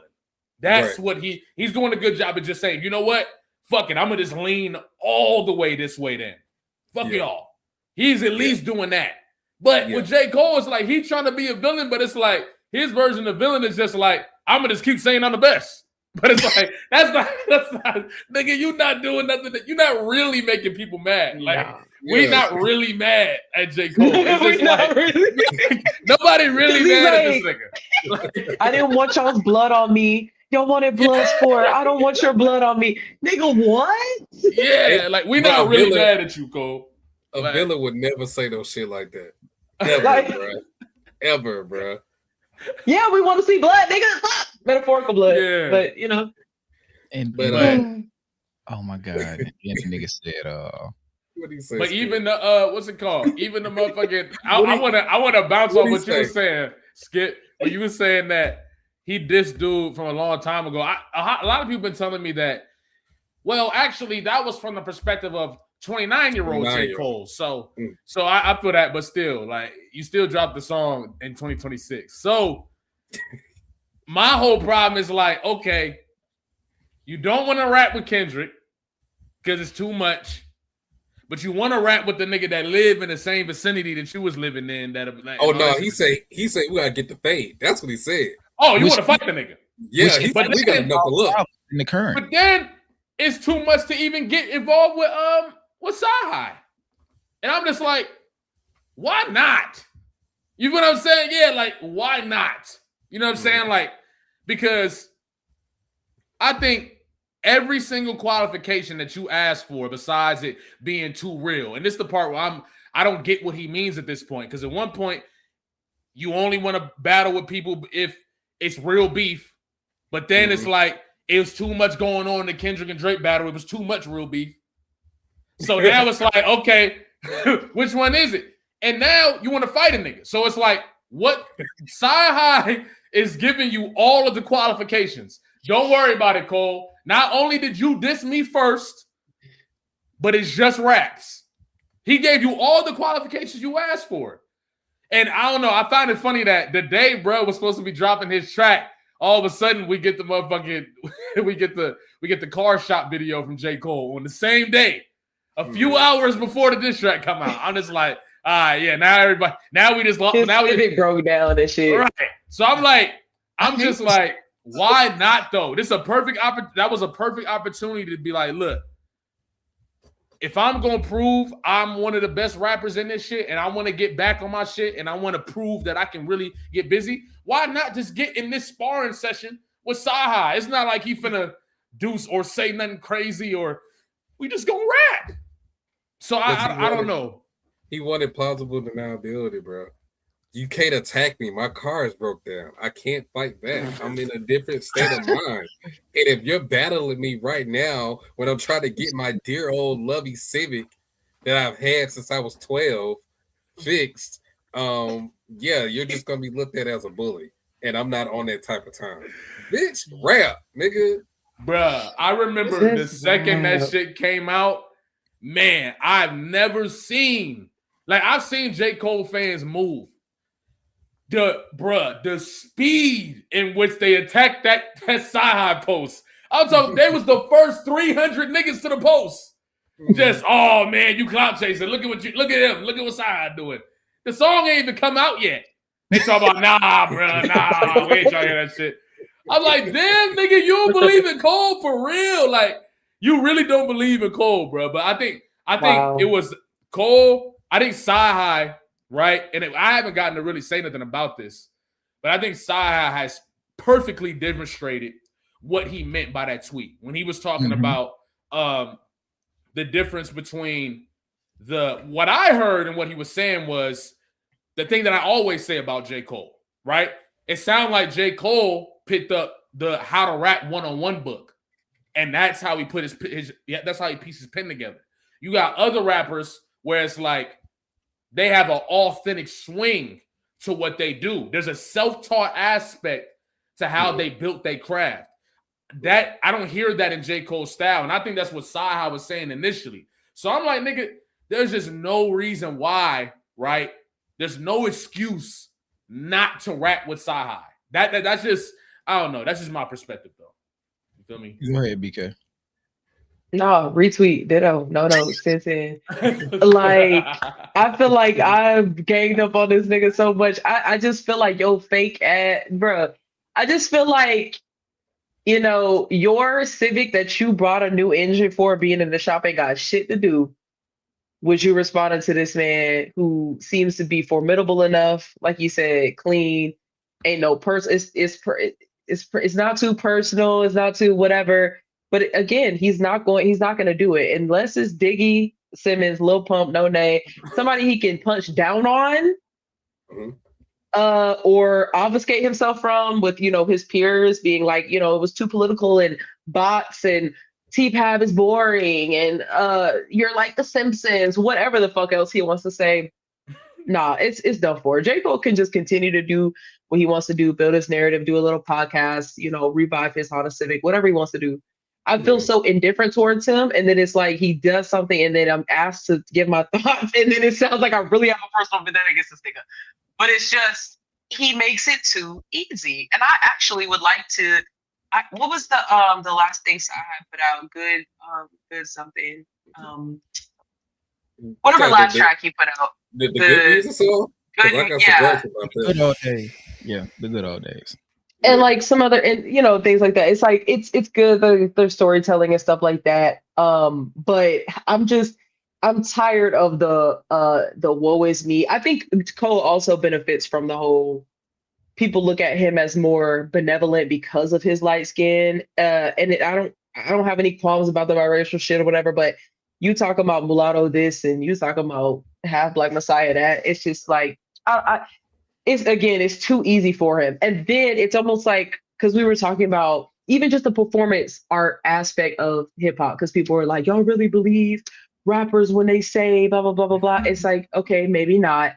But within the performance art, Cole is not doing what his character is supposed to do, which is like kill any nigga, which is blah, blah, blah, blah, blah. We don't care if like, okay, like you were saying, you mentioned someone within the battle rap scene who like we know has never murdered anyone, but it always has gun bars or whatever the case. Like we get that it's performance art, but within that realm and within that world, your character's supposed to do something. And it's been time after time after time that he's not. I think Cole just wants to rap to himself, for himself, by himself, and just talk about how he could just do all of these multiple syllabic things and da-da-da. But it's just not hit for me. He don't do it for me. And so, yeah, he can go and do whatever he wanted. The Civic, the whatever the fuck, the bike. Because it was the bike before the Civic. Niggas was telling me he was regular because he was... I'm done. I'm done with him. But he also... And the reason why I don't get this nigga no fucking slack, bro, because he plays into the narrative all the fucking time about how people feeling about him. And the reason why I say that, he got a bar on the fucking follow where he talk about a nigga rapping this hard but got a white mama. Why the fuck do you need to bring that up? Why do we need to talk about the fact that you got a white mom? Why does that fucking matter in terms of how great you rap? Because he already knows the narratives and things like you were saying, as far as like the Messiah complex, the lighter skin. He always bring up the mulatto shit. Like he is the one that's bringing these thoughts and shits to the table. No one is pointing this shit out in the music. He is saying this shit. So people get mad at us addressing the shit that he said. Like, why the fuck I can't address that this nigga say he the hardest nigga out the South since slavery? And he got a white mama. Why the fuck can I address that shit? That nigga said it. I didn't say it. He did. Because you didn't hear him. You didn't hear him in the way he was meant to be heard. Oh my god. Well, if that's the case, but you didn't hear him though. No, but that's not what he meant. He was saying that slavery was difficult. Nah, fuck that. Fuck that. If that's the case, then all of Drake music is fraud. Cause that nigga use ghostwriters. Just like Cyhi is a ghostwriter for Kanye, and people fucking knock Kanye off because everybody wrote for this nigga. No one considered Kanye a fucking top tier lyricist since the start of his career because it's been known from the jump that he has help. He either gets help or people write his shit for him. One of the two. No one disrespected Kanye as a fucking rapper, even though he wanted to be that. But no one disrespected from that. The moment we found out that Consequence, Cyhi, Common, Rhyme Fest, all these other niggas is all them niggas is writing his shit. So how the fuck can we give Drake a pass for the ghostwriting shit when he's in the same vein, same template as a Kanye? He do the same shit. I've always said that Drake is more likened to Kanye than Jay-Z. Even though people try to put him and Jay-Z in the same category, no, nigga. He's always been more likened to Kanye than any fucking thing in terms of music, musicry and things like that. Right. So if you can knock off Kanye, one of the greatest musicians of our time in terms of his discography, as a lyricist, why the fuck we can't do the same for Drake? And we have proof because Cyhi is one of these niggas that write for niggas, and now he started to come out like, look, bro, I need my credit now. Right. At this point, bro, I'm trying to get my solo shit popping. I need my credit. So I'm finna go and shoot at this nigga, that nigga. I'm finna tell my story because I'm tired of being in the shadows, bro. I'm writing for niggas. Don't nobody want to put me on their album because I'm rapping better than niggas. Like, don't nobody want to honor the swaps and shit. Like, bro, like, what are we doing, bro? Man, you shot him first. And you shot me first, nigga. I ain't saying shit because of whatever shit going on. But now it's time, nigga. And real quick, it's the number 10. It's so beautiful, right? I love the number 10, you know. Everybody's like, why would Cyhi come out and diss him 10 years later? What if Cyhi is rapping from the perspective of being in 2016? Yeah. What if he's perspective of being in 2016? We don't know. Wait, you don't get it. He's talking. He's. Oh my god! This year 31. This 31 side. This shit crazy, bro. Like, look at the hypocrisy, dog. It's like we let him get away with that shit. We let him diss a nigga from 15, damn near 15 years ago, under the guise that is from the perspective of him at age 29, at age this shit well into his 30s, and it's cool, and we sing it, and we like it, and we love it. But do the same shit. Yo, I ain't gonna lie, that's a fucking bomb. It's totally unacceptable. I don't understand, but I'm saying this is, bro, because I think a big part of my, like, I have an issue with J. Cole, and it's solely like rooted in the artistry, right?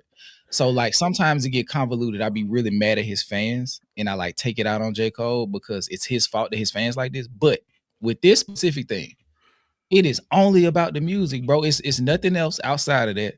It's just like we look at this and they contextualize Cyhi as clout chasing and doing something that he should have did 10 years ago. When J. Cole does the same exact thing on his album and it's celebrated, I don't understand that shit. Because if Cyhi would have responded back then, J. Cole wouldn't have responded. J. Cole wouldn't have said shit if Cyhi would have responded when this shit happened. J. Cole wouldn't have said a word. He would have went on his fucking bike or went and watched his goddamn Porsche or whatever the fuck he got and just would have kept rapping about rapping and shit. He would have never responded to Cyhi. So either way, Cyhi can't win for losing. This nigga's, because clearly you saying that Kanye got yes men around him. I'm one of the men that's around him that's helping him with his shit. So if you saying that, then you're clearly talking about me, okay? Because I'm one of them niggas. Because clearly in his song, the Good Music song, he's still an apologist for Kanye, okay? We can just go and put that shit out there. He said Kanye is misunderstood. Leave my boy alone. Y'all just don't understand this nigga. Chill out. Don't talk about Kanye. So yes, if you talking about one of the yes men that don't tell Kanye when he's doing wrong and shit, yes, I'm gonna take offense to that shit. Because who else you talking about, nigga? And if you are talking about somebody in particular, put a name on it.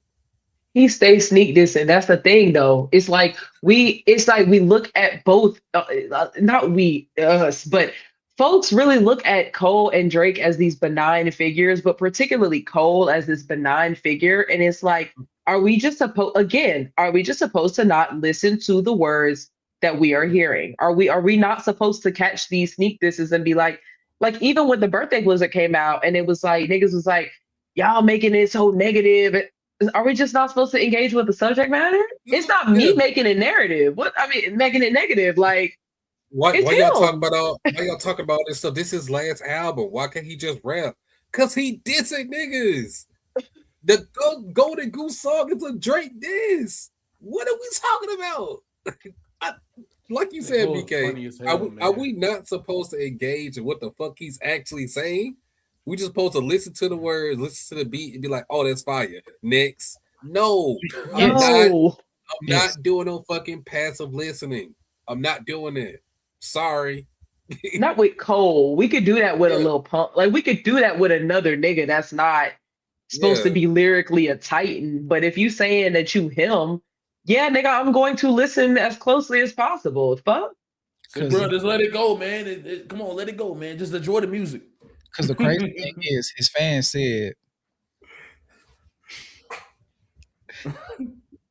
they said, y'all not listening to Cole. Y'all not getting what he's saying.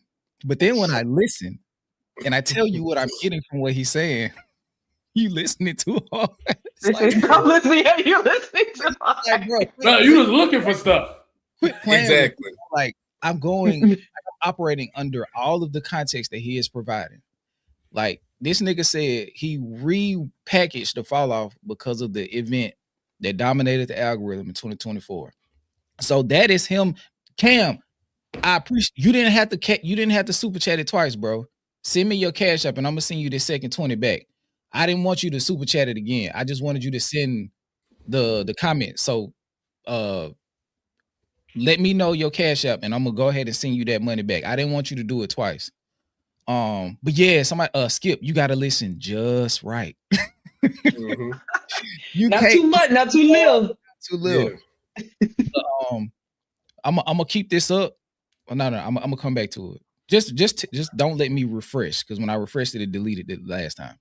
We're gonna close this up, and he asked some good questions. Cam did, like some this or that type shit, and I think that'd be a good way to kind of pivot off this J. Cole shit. Because like the last thing I do want to talk about with the Cyhi, because we already know he would be a formidable opponent, like just rapping to rap in like a spar, like a friendly type of thing with J. Cole. And unlike Joy Badass or Freddie Gibbs or whoever they wanted Kendrick to go against, this nigga actually just dissed J. Cole. It wasn't scathing, but it was actually a layered diss that like kind of speaks to several different ways that him and J. Cole don't match. You feel what I'm saying? It was like, nigga, if I'm in a Honda, we 3 deep with two decoys and the other one packed with ganja. Like he was really saying like, nigga, we don't even exist in the same space. So like what I have to offer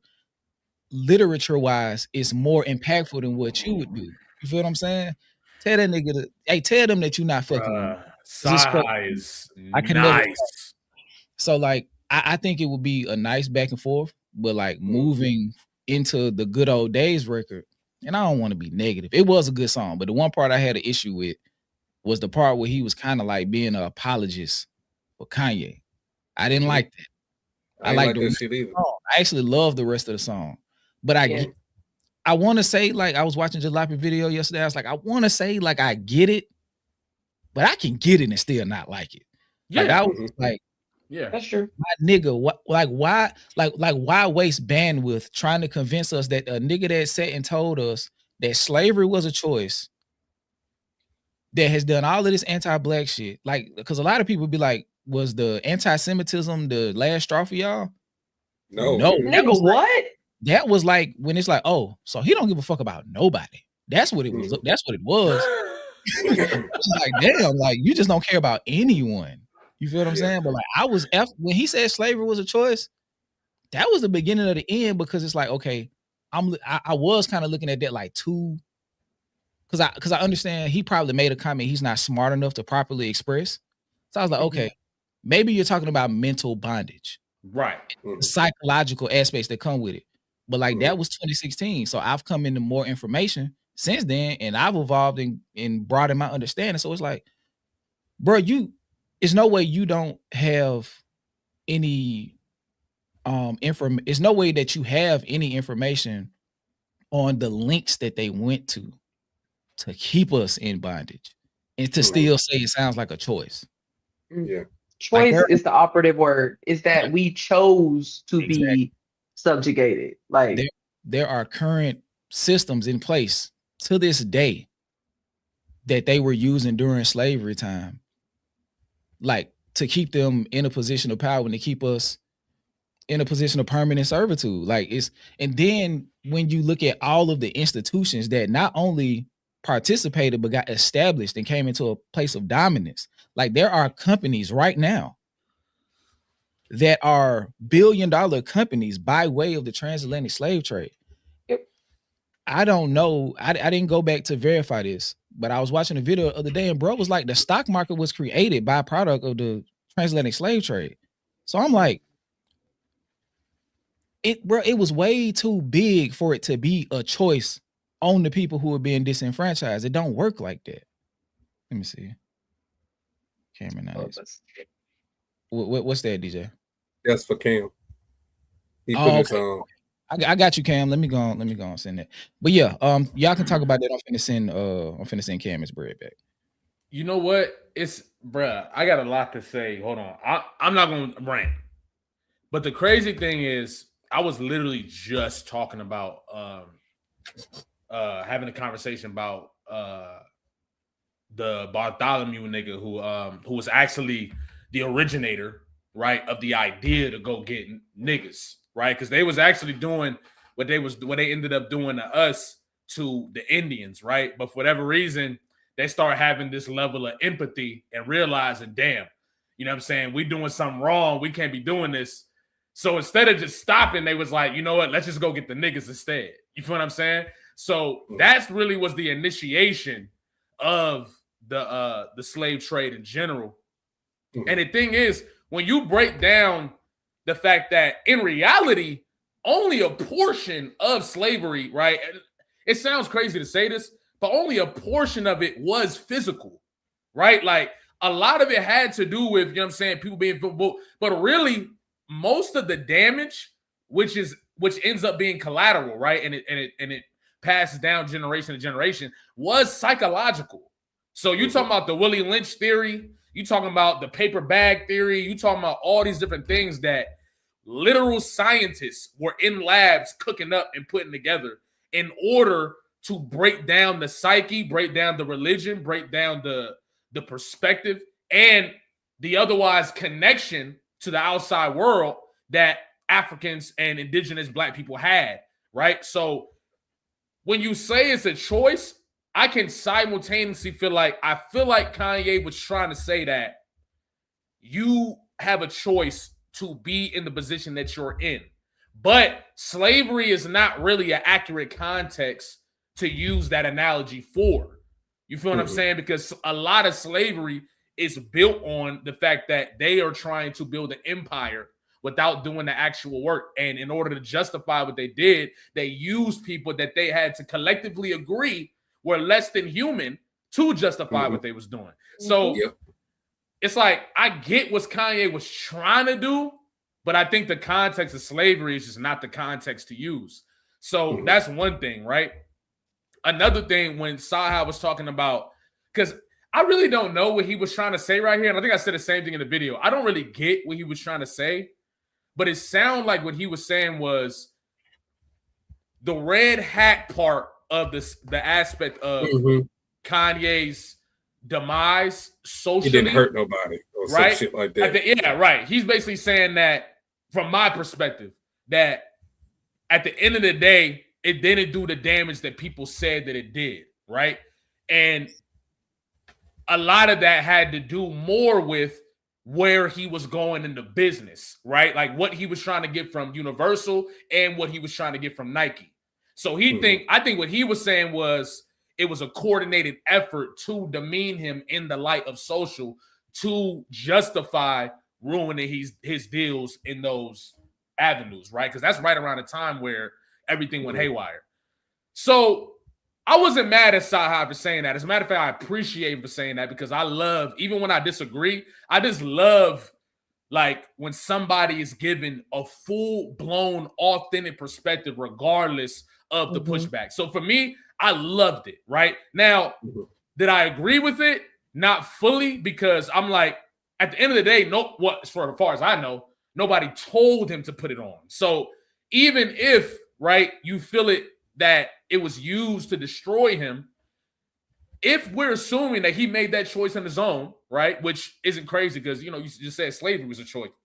So if we're assuming that he made that decision on his own, it's like, can you really say, was that more of something that you decided to do and therefore they saw opportunity and was like, okay, this is how we'll turn the community that built you into an enemy so that we can justify not giving you what you actually deserve.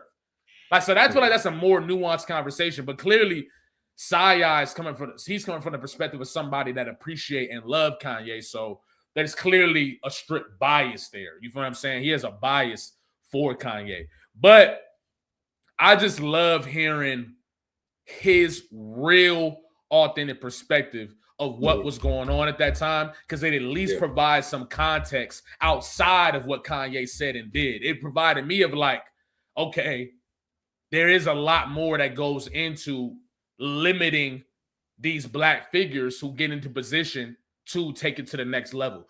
Does it have anything to do with us? No, but it is context of how that industry works and why Kanye was having some of them lash outs that he was having on Sway and all that shit. So I thought it was dope that he just provided extra context for that. So I love that part.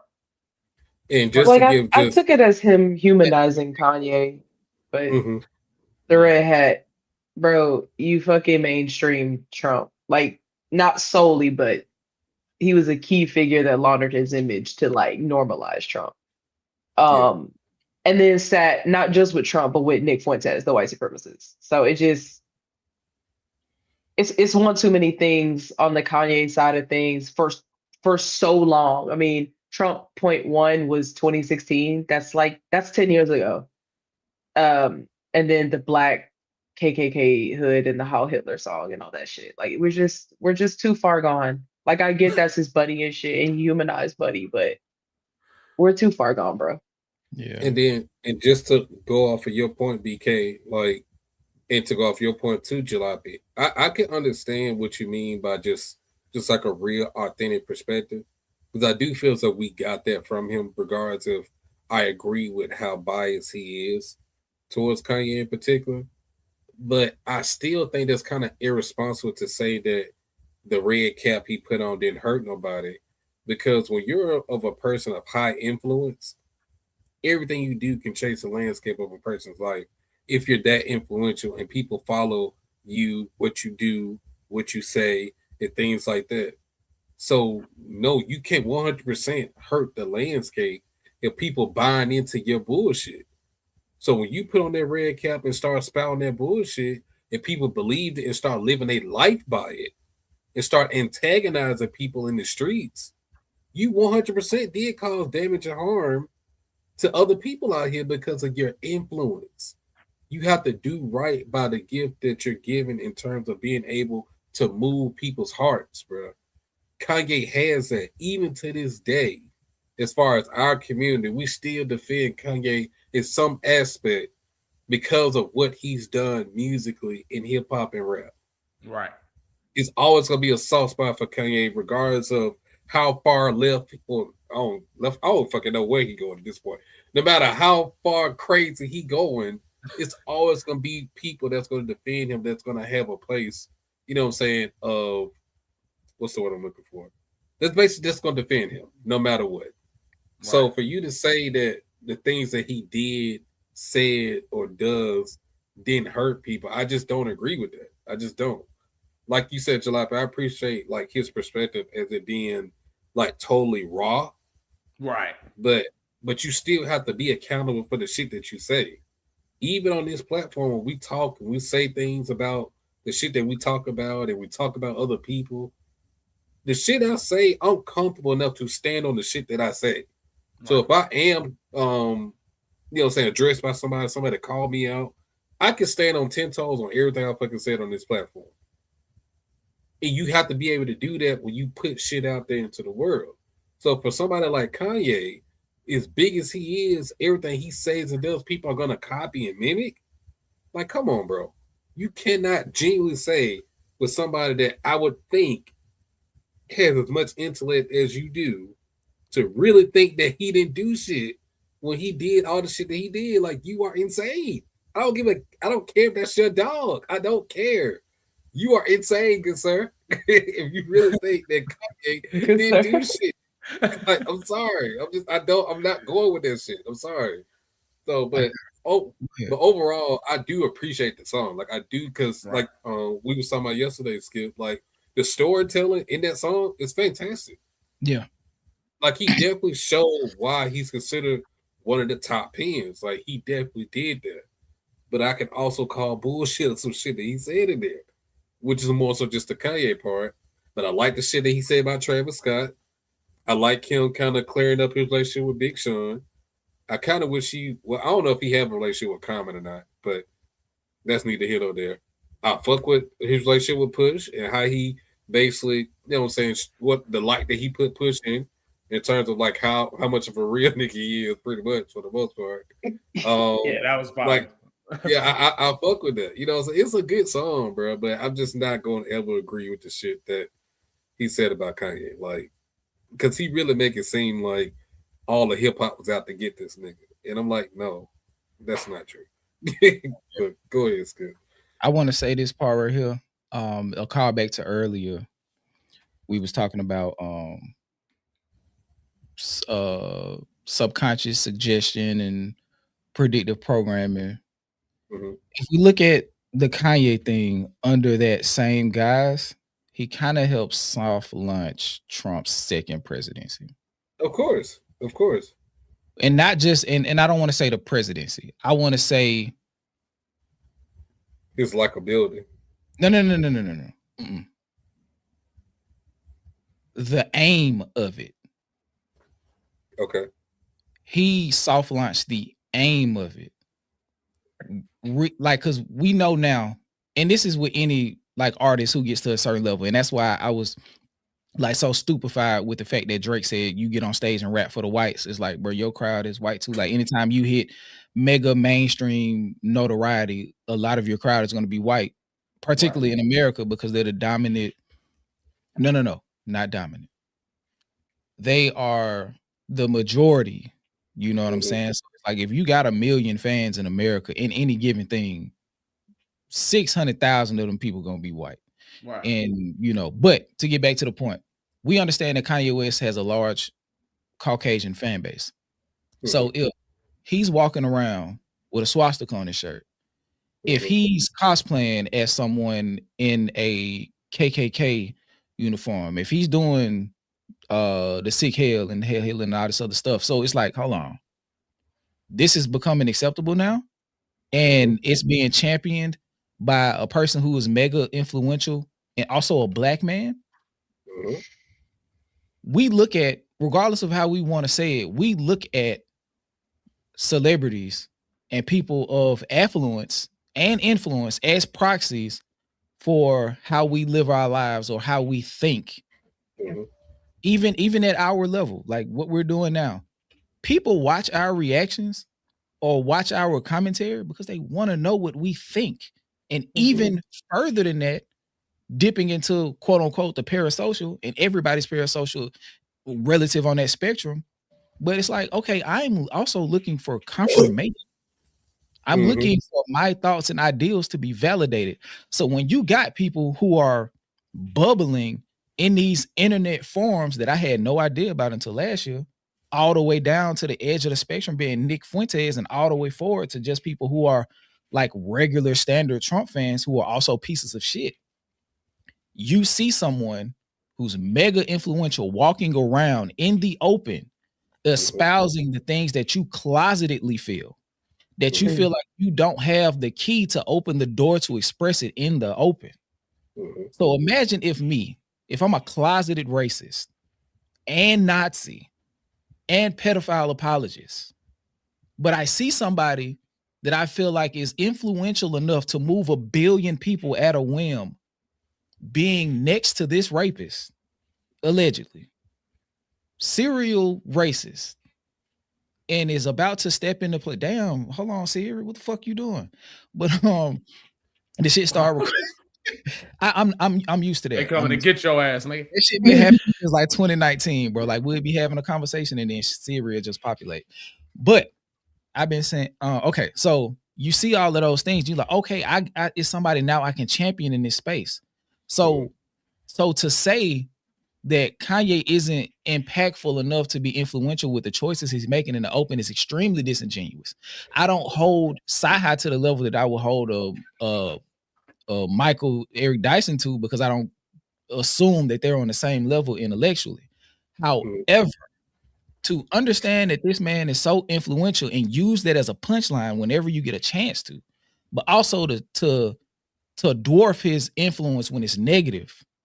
It's insane when we see the same, like a nigga will have on Yeezys and be at an America First rally. A nigga will have on Yeezys and be throwing rocks and shit at a Somali person before they ultimately found out that it was a white lady running that scheme. Niggas will have on Yeezys and be doing all of this shit that is against everything that we thought Kanye West was supposed to have been standing for 15 years ago. So it's like, no, bro, like they are embodying him from head to toe, externally and internally. The external part is wearing his clothes and also feeling emboldened to follow the character he's portraying. So it's like, come on, Cyhi, that's why I don't fuck with that shit. Because it's like, if anybody else was doing that, it would be World War III, no pun intended. But the fact that he's doing it and he to put money in your pocket and you feel like this the last hand you got, so you don't want to bite it, because if without Kanye, you go into you're nothing.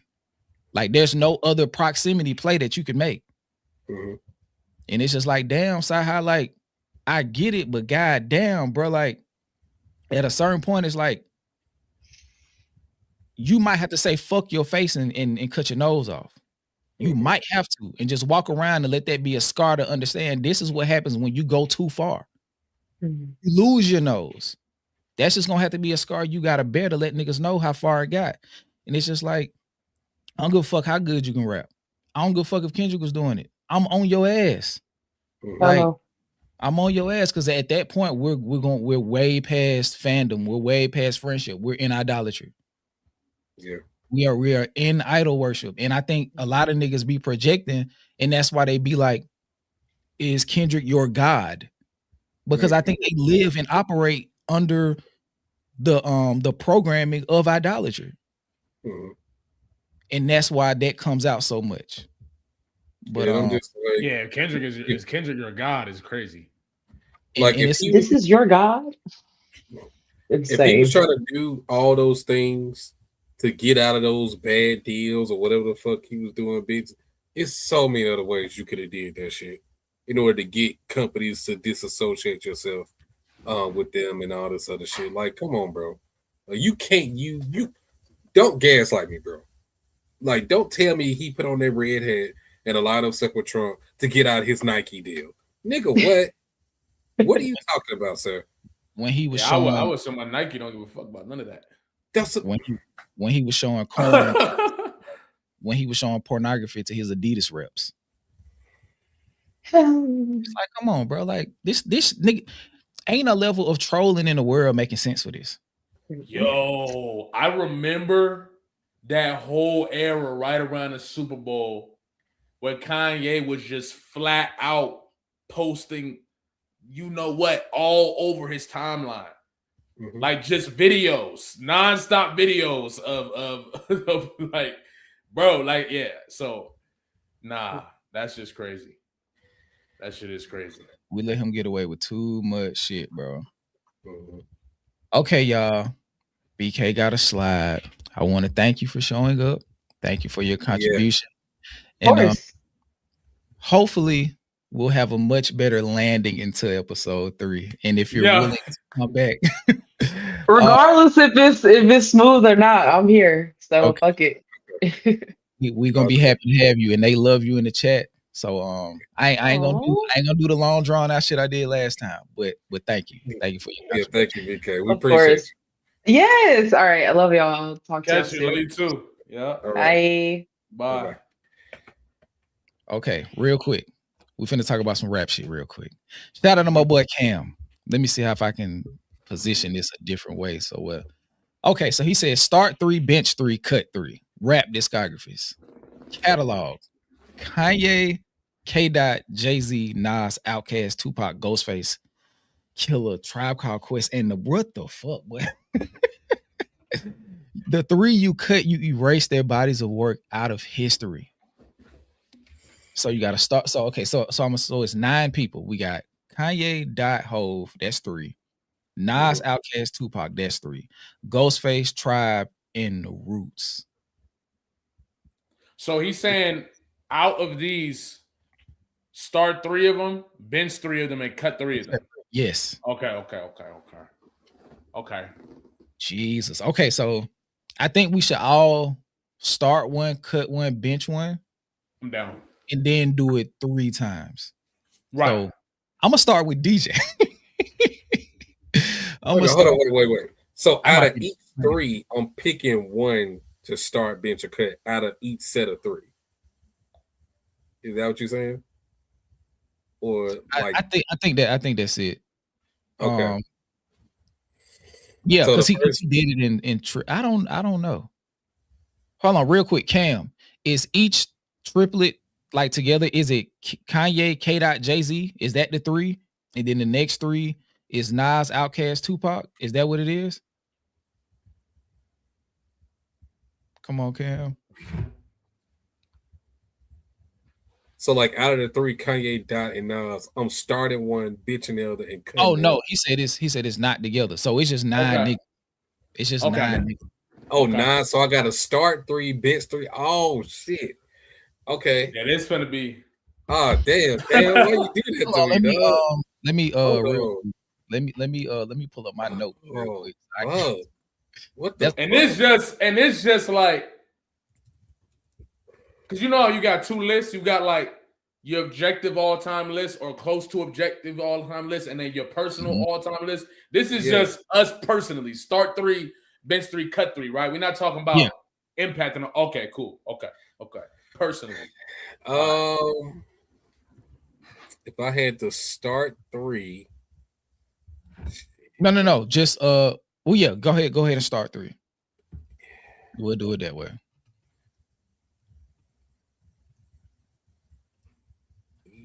Oh fuck. Damn. Yeah, nigga, this shit hard. No dick.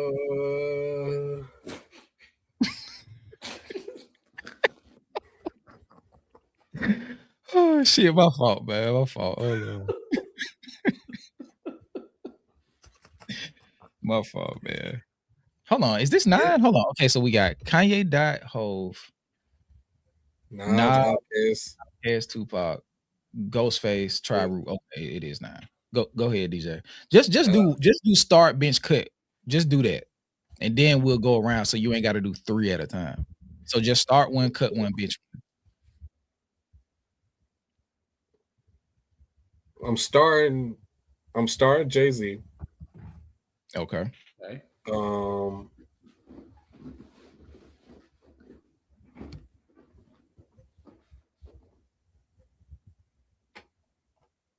This way, hold on. We can see. Hold on. Okay.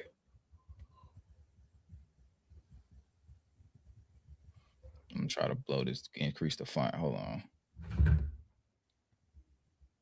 Or the size. Hold on.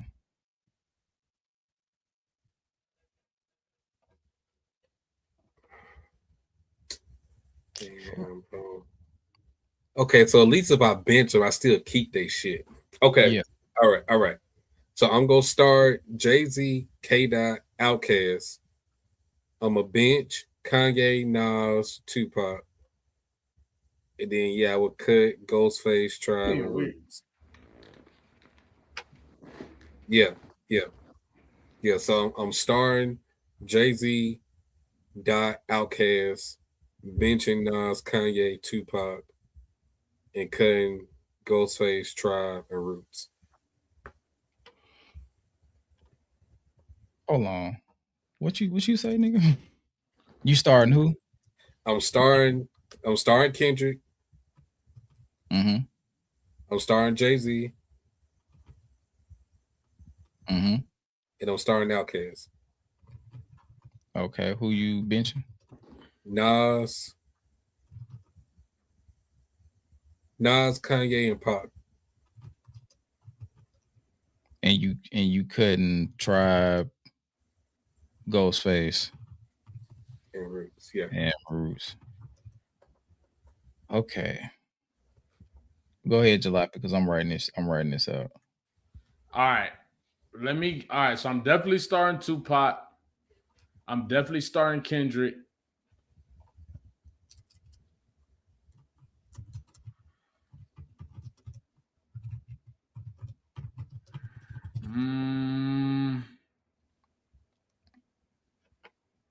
I'm gonna start Kanye. Okay. I'm benching Jay. Well, Kanye tough, bro. I'm benching Nas. Okay.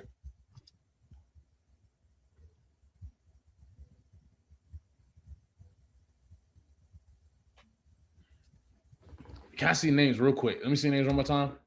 Okay. So the Kanye, 9. Yeah, there you go.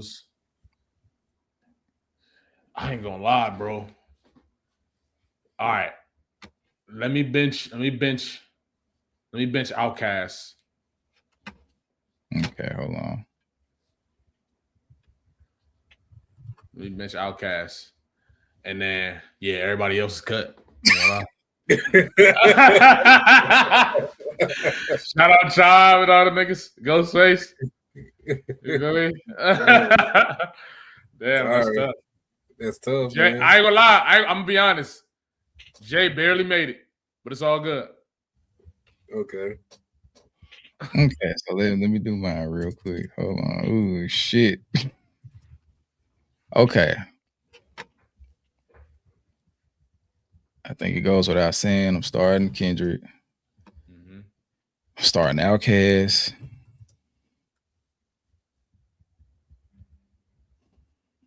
I hate this nigga so much.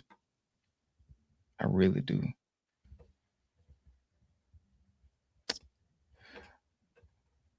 I'm gonna start Hove. Benching Nas, Kanye.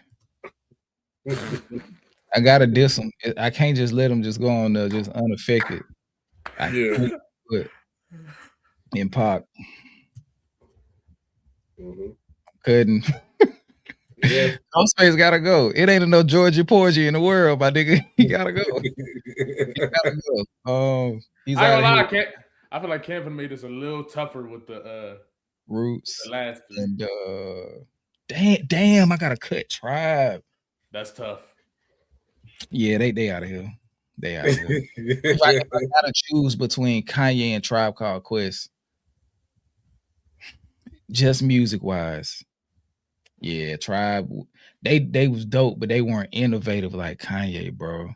Do I like Ghostface more than Method Man? No, I do not.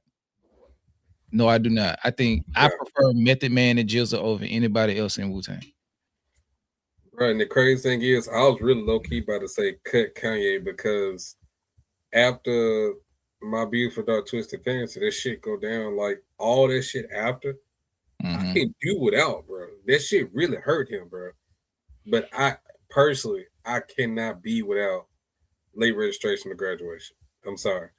Like And them two projects and 808s and Heartbreaks. Them 3 albums, bro. Because I can even do without My Dark Twisted Fantasy, bro. Just to be all honest. But you can or you can't. I can. I rarely go back to that album, bro. But 808s, Graduation, Late Registration, them 3 albums, I need them. I can't be without them. Yeah, I get what y'all saying in the comments, saying that they were innovative. I get that, but like if we're talking about from our personal listening experience, we're not speaking from an objective, like this is what the world, like this is like if I had to cut niggas off, like if like my top 3 that I'm going to out of this list is Dot, Hove, and Outkast. That second tier is Nas, Kanye, and Pac. That third tier, unfortunately, is Tribe, Ghostface, and Roots. Yes, bro. And I'm looking at it like, as far as Hove, even though I feel so Nas' discography is stronger than Hove, now especially, but I do feel as though there's more albums that I enjoyed more from Hove that just stuck with me, bro. Like Blueprint 1, Blueprint 2, Black Album, American Gangster, 444. Like those albums just like stand out to me. And then Kendrick, of course, all his albums. Of course, I gotta listen to Untitled Unmastered. But obviously, all the Kendrick albums, like they stuck for me. They hit. And they were Outkast. There's not one bad Outkast album, in my opinion. So it's just like I'm just going by consistency on that. But overall, like Cam, you made this shit hard as hell. I ain't gonna lie to you. And I think he had another one. Oh, he had another one? I think so. Because I think he's sending 2 super chats. Okay. If I'm not mistaken. But remember the 3 you cut, their body of works are erased from history. I'm good on from my life. Yeah. I'm not mad losing the Roots. Or Tribe. I ain't gonna lie, I'm kind of tight by losing Tribe. Like that's one of the groups that I play like in the car with Ro. Like if I don't want to like hear no cussing or no shit like that, but I want to hear some hip hop. And it's like cool enough, like because my wife kind of be on some shit like I don't like all that, like I don't want to hear no ransom or no shit like that. Like I want my rap to have a vibe to it. You feel what I'm saying? So like I can get that off. You know what I'm saying? Yeah. Hey yo, what's up, Tip? Hey yo, what's up? Fight like we can do that. So like, and I understand like how much of the soundscape we have gotten from Tribe Called Quest. Like I understand like Summer Cold wouldn't exist. The entirety of Logic wouldn't exist. Some of a lot of niggas wouldn't exist like through multiple generations without Tribe. Right. But I'm just talking about if I really gotta cut niggas, and this ain't an easy decision. This is like, but for my listening experience, like if you throw if you throw the best album from each one of these niggas on the table and you say you can only pick up 6, I'm looking at Graduation and I'm looking at fucking Low End Theory or Midnight Marauders, and I'm like, shit. I ain't gonna lie, I'm walking away with, when you say it like that, I'm low-key walking away with I'm walking away with 3 Pac albums. And I might be walking away with 3 Dot albums. I ain't gonna lie. Kanye, I love Graduation, but I feel like it's tied to such a pivotal moment in my life too. Late Registration, Fire, 808s and Heartbreaks, of course, My Beautiful Dark Twisted Fantasy. But like you said, after that, it's kind of like the Yeezus grew on me a little bit, but not enough to where I still listen to it. Yeah, I don't really listen to these like that. But when I first heard it, I was like, yo, this shit is ass. But as it aged, I'm like, this ain't ass. But I'm still not gonna listen to it. Random as hell, but what's The Life of Pablo? I thought that was gonna be a classic, bro. Because I don't know if y'all remember, but the singles he dropped for The Life of Pablo was Real Friends, 30 Hours, No More Parties, and No More Parties in LA. And I'm saying like, oh, Kanye back. No, Father Stretch My Hands too. He's Yeah. So he was dropping some that nigga was dropping some. I'm like, yeah, this is gonna be a classic. But yeah, the album actually dropped. I'm like, damn, this shit ass. I ain't gonna lie. Kanye ain't dropped a good album in man. Well, no, I did enjoy Donda. I'm not gonna hold you. I didn't fuck with Donda. I ain't gonna lie. I didn't fuck with Donda. I enjoyed Donda and I like Vultures. Not enough to consider it for this list, but I did like it. But I actually like Donda, and I would consider that one of his better albums for sure. Yeah. But everything in between there, like, no, bro. Like, only thing that's really saving Kanye is the 3 albums I mentioned for me. Yeah. Which is 808s, Graduation, Late Registration. I gotta have those 3. Niggas be telling me Kanye got 5 classics. I'm like, Late Registration. I don't know about that. Late Registration. And 808. I don't even know if it's a classic that because it defined what hip hop still sounds like.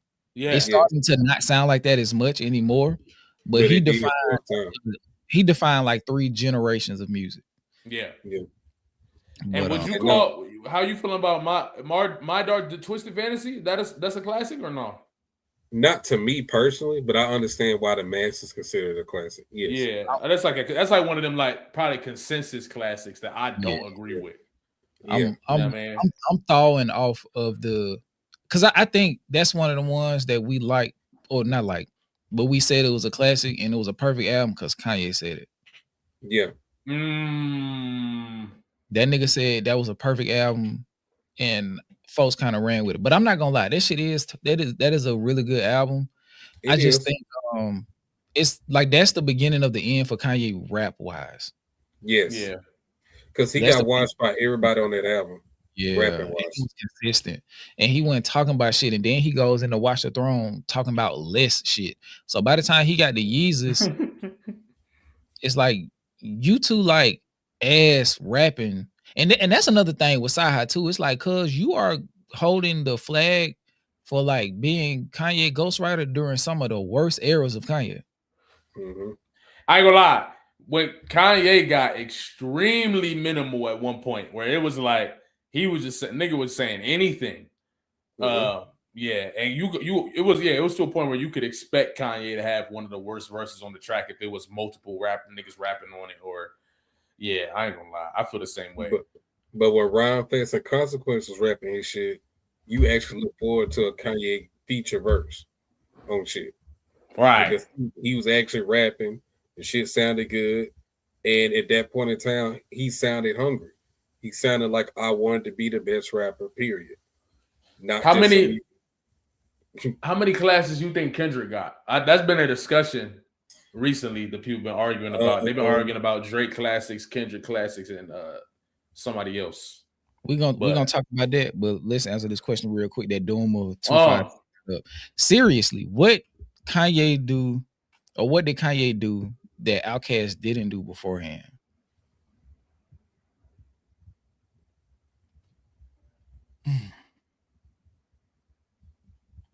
That's a hard ass question because I was like my first thought was 808s, but we got the Love Below. Right. I like it's like, bro. But that was still a different era though. Like, but it's really the precursor to it though. Like, go back and listen to Love Below. And I get it, but it can still hold weight of when it came out, though. I understand Outkast did a lot of the shit, and they did it. Not even if you want to say better, that's fine. They introduced a lot of the things, but it was still for that time frame. And granted, it may have influenced 808s in a way, sure, but ultimately, Kanye's spin on it did influence the generation that he was currently in at that time, and for a extended period of time. Like, I don't think we can. Like, I understand the question, but at first I kind of looked at it like as a slight to Kanye's influence just because Outkast did it first. No, it's also like he's having a conversation about innovation. Innovation, right. Like, was Kanye really that innovative if it was done before? I mean, a lot of things have been done before, though. So, exactly. That's So a good how point, innovative too. are the niggas who repeat it? What I'm saying is, at that point in time, when nobody making him and Cudi, as far as the spacey, slow down, emotional music shit, nobody was really doing that shit at that point in time because we were just coming off of goddamn crump music, snap music. Like it was a clearly a transitional period in music at that point in time. Like it definitely was a change. And even with Outkast, when they dropped The Level Below and Speaker Box, that was considered experimental to a lot of people. And I mean, he really opened the door for Childish Gambino, right? Drake, really, if you want to be real, 40's whole atmosphere that he was building around Drake's sound. I feel like a lot of that is directly correlated to 808s and Heartbreaks. And Cudi. You got to put Cudi in there. And K. Cudi, you got to put Cudi in there. Man on the Moon is one of the most influential albums of that time period. When you reverse the clock, you get to, I hope that you... I ain't gonna lie. Give me Carter 3, man. I ain't gonna lie. Carter 3? What? He's of that generation. Yes, sir. They can't stop me. That was part of him, like, coming into, because I think... You're not lying. Carter 3 was like a staple. Like, bro was like 10, 11. Yeah, I was 9. Yeah, so you God damn. Yeah. Really him like starting to like experience rap. You feel what I'm saying? That's when I always say, right? You got your main playlist, and then you got your playlist that you got from your family, right? So that's like for me was like Sugar Free, Scarface, Tupac, Ice Cube, like all the heavy Southwest West shit. You feel what I'm saying? But then you have the playlist that you get when you start finding your own music, which for me was Eminem, Lil Wayne, MF Doom, Immortal Technique, fucking, you know what I mean? All that type of shit. So Lil Wayne, though, was like outside of my favorite rappers that my mom introduced me to, because my mom didn't fuck with Wayne. But Wayne was like my first personal favorite rapper. You know what I'm saying? Like Wayne was my first like personal GOAT that somebody didn't give to me. So Carter 3 was like Carter. Bro. I look back and listen to Carter 3 and I'm like, damn, I ain't gonna lie. This shit don't feel at nowhere near as it felt like in that time. But in that time, man. Bro, that shit came out June 2008. Nigga, I was 18, my G. I was 18, bro. Like, what the fuck? And now bro, I think I know Carter 3, first track to last track, bar for bar. Damn. Like bar for bar, every song. Like even the joint with Busta Rhymes and what's bro name? David Bell. Yeah, that shit. Yeah. Even the unofficial joints that you can only get on LimeWire and shit. Like on the you gotta add what was it? Why can't I remember it? The Carter 3 links. Right. The shit everybody used to put, you know what I'm saying? Everybody used to the put Zoom? The iPod. Okay. Is that what it's called? iPod, yeah. Yeah. You know what I'm saying? So, Carter, for me, I personally got the Carter 3 over 808s, but that's just me. Let the beat build. I don't think that's a hard sell for real. That's not crazy, right? 3-Pete. Nah, I don't think that's super crazy. Dr. Carter, Mr. Carter. I ain't gonna lie. It's some shit on there, bro. I ain't gonna lie. I got Paper Trail over Carter 3, bro. Paper Trail came out at the same time. But now that's somebody. Now my mom, huge on T.I. So I was always tapped in with T.I. But my mom did not fuck with Wayne like that. Like, so Wayne was like that. Oh shit, like it's my first favorite. Like he talking about pussy and shit. Like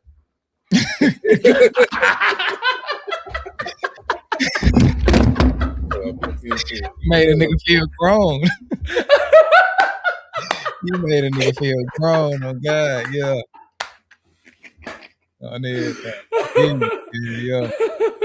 But oh man, to answer his question, bro, I really sample chops maybe, and I think the vibe that he created with the first two of the college series, I don't think Outkast did anything like that.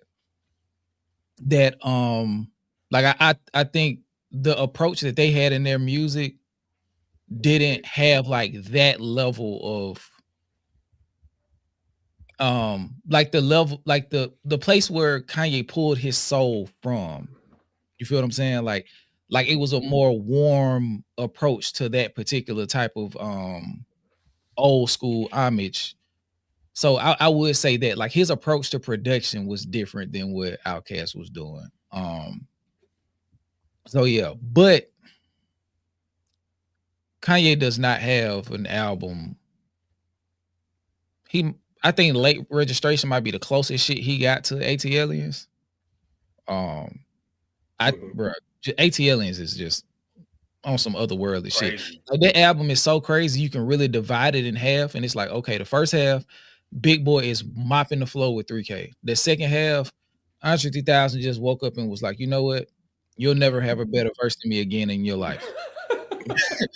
And from then on, it was the Andre 3000 show. You feel me? So it's just like that shit is insane. But yeah, I think every generation stands on the shoulders of the generation before it. So like, I get that DJ was saying. His perspective, Dooma is just like he basically saying Kanye didn't move the needle. Like for real. That's what he's saying. Kanye didn't move the needle. And I disagree with that. That's fine.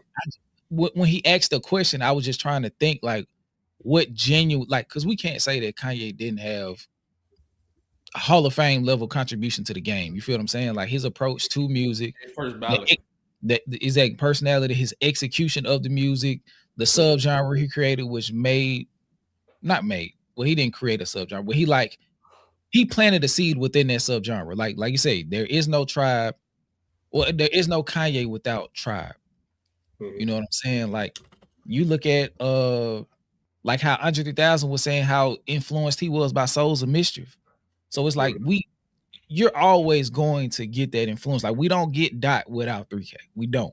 Like even back to Section 80 and Overly Dedicated. Like you can hear the Outkast in there. You hear when he get into like when he really get to gritting his teeth and shit. Like you hear the DMX, you hear the Pac. Like so it's not that the past, the early Wayne. Yeah, there will never be someone who exists in the current that can exist in a bubble independent of any past influence. Right. But I just think what Kanye did with what he had is a touch point in hip hop culture. So it's like I can't cut that nigga. I'm sorry. Like so, if I gotta choose between him and Tribe, like for what came of it, I'm going to keep Kanye. Yeah, and it's tough. It's not like get Tribe the fuck out of here. It's just like.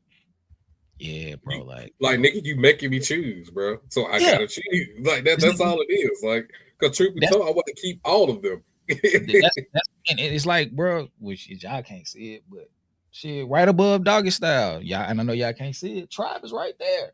You feel me? Kanye's not even on the wall anymore because he's a piece of shit.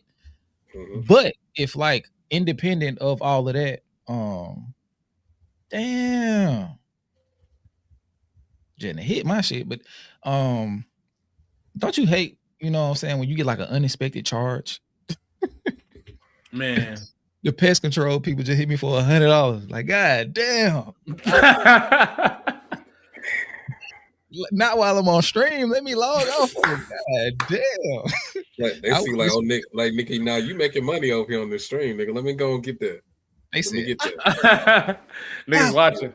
God, but Kawhi defense, nigga. I think it might be an argument towards like maybe Kanye not as influential as many was seen. I ain't gonna lie. A lot of Kanye's, this might be crazy to say, but in my opinion, a lot of Kanye's greatness does stem from a lot of self-proclaiming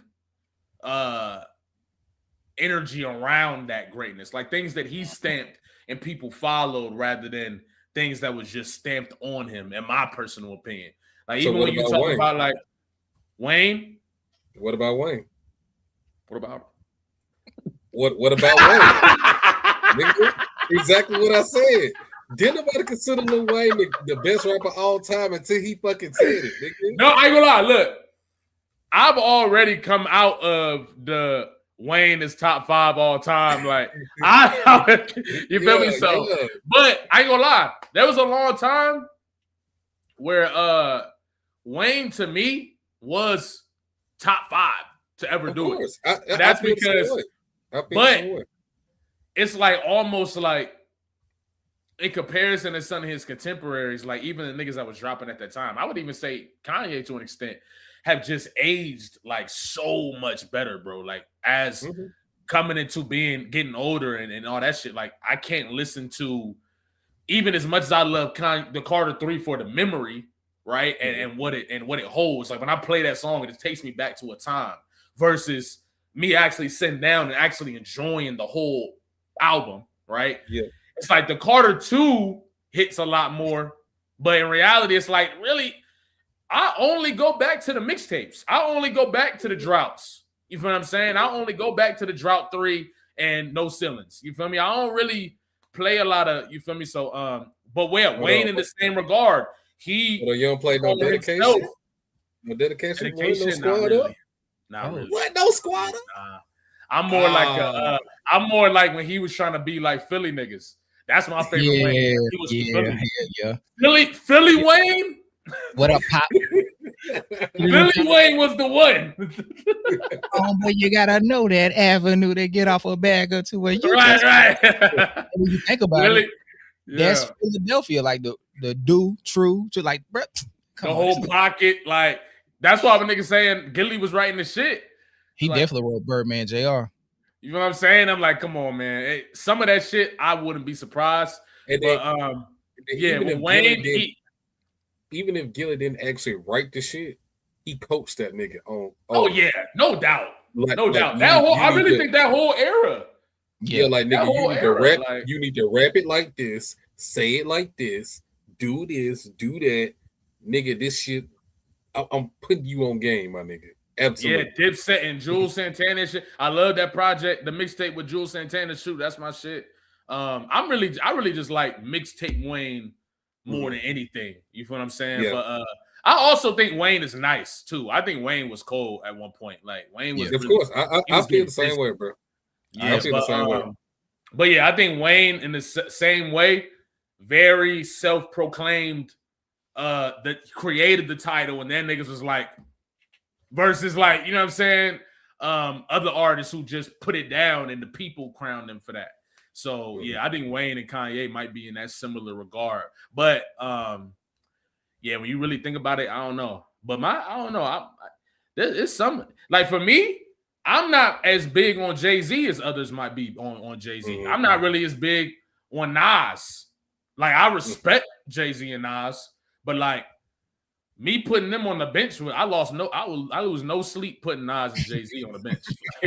You give me Ice Cube, you give me who else? Give me Scarface. Them niggas could get cut.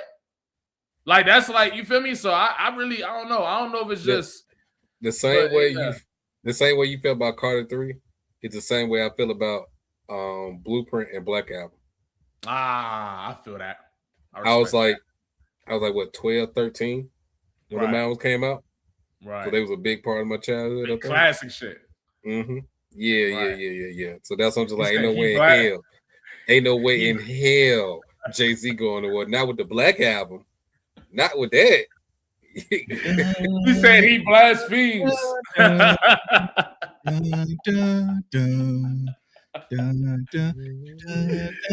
Oh. He was my son. He gave me no pain. Yes, Look, bro. My thing is too.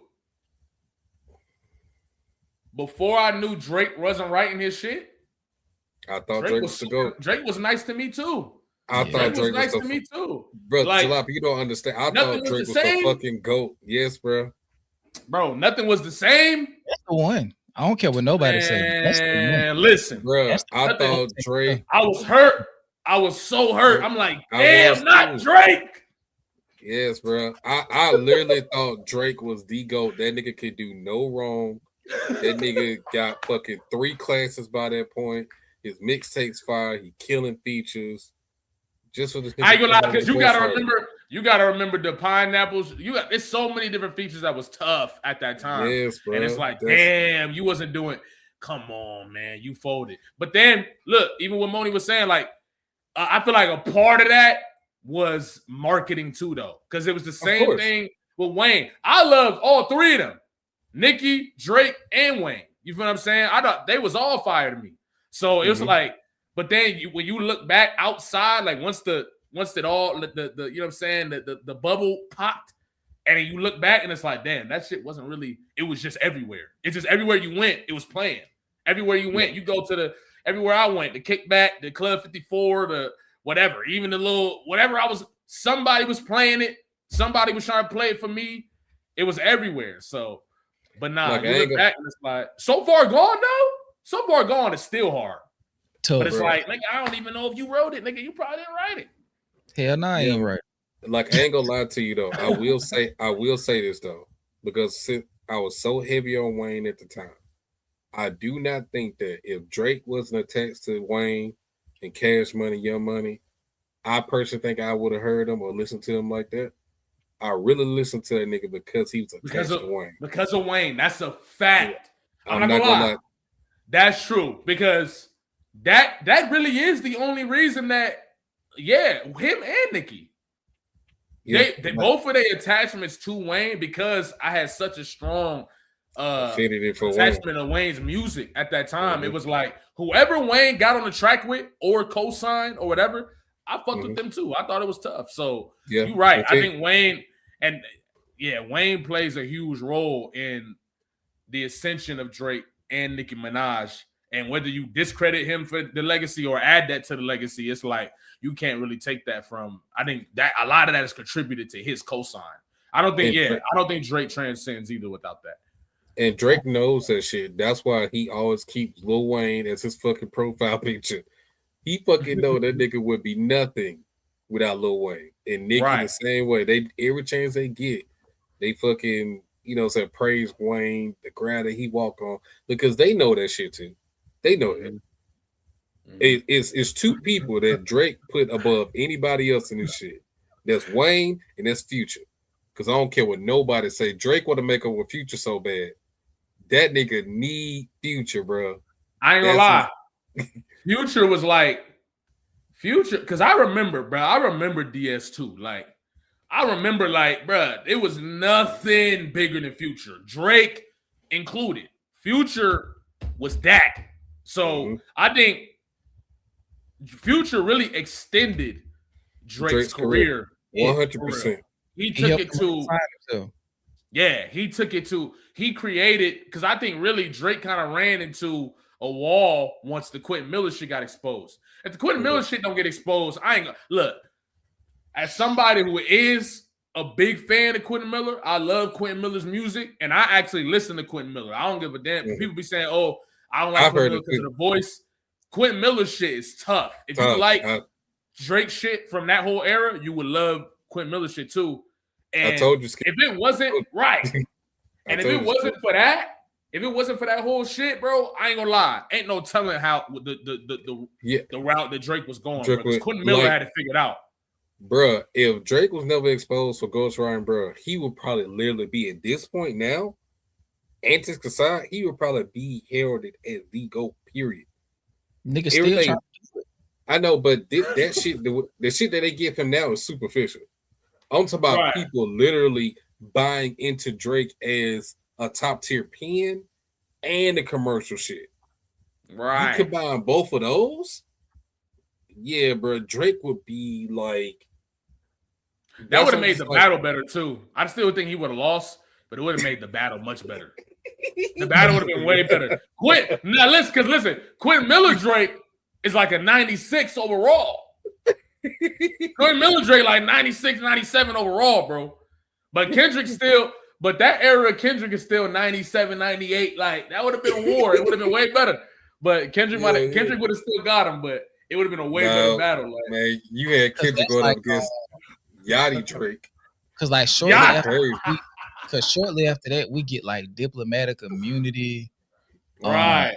Omerta, like that version of Drake. Where he was just dropping random singles on YouTube. I'm telling you, I was there. Like, that whole shit hurts. How did nigga start that shit? He was like, I can't remember. He was like, I'm starting to figure something about that guy in the Rich of Me, customized from Tiffany and the bullets that'll hit you out of nowhere like an epiphany. Really, like, I was like, you go back and listen to that song, like outside of like how we feel about him now, but just looking at that shit is like it was just like, bro, this nigga is cold. And it was like the like I say, with another reason that I don't necessarily like a lot of like that one trick pony New York centric shit is because them niggas won't break the rules. And it's like how like Drake would like go through like a stanza, completely switch the flow pattern. Yeah. Like what a nigga said, like he'd be like something old fashioned, then like it's old habit, then flip it again. It's just like he just kept flipping the flow over and over. But just think about if he wrote that whole song 4 minutes just rhyming custom owls from Tiffany's, it don't hit the same because it's not as dynamic. You feel what I'm saying? It's like when you get to a certain point of mastery, you start breaking rules. Right. You start breaking rules like right. Like on some box, real quick on some boxes like Terrence Crawford. Like it's like, okay, like you fighting, you in the middle of an exchange and you switch stances. It's like, hold on, nigga, we was just fighting orthodox to orthodox, and you just like took a step back and switched mid punch in the southpaw. Like that just shows a level of mastery of multiple disciplines. But with the Drake shit, we cannot confirm who the fuck was writing that shit. Yeah, it's all over. It's over. It's over. And it just takes all of the steam out of like some of his best like lyrical performances. And I just think on some whole shit, like as far as like that specific like subgenre of rap, like you take off the guise of him being phony baloney, some of that shit is like really astonishing. Yes, but like he done got Cole out of here a couple times. I ain't gonna lie. The Jodeci freestyle, belt to ass. The in the morning remix. In the morning, belt to ass. Like Drake was punishing J. Cole. Like in that whole era, yo, J. Cole was getting punished. That's what I be telling niggas. I'm like, bro, if in the alternative universe, Drake writing his own shit, I'm one of them niggas that's like, give me Drake versus Cole, and I know where my money going. I got money on Drake. I'm putting money on Drake to get J. Cole the fuck out of here. Yeah, he would have bullied. He would have 2-1 clear. 2-1 so you got headlines versus blow up. Come on, dog. Like, come on now. Come on now. This not even a conversation. Come on, bro. Give me 5. I ain't gonna lie. Give me 5 a.m. in Toronto versus any isolated J. Cole verse of that era. Any isolated J. Cole verse of that era. It's not taking 5 a.m. in Toronto. Give me 4 p.m. in Calabasas. Does J. Cole even have like any like isolated like tracks where he just spazzing like just really getting raps off? Does he have those? I'm a Fool, really? The Cure. I put either one of those up against 5 a.m. in Toronto. Okay. I'm a Fool. That's when he's rhyming on the Gnarls Barkley, and then the Cure's when he's rapping on the Kanye Liftoff. But J. Cole don't be saying nothing that's like. He be saying shit sometimes, but he don't be talking that shit. Like, that's one thing. Drake might not have the technical ability all the time, but he got the ability of talking that shit to where it's like, that's a quotable. No, you feel what I'm saying? So, and then C to V show, real quick, not even to change subjects. They just said probably the most valid thing in this whole shit. They said none of them would be here without Lil B, the bass god. And I'm not gonna lie, valid. Lil B, as far as I'm concerned, I can't name another rapper that will wash Joe Budden the way that Lil B squash Joe Budden. Like, I can't name another nigga that ever got busy with Joe Budden like Lil B. Like Lil B kind of. I don't know. I'll let y'all have that. Yeah, you ain't heard Lil B? I ain't too versed in that field. I ain't gonna I'll let y'all have Lil B, bro. I know who he is, but I'm not gonna sit up there and be like, that's that nigga though. I ain't gonna lie. Look, I know there's a narrative out there on Lil B, and I know Lil B is actually nice as fuck, bro. Like Lil B, nice. I'll let y'all have it. That nigga watched Kendrick in the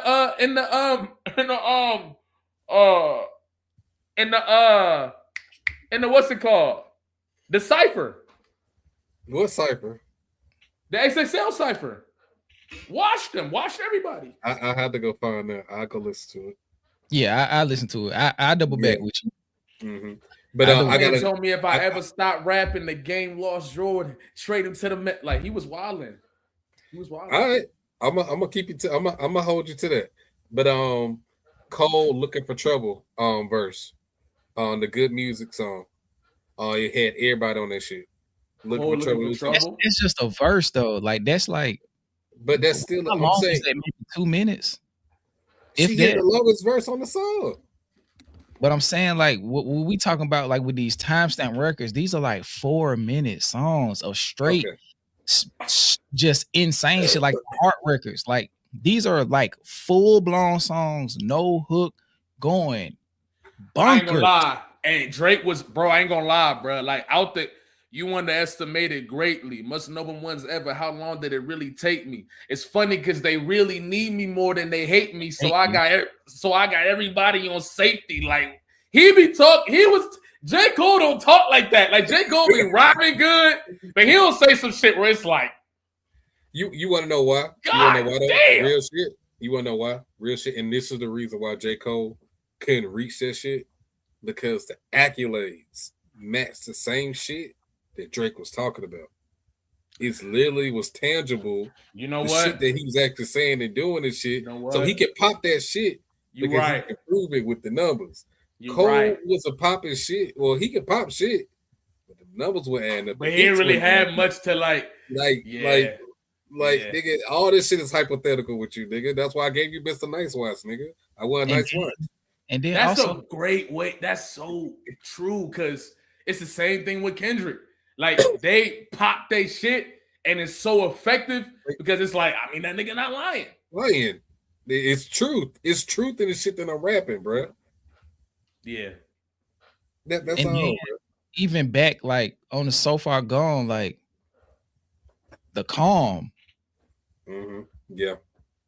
Like, come on, bro. Like, even though we know the pens were working. We don't know who hands were holding the pens, but they were working. J. Cole ain't got one of them, like especially like early on in his career, like that. Like, come on, bro. Like nah. I ain't gonna lie, this nigga Drake was like fucking like nigga. This nigga was like Voltron, like they literally like just fucking pieced this nigga together like. They did. He had all the best writers and all like niggas got like he had 40. With the building, the act, like, bro, this nigga was literally a project. Like, bro, that's why I was so fucking hurt. That's why I was so fucking hurt, bro, when I found out about that ghostwriting shit. And it would make me so mad is more and more shit come out the older we get.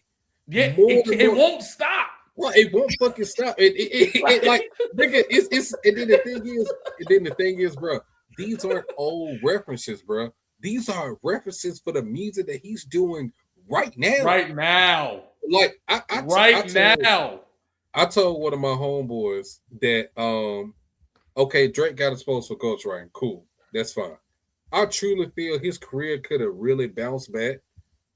Like, I think he could have bounced back just fine as a pen if no more ghostwriting shit ever came out.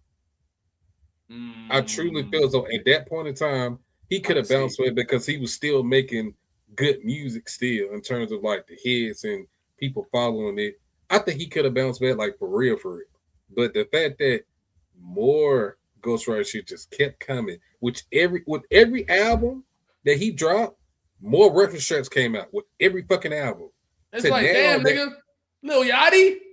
Like, bro, like, nigga, it's true. Like, bro, so now it brings into question your whole catalog. Your whole catalog. The fact that the reference tracks keep coming even after you got exposed. Like, nigga, you didn't learn. Like, you got exposed once. Why would you say the train got to keep rolling? Bro, come you got on, to think about it. Like, he defined his career off of having extra help. So it's like, bro, if I'm Manny Pacquiao, oh shit, okay, and I'm using performance enhancing drugs, and Floyd like, nigga, I'm not fighting you unless you submit to Olympic level testing. and Manny say, fuck it, I'm not fighting you right now, and they wait another 5 years. So by the time he lose, it's like, I not take him now, and then I just say my shoulder hurt. But we all looking at it now like, yeah, Manny, you did wait another 5 years, and you had all them steroid rumors on you. So it's just like, yeah, we kind of look at you a little funny in the light. You got that asterisk over you. So it is no rebounding. Once it happens, the rest of your career is shrouded in mystery. It does not go away. You cannot gloss over it because you'll never be able to prove something that's already been proven true to be false in hindsight. It doesn't work. Like if Kendrick would, because I remember they tried to out Kendrick for having a ghostwriter when DNA dropped. I remember that. Somebody dropped the song on SoundCloud, and I don't know what the date was, but he was like, bro, Kendrick stole my song. And I think it had like it was probably like a repeat, like a repetition of like the affirming part of DNA, like I got or whatever the case is. But it's just like, bro, like this shit got like 57 views. Like, nigga, ain't no way Kendrick was sitting on SoundCloud and stole this song from you. You feel what I'm saying? But if that would have like connected, oh, Kendrick is cooked. It's a wrap. It's no, like, you can't get that off you, bro. Like think like to this day, like people, like one of the chinks on Hove armor is that they say he was biting big or like using big bars in his music to the point where I love using that when I'm arguing with niggas against it. I'm not a biter. I'm a writer for myself and others. I use a big verse. I'm only bigging up my brother. I'm bigging up my burrow. Enough to do it. I'm that thorough. Even on my own flow is foolish. The range of things you think about, bring them out. It's hard to yell with the barrels in your mouth. He had to respond and drop a haymaker with it. You feel what I'm saying? So it's like, right.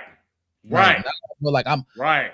I understand that. I know it ain't gonna go away, but y'all gonna understand. Like, I'm just paying reverence. Like, I'm not using it in place of my own shit. So it's like, nah, but you can't flip ghostwriting. Like, he tried with the Pusha T shit, and that lost him the battle. Like, he started off, like, that's the thing with Drake. He loses as soon as he started explaining shit. If you're mad that I got some help on these lyrics, buddy, let's just look at Kanye, who's got it's like, nah, you already lost. It's over with. It's like, nigga, right, bro. I'm like, it's crazy because Duppy Freestyle is actually probably his best diss track ever. But the crazy thing is like, nigga, how the hell, bro? You talking about a nigga Kanye? We all look at Kanye like he Dr. Dre. Like nobody looking at Kanye like he a top 10. Like, we all think Kanye Dr. Dre. But now we look at you like you Dr. Dre. You know what I'm saying? That's the category that I put him in. He in the Kanye Dre aspect of things. When I look at Drake, it's not. I don't put him in the same category. I stopped grading him against the Kendricks and all that the second that shit came out. You feel what I'm saying? So, but even in that beef with Pusha T, the best shit that Drake said wasn't even in Pusha T. It was Kanye. I just left from y'all putting pen to the sheets. That alone, that dropping nukes alone, on Kanye, battling Pusha. Like, he didn't have shit to say to Push for real. He didn't have shit. That's why it came up and it was apparent. Like, that's why I just don't believe that he had this nuclear bomb of a diss to Pusha T that was just so scathing. I don't believe that shit because he's still been taking shots at Push since then, and all them Push shits is light as fuck. All of them are like, you're not giving me no flashes of, damn, I wonder what the whole song would have sounded like. No, nigga, that shit light as fuck. And you keep repeating the same shit. Yeah. His best bars are always for niggas we don't. I ain't gonna lie. The best part of Family Matters is the second beat. That's what I'm saying. I remember when that beat came on and he started spazzing, I was like, hold on, what are you about to say about that right here? And then but then he never did. I was like, let's go, nigga. And then he gets to that part and start as fuck. I'm like, bro, start singing and shit in his mouth. I was like, I was like, oh yeah, you're dead. And then 35 minutes later, bro, I would, man. I wish we was like streaming back then. Same. Cause I was with my homies sitting here arguing with these niggas. These niggas trying to tell me, oh yeah, I ain't gonna lie, bro. Kendrick might be done, bro. I'm like, no, nigga, all this shit Drake been lying about. You think this not a lie too, nigga? Niggas talking about, no, bro, I ain't gonna lie, bro. I remember, bro. Fuck out of here. Bro, Skip, if we were streaming back then, bro, we would have been it's fuck, bro. Just think about like how crazy the chat was when we was live streaming, reacting to the Joey shit. Like, granted, them videos wouldn't have as much shelf life because like the lives get deprioritized once they're over. But bro, just like to come back the next day and talk about it, like, or to just be like, hey, bro, pull up real quick. I'm finna cut on OBS so we can get this reaction out real quick. Bro, that shit would have been crazy. But real quick, we just hit the goal on the super chats. So shout out to y'all. We have kind of sort of concluded episode 2 of the Cypher. I'm finna go through these super chats like I did last time. So if y'all want to dip, y'all can. It took about an hour last time, but it ain't as many super chats as it was last time. I think it was like damn near 100. It's like it's 50 today, so it ain't gonna be as long. But yeah, I'm finna get started on these though. What we doing? Y'all sticking around? Or y'all finna go to sleep? It's all good. I gotta do this. I gotta do this. So if y'all want to dip, that's cool. All right, bro. We appreciate you, boss man. Yo, why Yo, I'm about to get out. That's cool. All cats is crazy. Nah, man, we appreciate you, brother. People wanted you, bro. Look, bro. No. Look, bro. I swear that should never happen again, bro. That should never happen again. Hey, bro. it's all good, bro. Like I saw what it was, and I saw it was real shit. So I wouldn't. Right. Yeah, it really was. I wasn't gonna say nothing.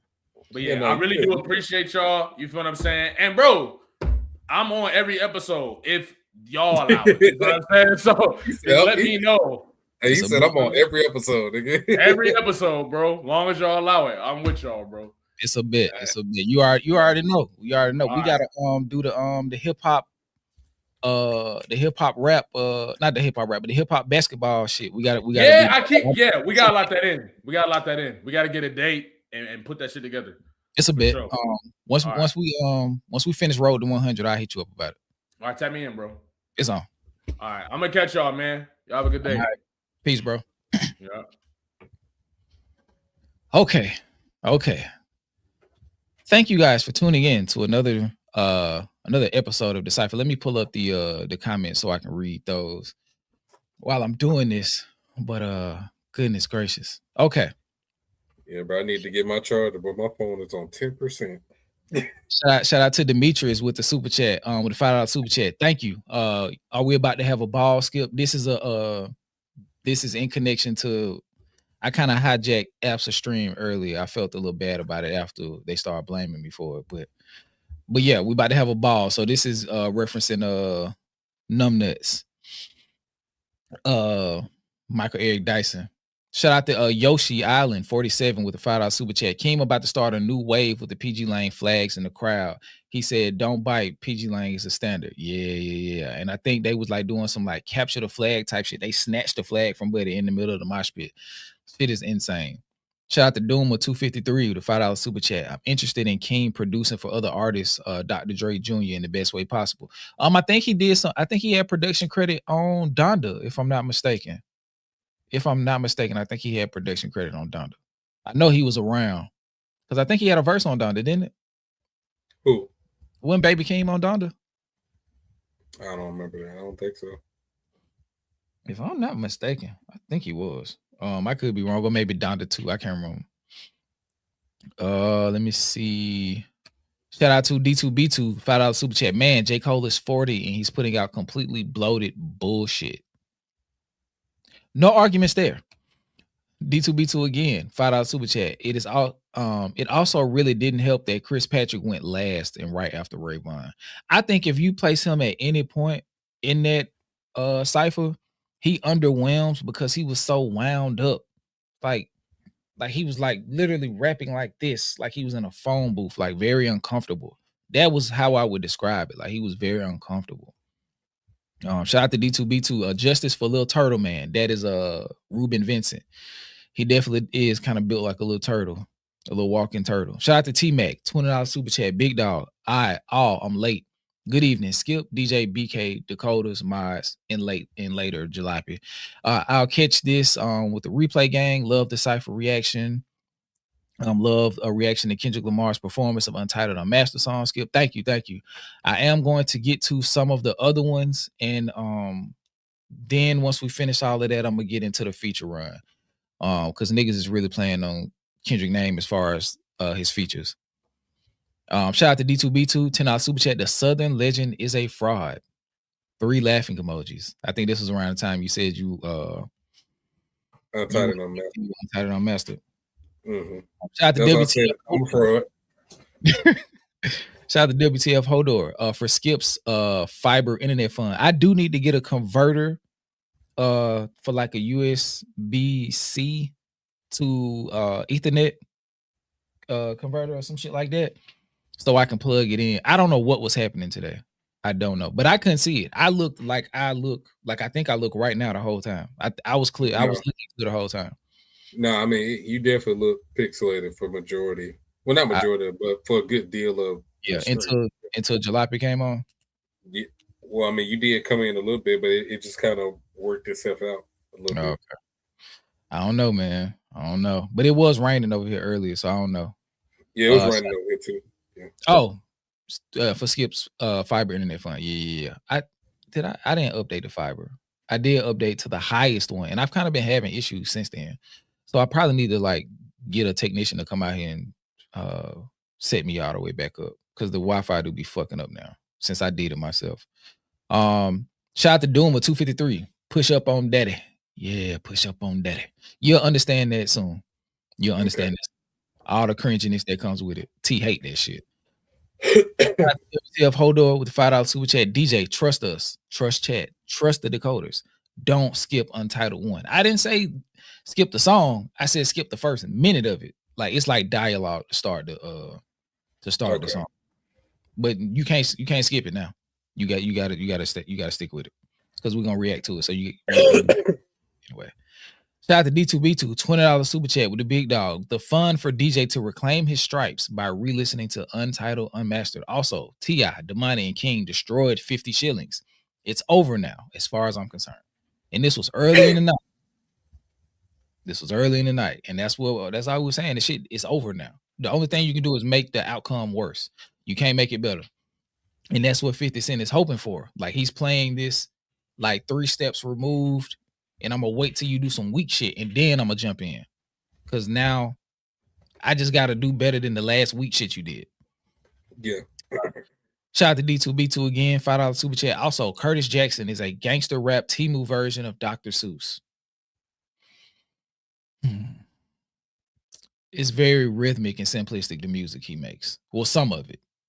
Like the single shit. Yeah, I can definitely hear that. Even This Is How We Do and Hate It or Love It. I definitely can see that.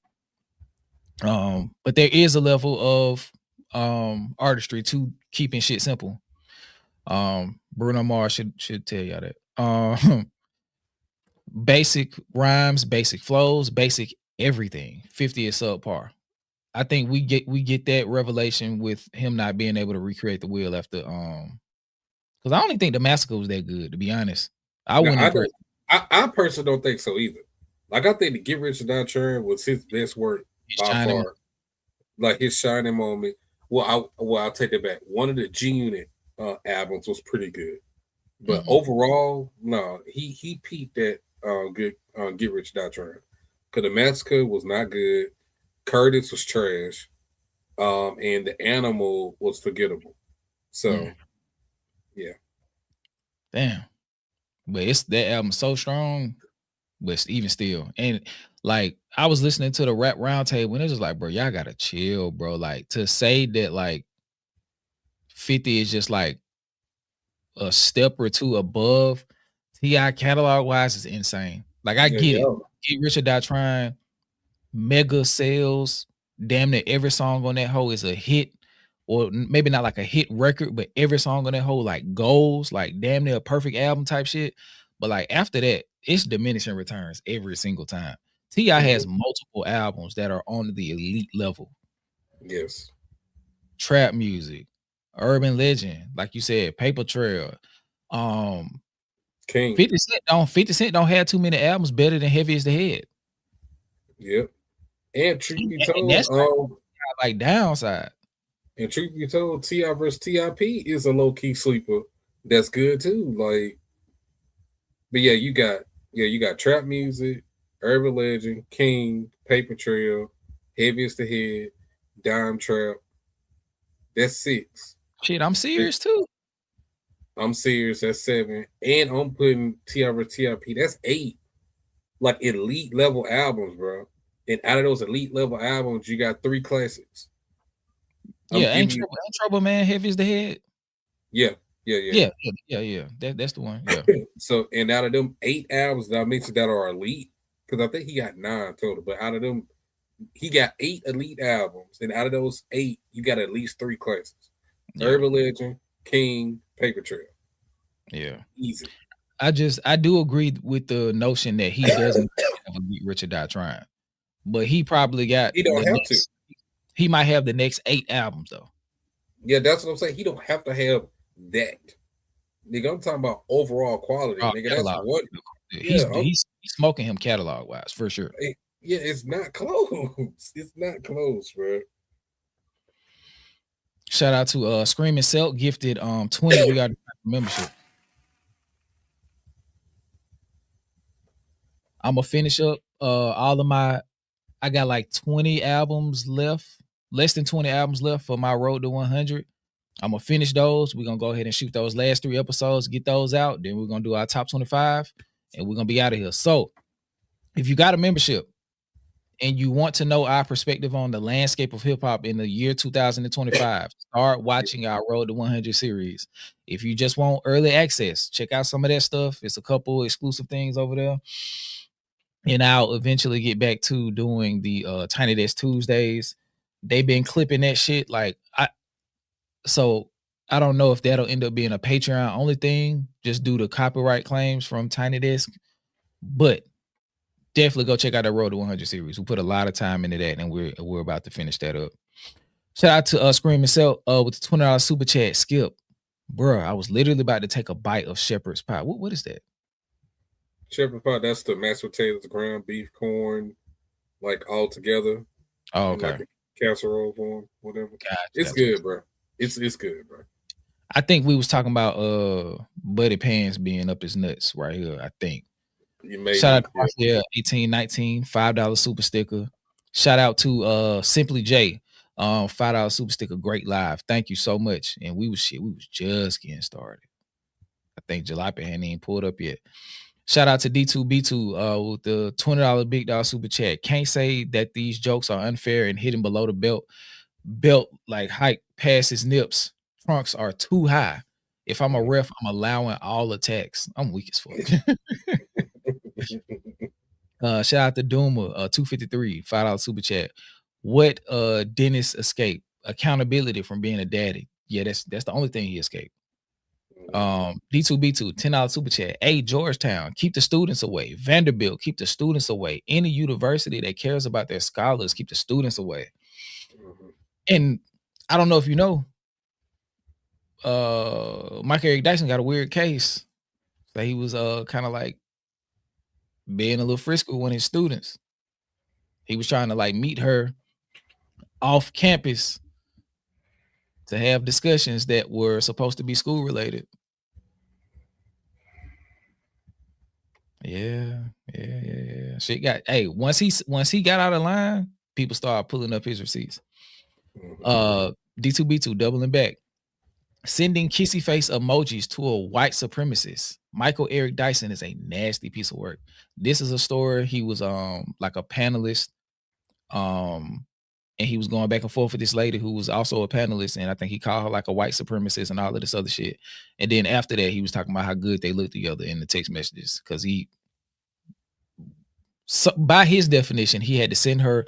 Well, somebody took a picture of them, and then to like kind of soften the energy they had during their panel discussion, and then he sent her the picture and was like, I ain't gonna lie, we kind of look good together, and sent her a kissy face, and then was telling her how gorgeous she was. Like, damn, bro, that's kind of weird, bro. You want to have some type of like weird little slave play fantasy shit going on. I swear, I really believe that that's the same shit with Dr. Umar. I truly feel he be smashing the white women left and right. He be all in them DMs. Just for whatever reason, nobody want to expose this nigga. I don't know why. But when they do finally come out, I want to be right there like this. Snow black queens forever, snow bunnies never. All right, nigga. No bunnies never. Okay, real quick. Let's see. Spiritual John 19, $10 super chat. He has turned into the folks he used to debate. He became known in the 90s because he used Tupac's and other lyrics to defend us in our culture. He is what's wrong with the talented 10th. He being Michael Eric Dyson. Shout out to Spiritual John with the super chat. Is this not a chair? $20 super chat. I hate this narrative of undying loyalty that they keep throwing into it. Just because someone gives you an opportunity doesn't mean that they are above reproach or that they are owed unconditional loyalty. Facts. Yes, I'm assuming they're talking about with the Kendrick and Drake. Yeah. Exactly. Yeah. And he was just factually incorrect saying like, who put you on your first tour? It wasn't Drake. It was Tech 9. Stupid dumb whore. Shout out to is that Ann? Ann 66. With the $10 super chat. Much appreciated. Blackface Poppy, crazy. Introduced blackness in the battle when he challenged Whitney and the baby's blackness and racial makeup. Dot responded by calling Adonis black. That's crazy when you really think about it. Like all of the colorism and shit that Drake did, and for Kendrick to respond to say that Adonis is a black man. And you'll treat yourself as a king. And if you don't get this right now, it'll make sense when you're 18. Like he was really speaking life into that nigga. Not that nigga. That young man. I'll say that. And like I said, this from the same person that's doing blackface ads. Like crazy, on, bro. Talking about he was trying to do some type of artistic expression. Man, get the fuck out of here. Shout out to Latrice, $5 super chat. Did y'all see the second video? Michael Dyson claimed Jay-Z called him to debate the issue. We'll get into that on a later date. But yeah, so this nigga was clout chasing so bad, DJ, that he said, "Hey man, I ain't gonna tell y'all. Like me and Hove, we have conversations, and I don't never tell nobody what we talk about, but I'm finna tell y'all what we talk about." And he told a private conversation that him and Jay-Z was having, and then he had to come back and apologize for it. It's like, bro, like out of all people that you leaking like conversations with, you leaking a whole conversation to build on this whole theory that you saying out of pocket shit about Kendrick. Like, just let it go. And then everybody, and that's where the Rock Nation of it came in. They was trying to make it seem like Jay-Z has been like orchestrating shit for Kendrick behind the scenes due to his connections with Rock Nation and using Rock Nation to push Kendrick into the Super Bowl and all of this other shit. And it was like, what connections would he have to Rock Nation? No. Jay-Z's connections to Rock Nation. Oh, okay. Yeah, using Rock Nation as a vehicle to propel Kendrick as some type of gotcha to Drake to eventually hurt Drake. But these are the same people who think Jay-Z is so mad at Tory Lanez that he used all of the power that he would have to get him put in Put prison. him in jail for actually being identified as the person who was shooting at Megan. I just don't understand it. But yeah, Just for Tory to turn around and say, I protected 2 women that night. crazy as fuck. What? We know. Shout out to T-Mac 3957, $5 super sticker. Raphael 1819, $5 super chat. Great stream, great conversation in the chat. I'm assuming keep it up. Shout out to Shan Poe, $10 super chat. Random. Did y'all see the podcast for a problem? Jason Martin said J. Cole is on their side in real life. I find that interesting. Ties. Hip hop lives here. I missed that. Bro, like we used to do Wednesday live streams. Culture United just stepped on all of that shit. And that's no fault. That's no malice behind it. Cause who are we, like, as far as like size and comparison? But it's just like, if everybody going over there, because we was normally doing our Wednesdays, but it's like that shit just got, and doing it Tuesday is too close to Saturday, and doing it Thursday is too close to Saturday. So we might eventually try another one, because I know we need to do our end of the year. We did our top 25 as a live stream, right? Mm-hmm. Yeah, so our top 25 of 2025 would be a live stream. So that might be the next one we do. Maybe try to, but if not, we'll discuss this Saturday. If not, try to squeeze one in, but you never know. Scream and Sell gifted another 20. We are the Cypher membership. Shout out to Scream and Sell. Thank you. And once again, go watch the Cypher Road to 100 season 2. You can watch season 1 if you want to, but definitely go watch season 2. Good listens. Shout out to T-Mac, $3 super sticker. Thank you. Shout out to Dre, $2 super chat. The blue heart and the king emoji. Thank you. What a crown. Thank you. Shout out to Sweet Gemini 31. I think that with the $20 super chat, I think that Michael Eric Dyson is jealous of Kendrick winning the Pulitzer. He did say that with a lot of shade when he's been writing so many books for years and nothing. The success of Kendrick being this dark-skinned nigga from Compton is upsetting a lot of these. It's crazy that all of the light-skinned people, or a lot of the people who are coming out at Kendrick are lighter complected, and they're positioning him as a colorist when he did nothing of the sort. You feel what I'm saying? And it's just weird. And it's like they're taking a lot of shit personal that not only had nothing to do with them, but they're willfully misreading the conversation to take a issue up with him. And also, I think it gives them a reason to hate him. Yeah. It gives them a reason to get off the other shit that they saying and just to say like it's in response to him being a colorist, or it's in response to him being anti-biracial, or whatever the case is. And Michael Eric Dyson, early on, Rob Markman took offense to what he perceived as like colorist shit. Fucking E-Money from the Joe Budden podcast.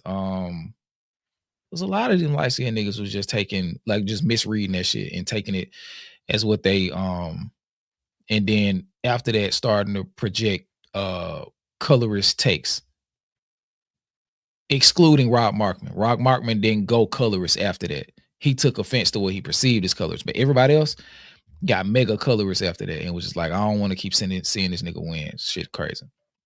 Yeah, especially if that nigga went, man. He hate the mention of him. He don't like Nas either though. And it's kind of like that same level of disdain. It's weird. Shout out to default user 5495 just became a member. Shout out to D2B2 $5 super chat. The Epstein angle was the shit I expected. And that's an even deeper, darker criminal link. It's like, nigga, yuck. Cause Kendrick did kind of allude to that. Like I referenced P. Diddy, but what if he was, hey. But even still, if that was the angle you expected, what did you do to counter it? Nothing. I wish I set a nigga up to call me a pedophile. I'm walking that down, and that's like the crowning achievement this wise. Like that's why in battle rap, when niggas be trying to go first and get all the angles out that's out there currently on them, they get it all out in the first round just for a nigga to come back with the same angle and still rap that shit to your ass. I'm like, it don't matter if you say it first, nigga. I still gotta go, nigga. Yeah. And I got some shit to say about you. Whether Keep going. You say it first or not. Keep going. I'll be right back. Yeah, man. Like Drake, the way he talked, you would have thought that he was just some mastermind.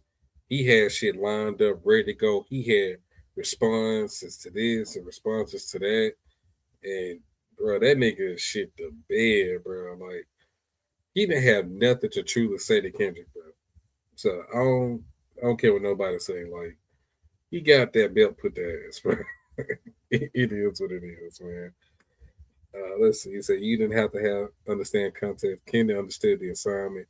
Say exactly what at the culture was already thinking about Drake. Yeah, I agree, Drake, with that. Drake with that part because that's the whole reason why the judge sided. You know, what I'm saying with UMG in the case because a lot of those things and narratives that we was talking about, or that Kendrick talked about in the songs or whatever, the shit that was already out there on the internet. Like these are things that's about Drake that's been out there listed for a long ass fucking time. So all he did was just put it in song format. That's it. So it's not like he coming with some salacious information or shit that wasn't ever presented to the public or anything like that. Like, no, that's why the judge was like, no, this song is not calling you a pedophile. For one, it's not. And for two, it's not defamatory either because these are narratives that already existed in the space of the internet. So all he can do, all she said was he's repeating what's already stated about already. So it's just like, come on, I mean that's clearly what it was. That's what it's all about. But everybody tried to twist it to, oh, UMG was trying to defame Drake to lower his value for contract renegotiations and all this other shit. And that's what it spiraled into. Oh, y'all support the industry when they trying to silence an artist or they trying to devalue an artist when it was never about that shit to begin with. Never was about that shit at all. Like the deal, whatever they offered Drake is what they offered Drake. Because they offered to him that shit before the beef happened. He just never signed it because he was in negotiations. That's what you do. You don't always sign the first offer that they give you. You negotiate and see what your value is. So yeah, it just so happened that nigga, you was in the middle of the wrong shit. You doing the shit at the wrong place, wrong time. You should have went on vacation like you said you was about to do, bro. And just not respond to Kendrick like you've been doing all these years because y'all been subbing each other and you've been running from the smoke. You should just kept running. It was too late, champ. It was too late. You know, I already poked the bell. If you ain't gonna fight to the death, you shouldn't have started it. Yep. Shout out to Dre. He said, with a $5 super chat, he said, you didn't have to understand context. Kenny understood the assignment. Say exactly what the culture already thinking about Drake. He did do that. He definitely undressed him from like with a larger crowd and a whole bunch of eyes on him. Shout out to Scream Itself, gifted another We Are 20. We Are the Cypher membership. Also, and they go back to what you were saying, Skip. Like when fans they looking to be validated in their points. So the fact that Kendrick of all people, as big as he is actually saying the shit that a lot of people felt already, this shit blew it up because they felt validated in their points. Yep. So even beforehand, when you can say what you really feel or the shit they really get out the way you wanted to because everybody supported Drake so hard, but now you see somebody like Kendrick saying the same shit that you've been saying, it's out of here. It's out of here. And what Drake don't realize is a lot of people want to see him lose. A lot of people want to see him lose. And he earned it. And you earned it. So the fact that you gave this nigga all the runway to use to beat you the fuck up, yes, people are gonna relish in that. Absolutely. Absolutely. Like you literally gave that nigga gloves with fucking the weighted gloves, the glove box glove that had a shit in them. Like you gave that nigga weighted gloves to use against you, bro. With no padding in them. with no padding, and he beat you the fuck up, and then got mad saying, "Hey, he beat me the fuck up. Y'all not gonna stop this?" UMG is like, "No, nigga, it's a fight. What we got to do with it? Like the fuck? Like get in there and fight. Fight back, nigga." Yeah, fight back. But let me see. Shout out to Twin Folk Tech. Just dropping in to show love. Hate I can't catch all this live. This is such a talented, intelligent, and dope group. We'll catch y'all on the replay. I know it's gonna be fire. Jalopy voice.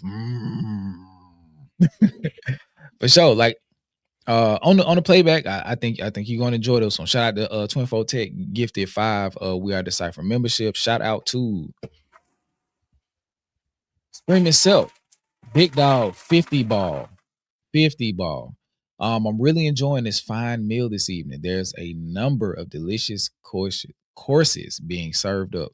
Thank you, Scream Itself, for your continued support of the platform. Thank you so much. Thank you. Shout out to D2B2, $10 super chat. Justice for 910 space.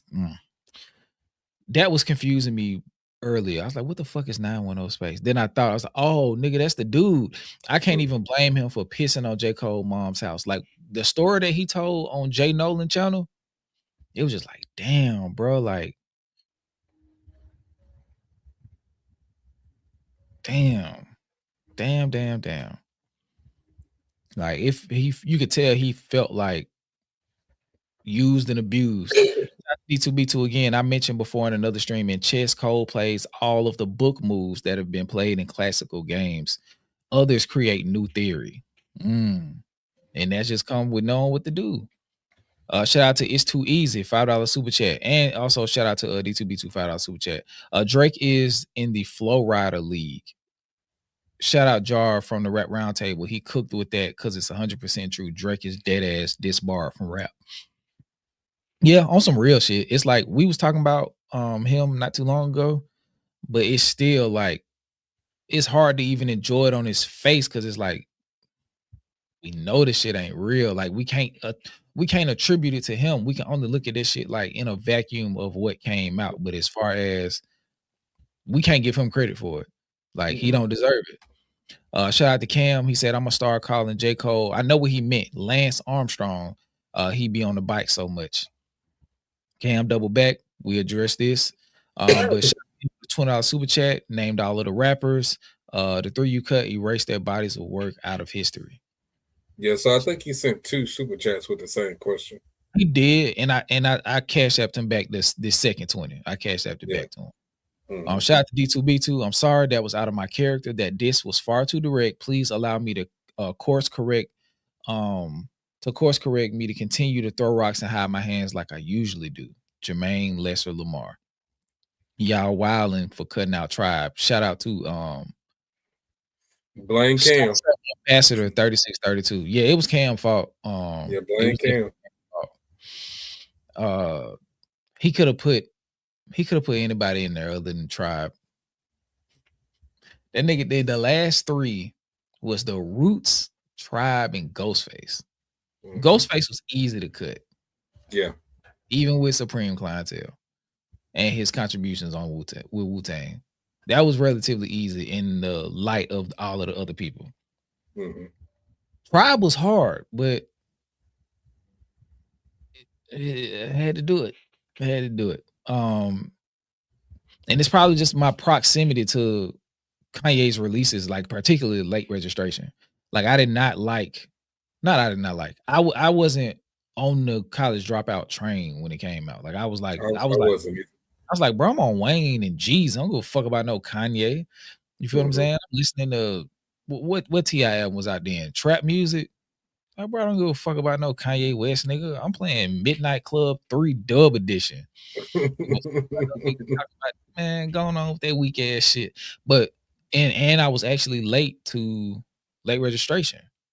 The song that grabbed was crack music, but shit, I was even late to Graduation. I think I was listening to Graduation like 2010.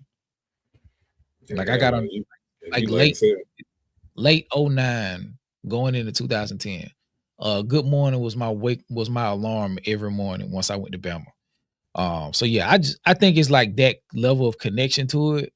Yeah, I was on late registration. Everything after late registration, I was on early. But College Dropout, like I didn't really care for it when it first came out.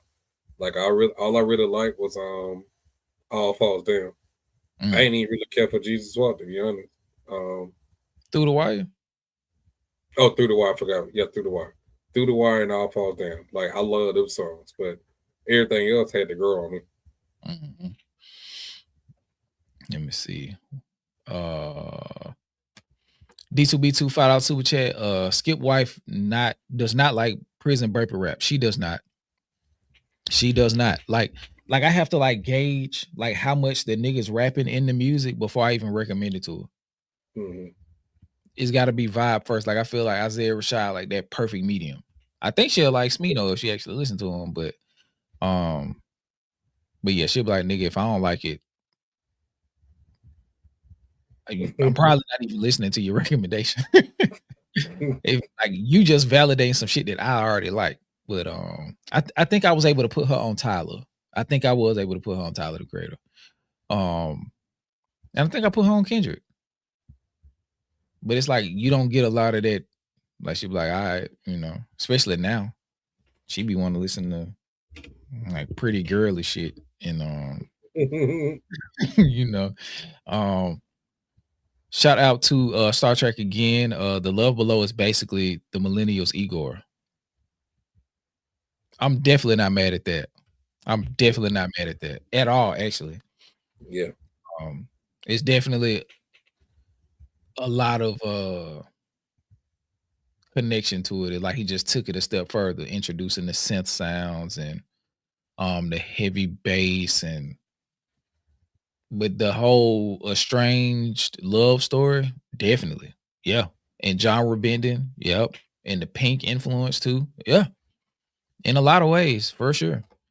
Shout out to D2B2 with the 5 super chat. At that point in time, J. Cole had that income tax swag. This applies to any era of J. Cole. Truthfully. I got $500 extra and I'm finna go buy some shit. And then you know what? And you know the shit that pissed me off about Cole? And that's how I know that shit is a facade. The whole plain man, normal guy. Nigga, all your sweats are Balenciaga, nigga. So you still trying to flex your money shit because all this, worn down, regular looking shit is still high end fashion still. Mm-hmm. Like if you out here wearing some Adidas Champion or whatever it is like that, then I would say that's different. Like you actually kind of just living with it. Bro, nigga, all your shit is Balenciaga, nigga. You ain't fooling me none. That whole good, humble king, down to earth guy shit, it's an aesthetic, bro. It's not real. It's not real. An aesthetic is something you can change at any point in time. Mm-hmm. All you need is the right launching point. That's what I'm saying. So I don't want to hear that shit, man. That shit is fake. Shout out to Cam, a member for 6 months. So if Drake was never exposed for ghostwriting, where would he rank lyrically in the top 3? I'm just gonna be honest with you. I think he'll still be below Kendrick. Yeah, he'll be below J. Cole too. I think Drake Cole now. Drake to put out so much bullshit since like 2016. Like I think More Life is mid. I think everything after that is mid or worse. Yeah, I think everything after that is worse than mid. As a matter of fact, I think More Life is the last mid project he put out. No, Scorpion. I hated the second half of that, and I didn't. I gave the first half of Scorpion like a 7 out of 10, and I hated the second half. But that's just me. I mean, the second half with him just more so doing the melodic singing shit. It was the first half that was the rap shit.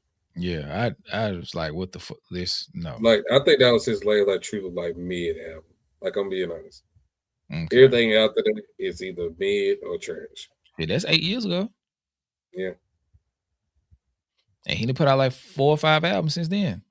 Yeah, Dark Line demo tapes, Certified Lover Boy, Her Laws, Honestly, Nevermind, and For All the Dogs. And Certified Lover Boy. I said it. Okay. Yeah. Put out a lot of fucking music since then. And some sexy songs. Oh shit, forgot about that. Yeah, you're right.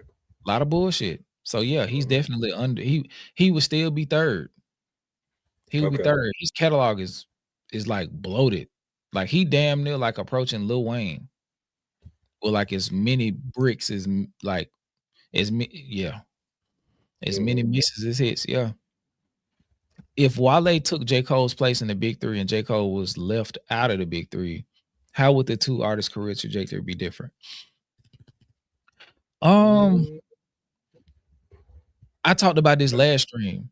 Colorism is is super important in the context of the big three. Like, are you meaning like they literally switched places? Like Wale was the one that got the Rock Nation cosign and all of that, and his career from there, or you just literally mean like their careers as they were, and it's just Wale is listed in the big three instead. Like, I think he just mean if he was listed instead in the big three. I think we look at J. Cole like Jordan Lucas. Damn, I don't know about that. I think outside of the big three, real talk, the best case scenario if J. Cole was never considered with them niggas as far as proximity goes, he's in between Big Crit. At the best case scenario, he's Big Crit. Worst case scenario, he's Jordan Lucas.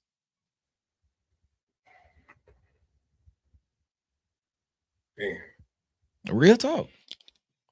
Real talk. For real. And a happy medium is Freddie Gibbs. But I still don't think he has the catalog of a Freddie Gibbs. Like J. Cole was like, y'all just wait his whole career. And then he got to the end of it and didn't make good on it. I'm taking Freddie Gibbs' catalog over J. Cole's right now. I'm taking Big Crit catalog over J. Cole's right now. I'm taking Wale's yesterday. Yeah. Wale's for sure. Freddie Gibbs, yes. Big Shines, no. nigga, I might nah. No, I can't. Was you about to say Wiz? No, I can't take Wiz. I was gonna say Meek Mill. I can see that actually. I can see Meek Mill. I'm trying to tell you, shit. Meek Mill is a goofy, but when he get in album mode for real, he got some good albums. I don't like Dreams and Nightmares was cool. I think the follow up to that one wasn't that good. Championships, Expensive Pain, and y'all said the one after that was good. I ain't gonna lie. And then the Dream Chasers mixtape series. Yes. I don't know if it's like clean cut that his catalog is better than J. Cole's, but it's definitely self-made. Yeah, and the self.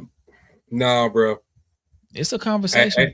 I ain't even thinking about the self-made shit. Yes. It's if you back in the self-made volume 1 through 3, Dream Chasers volume 1 through 4, Dreams and Nightmares, Expensive Pain, Championships. And I think Championships is a classic album. Bruh. Nah, man. I think it's kind of getting spooky for Cole. I ain't gonna hold you.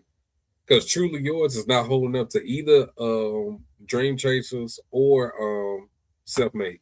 Not even. Especially not volume 1 of either one of Dream Chasers or Self-Made. Definitely not volume 1. But to answer your question, Cam, if Wale was in J. Cole's spot in the big three, we would have to hope that the world is different and they allow Wale to exist in his oneness. But if he was accepted the way J. Cole's accepted, he's number 2 in the big three. In terms of lyricism? As in terms of catalog and all things considered. Absolutely, yeah. Because I was talking about it last time. I was like, bro, like Wale put out a song called Black is Gold. If J. Cole dropped that song, that's a cultural touch point. Yeah. And if y'all want to know what I was saying with that, I think it's like the back end of the last live stream last weekend. Like color is a huge thing in hip hop, or just in life in general, but particularly in hip hop. And that song Black is Gold is on the what is it? The mixtape about nothing or more about which one? No. You talking about Black and Gold. I'm talking about Black is beautiful, baby. Black is gold. Black is black, true, but black is both. Like that's a song that came out like in the 2020, 2021 during the pandemic. Was it on Shine? I don't think it was on an album, period. Oh, okay. I may not have heard that then. It's a video like in like a penthouse suite with just a whole bunch of different shades of like melanin magnificence. Okay, now I don't think I heard that then. Okay.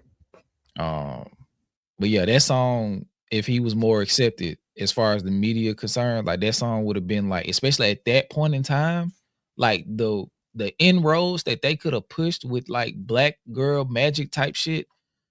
Like, yeah, that was supposed to be one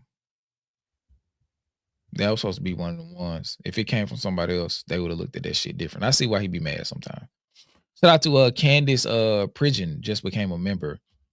Last super chat of the evening, I think, yeah. That girl shines. So is J. Cole the mole? I don't think so.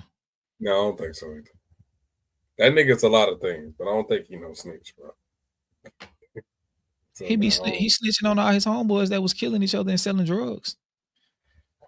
That's different because we don't know them niggas.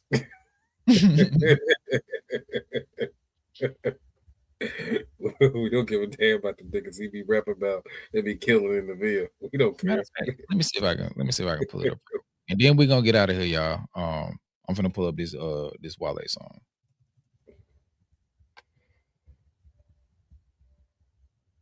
And that'll be our like little closing. Hell yeah, Michael Fredo by Wale. That shit's so hard. That remind me of goddamn Self-Made days when he's rapping. You heard that? Oh, you ain't got to the Wale album yet, have you? I have not. Okay, it's on there. It's on Everything's a Lie. It's called Michael Fredo. Damn, that shit sound like way older than I thought it was. Ain't no fucking way. This song is not 9 years old, bro. That song, it kind of sounds like 600 Beans. Damn, but we are getting old, bro.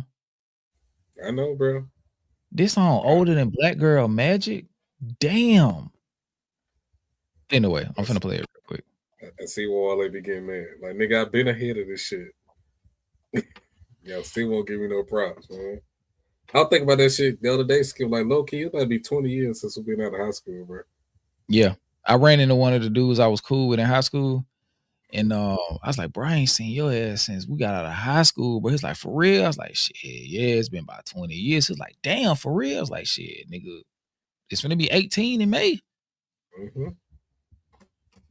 But real quick, Black is Gold, Wale. It's one without the Shine season. Yeah. So it was a prelude to Shine. Okay. So it was around that time. We're millennials. We graduated from high school in 2008. Yep. Yes, the Jill Scott album is really good. Great use of features. Jill Scott was in her bag. Great Black love album.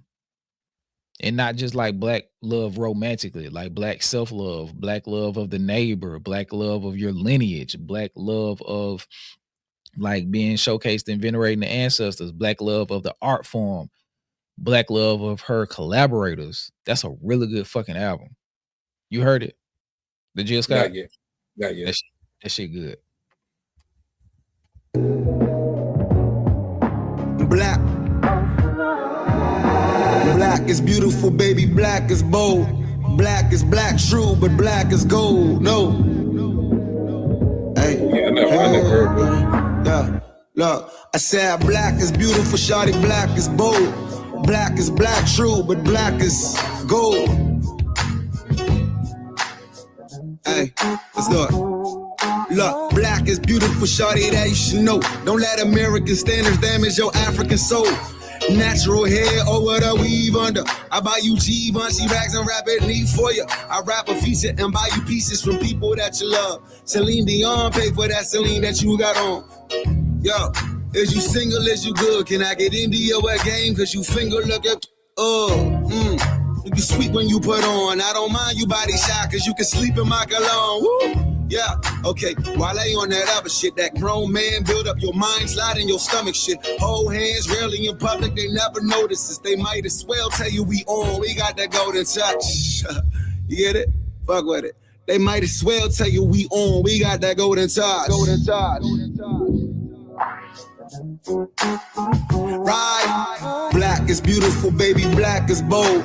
Black is black, true, but black is gold. No. Hey, hey, yeah. Look, I said black is beautiful, shawty. Black is bold. Black is black, true, but black is gold.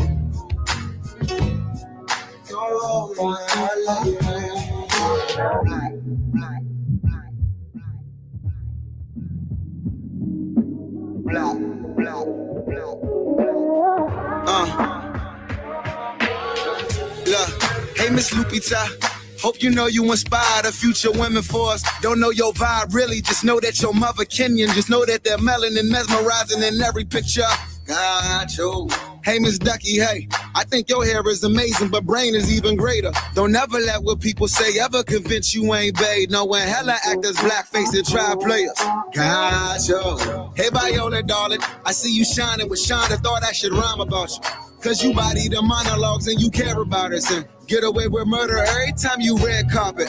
Got you. Hey Miss Issa Rae, beautiful Senegalese leader with shit to say. We should meet today, maybe at a Best Buy. Lawrence Hive, still I'm proud. Issa's a savage, actually Issa knife. Issa knife? Okay. Right. I get it. Black is beautiful, baby. Black is bold.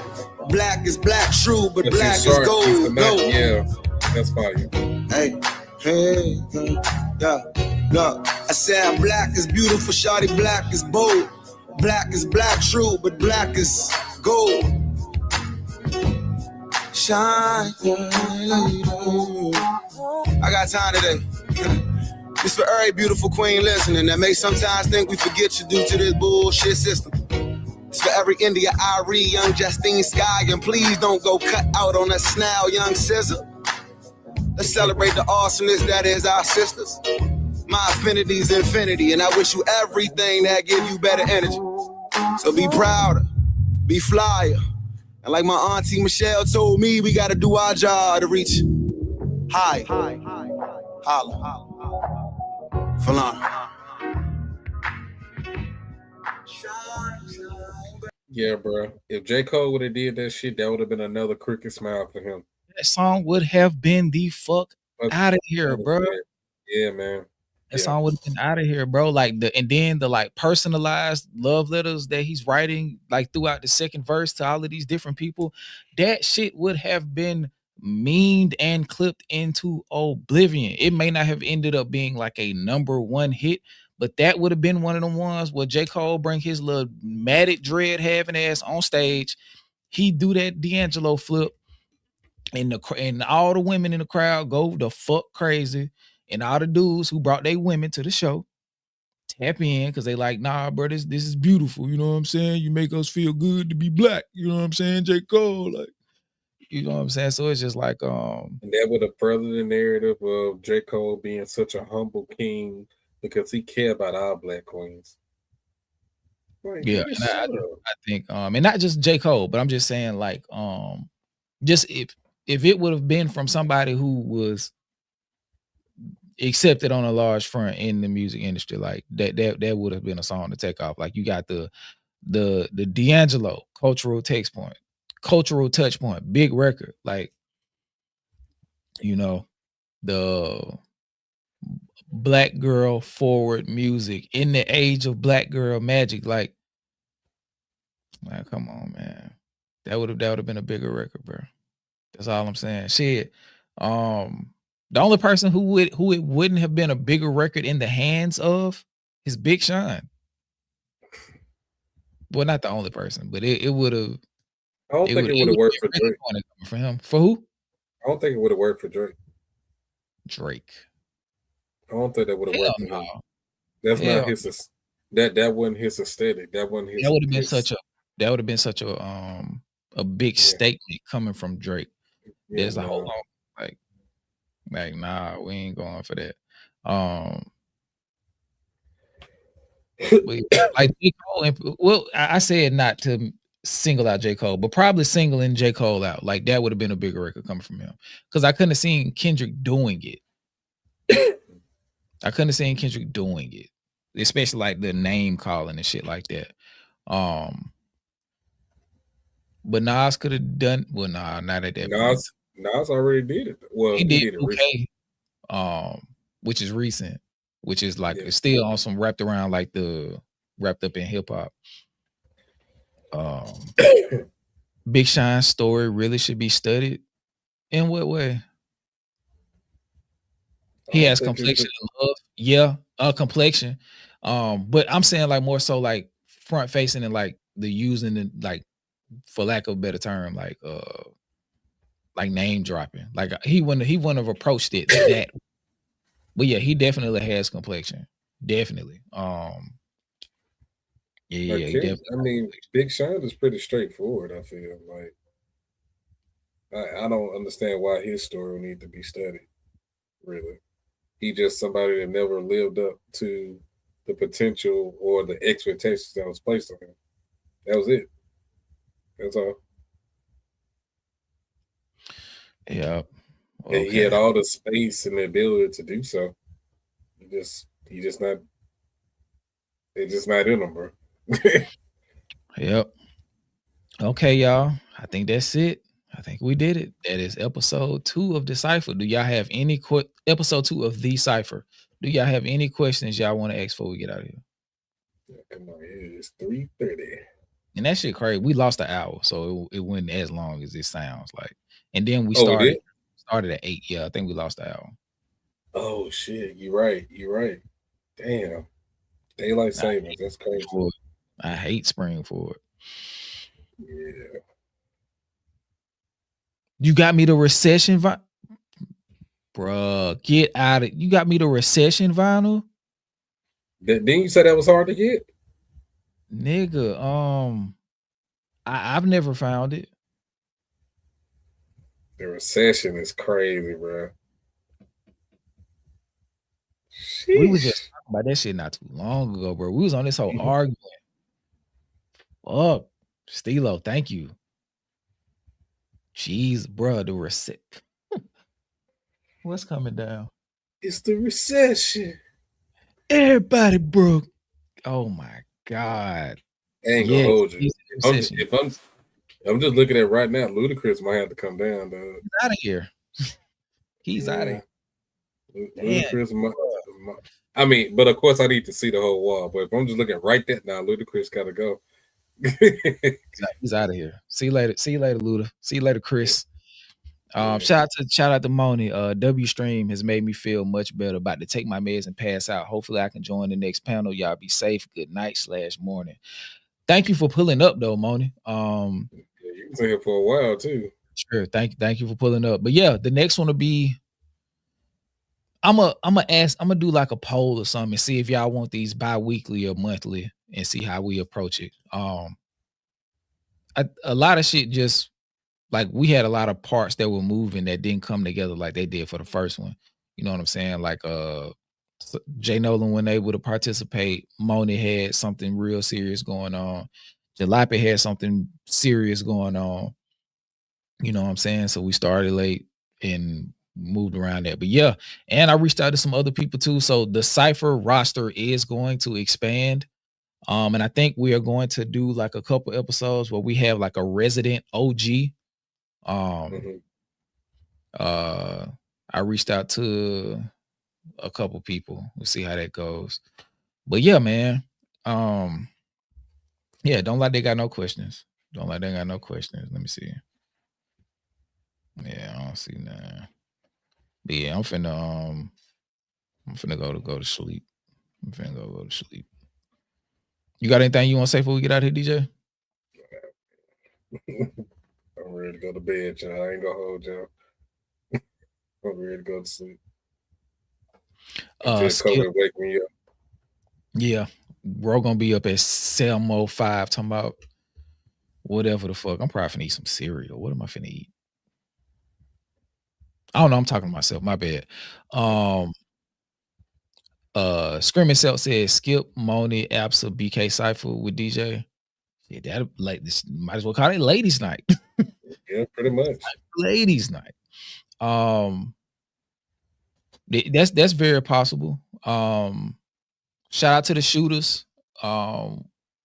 They weren't available today.